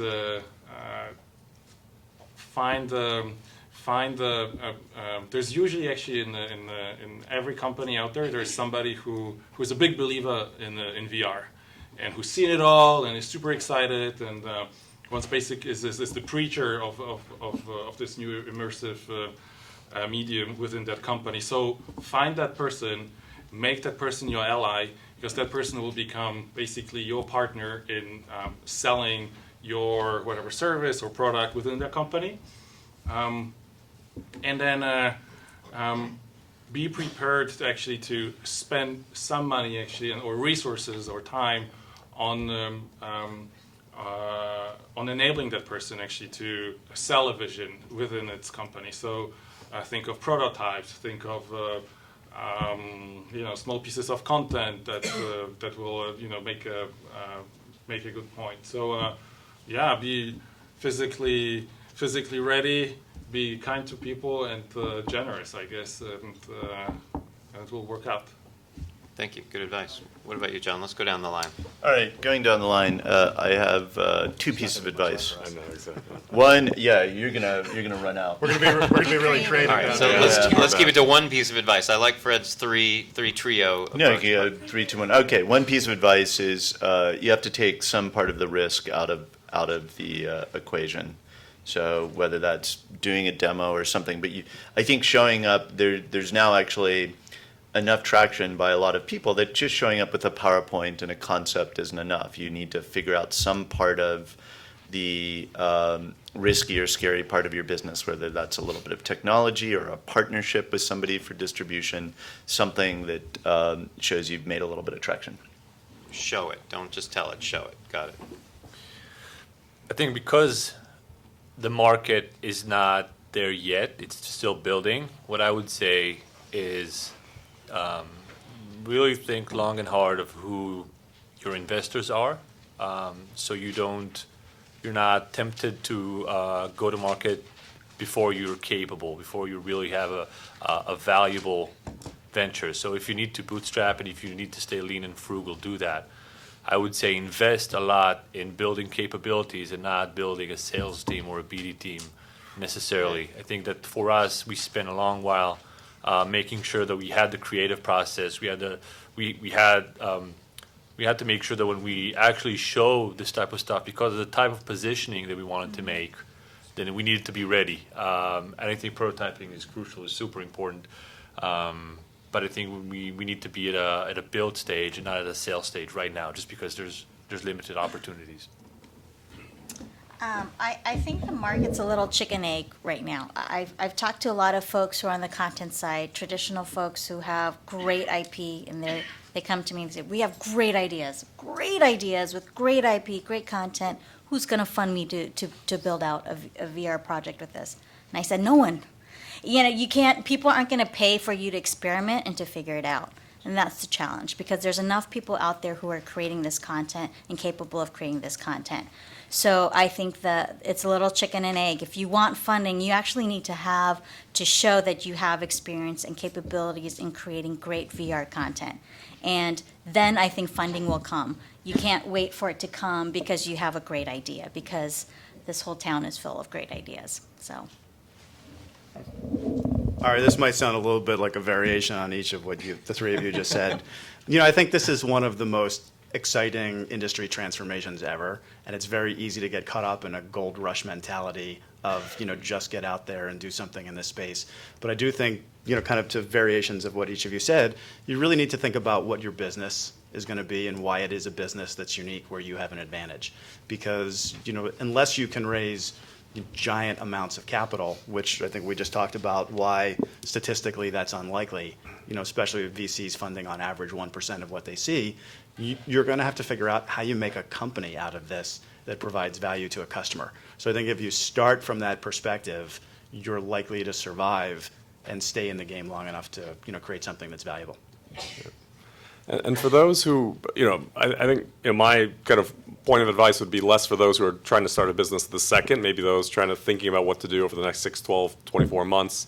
I draw analogies with the VR space, let's say the mobile game space. I think the way that space was attacked initially was you obviously launch a bunch of games, and there are some winners and there are some losers, and certainly in the VR space, the obvious models are, okay, create some hardware, okay, create content. And I think those certainly will have a lot of folks cluster around there. But for those who have a longer term view, think about adjacent plays in those ecosystems that could be successful. So in the game space, you don't have to be Supercell. Of course, you are. If you're a multi-billion-dollar company, that's fantastic. But you could also be Twitch. You could also be Unity.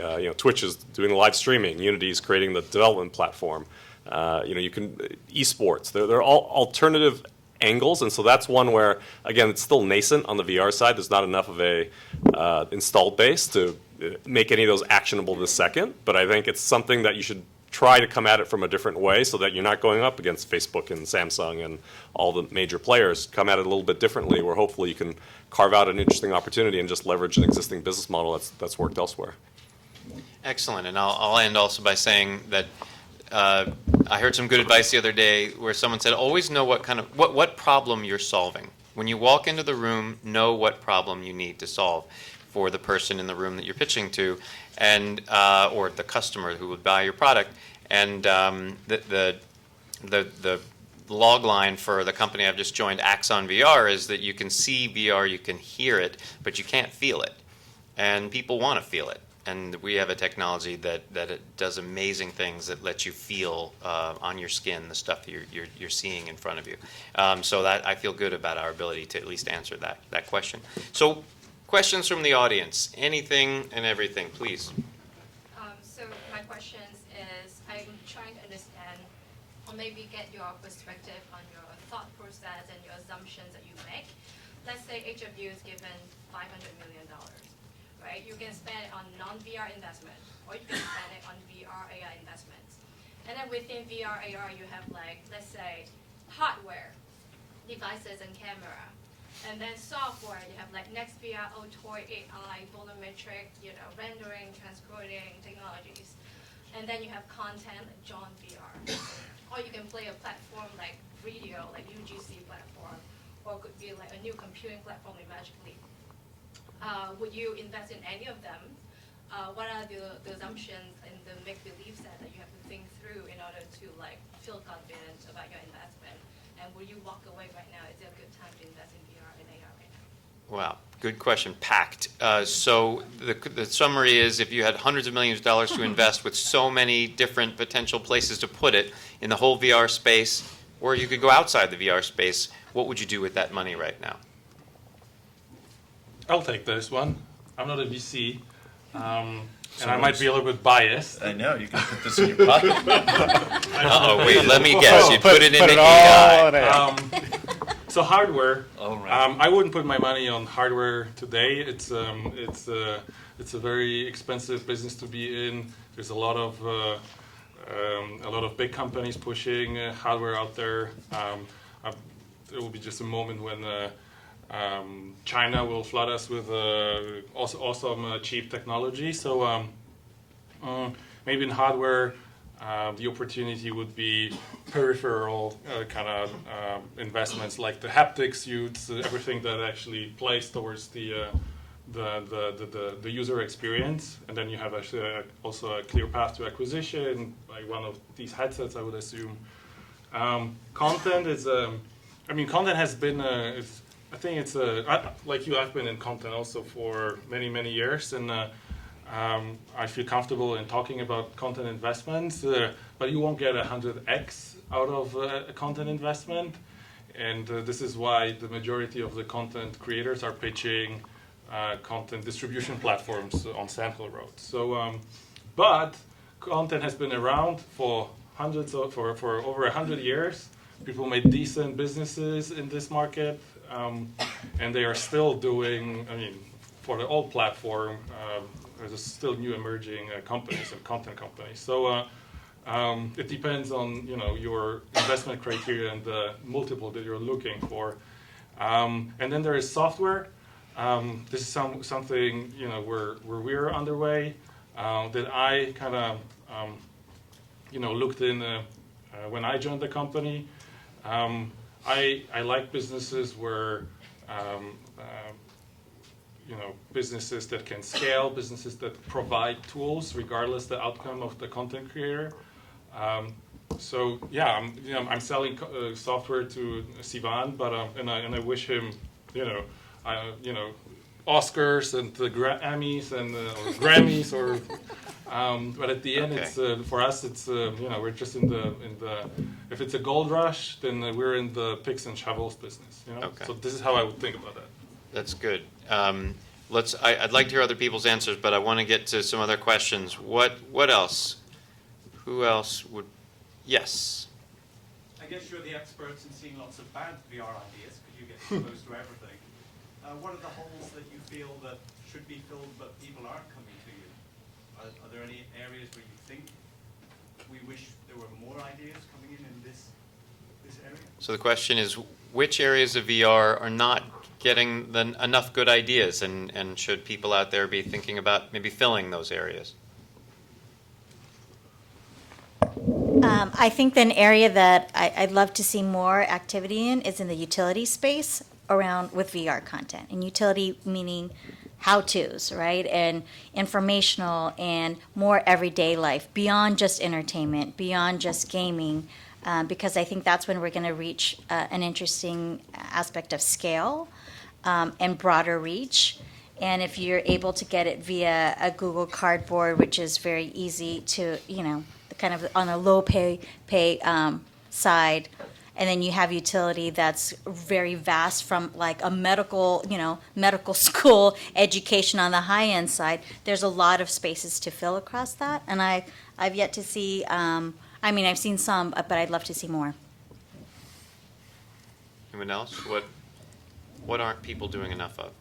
I'll tell you what I haven't seen a pitch on yet, and maybe I'm not hunting in the right places, but as Scott knows, I love ed tech and kid stuff, and I know when I've seen kids put on these headsets, it blows their mind. It's it can be a pretty incredible learning and play environment, and anybody that's done the sort of Oculus Touch demo up at their offices where you play in this playroom, it's fantastic. So nothing has come across my desk yet, and I've been looking. Mm-hmm. Yes.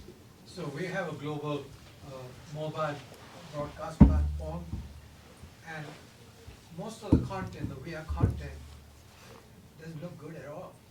So I'm going back to this question of the operating systems on mobile platform hardware. So where do you think that's going, or when do you think we'll have a decent rendering system on mobile phones? So the question is, you can't have a content industry where the content looks terrible. When are we going to get technology that renders the content in a way that not everyone fewer and fewer people get sick, and the fidelity is there that you come to expect from 4K whatever video?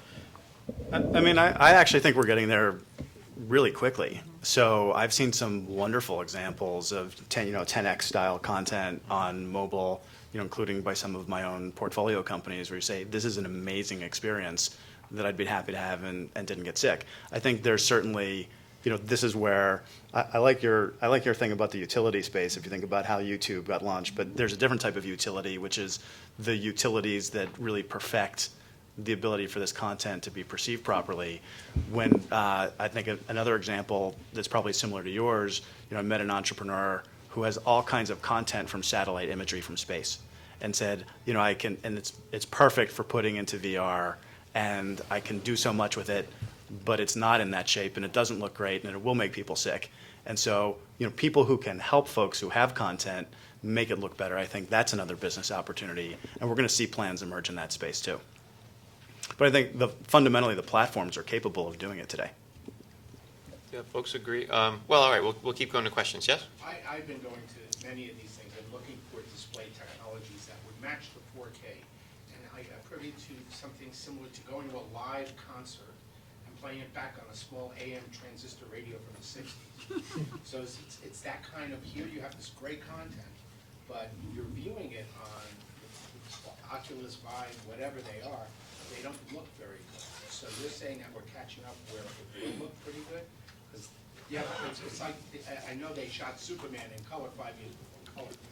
So you have all this great content, but to show it and enjoy it, it's very primitive. The people on this panel probably have had a disproportionate number of great VR experiences, but what do you guys think?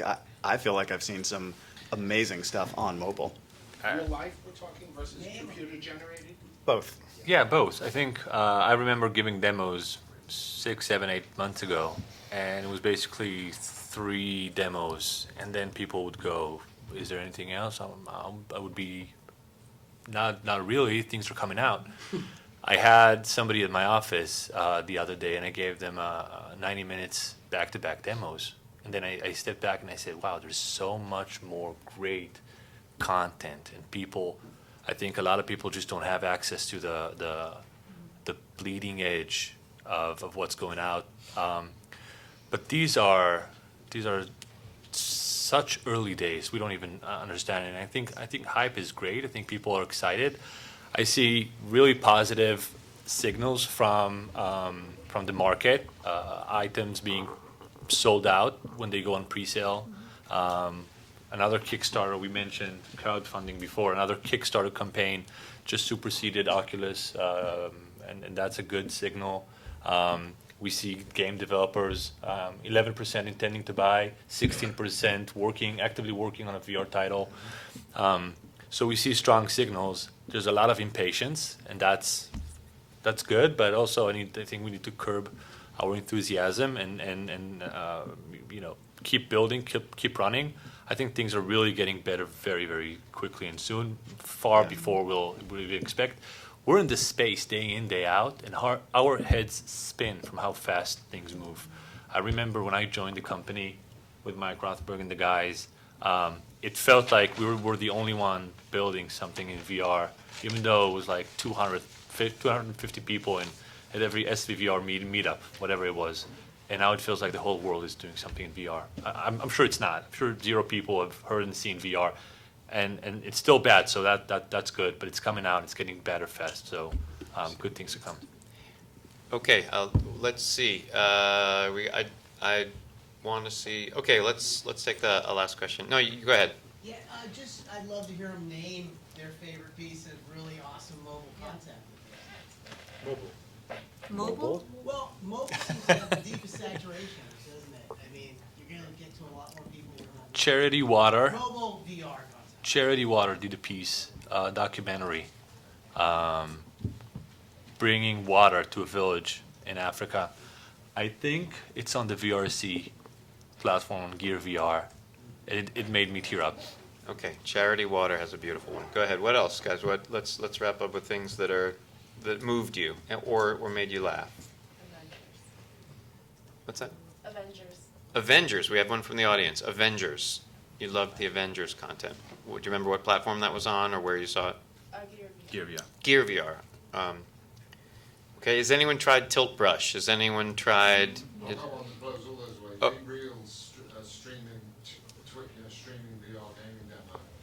Wow. Yeah, I love that. Yeah. Okay. VReal is a company that is bringing streaming. It's combining streaming Kind with of VR. Twitch for VR, Twitch Richard. for VR. Totally. Once you've done that, you cannot go back to regular 2D frame. Yeah. It's called VReal. That's a VReal. VReal. Yeah. Run by a friend of mine, Todd Hooper. It's a great. They just came out of stealth. It's a great company. Shout out to Seattle. Thank you for bringing that up. Yeah, that's right. That's right. Anything else that you remember or that you want? Well, there's one I'm involved in. Go for it. It's called Gone. It's the #1 downloaded content on Samsung for, and it's sort of a troubling child abduction story as opposed to something that's fantasy and sci-fi. But I actually just wanted to make a point and sort of say something contrary to the assumption behind your question, in that so often in the media industry we're wrong that it's a fit and finish issue. I think that you can develop good content that people like even when the screen resolution isn't perfect. And I don't know if anybody remembers when Doom first came out. I mean, completely nauseating, to play that experience. But for a core group of people, that fantasy of being immersed is so strong that they're willing to put up with the limitations of the platform. And then the challenge is for creators to work with those limitations so that you don't make people turn their head too quickly or do things that might make them sick. So I think that doesn't need to be perfect for it to be incredibly compelling for the early adopters. Streaming video when it first came out. Oh, let's take one last comment or question. Yes, please, in the back. It's hard to hear. Can you say that really loud? I think immersion is also created in most of the environment through audio. And we're talking about the visual resolution and the display. It's of course important, but audio is a really big part of Yep. So the comment is that one of the key aspects of creating great entertainment, great immersion in VR is not the visual, but the audio that you hear, and especially when it's tuned to the video. If you haven't tried something that is sort of 3D audio, you really must. It adds a ton to the experience. I've tried it a bunch of different kinds, especially when you get quality headphones on. It's mind-blowing how your brain is able to detect which objects are in different positions in your world based on how they tune the audio. And one last piece of that, everyone's ear canal is different, and you can get yours mapped, and you can have audio mapped to your anatomy, and it makes it even better. So these are the earliest, just to wrap up, these are the earliest days that you can imagine. If anyone tried to watch streaming video in the 90s when it first started, it was a postage stamp and you had to squint at it and it looked awful. And fast forward, and now everyone's watching video streaming everywhere they go. So I think that's what we'll see in VR. Thank, please, this panel for me. They did a great job. And thank you all for sticking with us today. Take care. All right, so I guess I won't see you Thursday. I'll see you.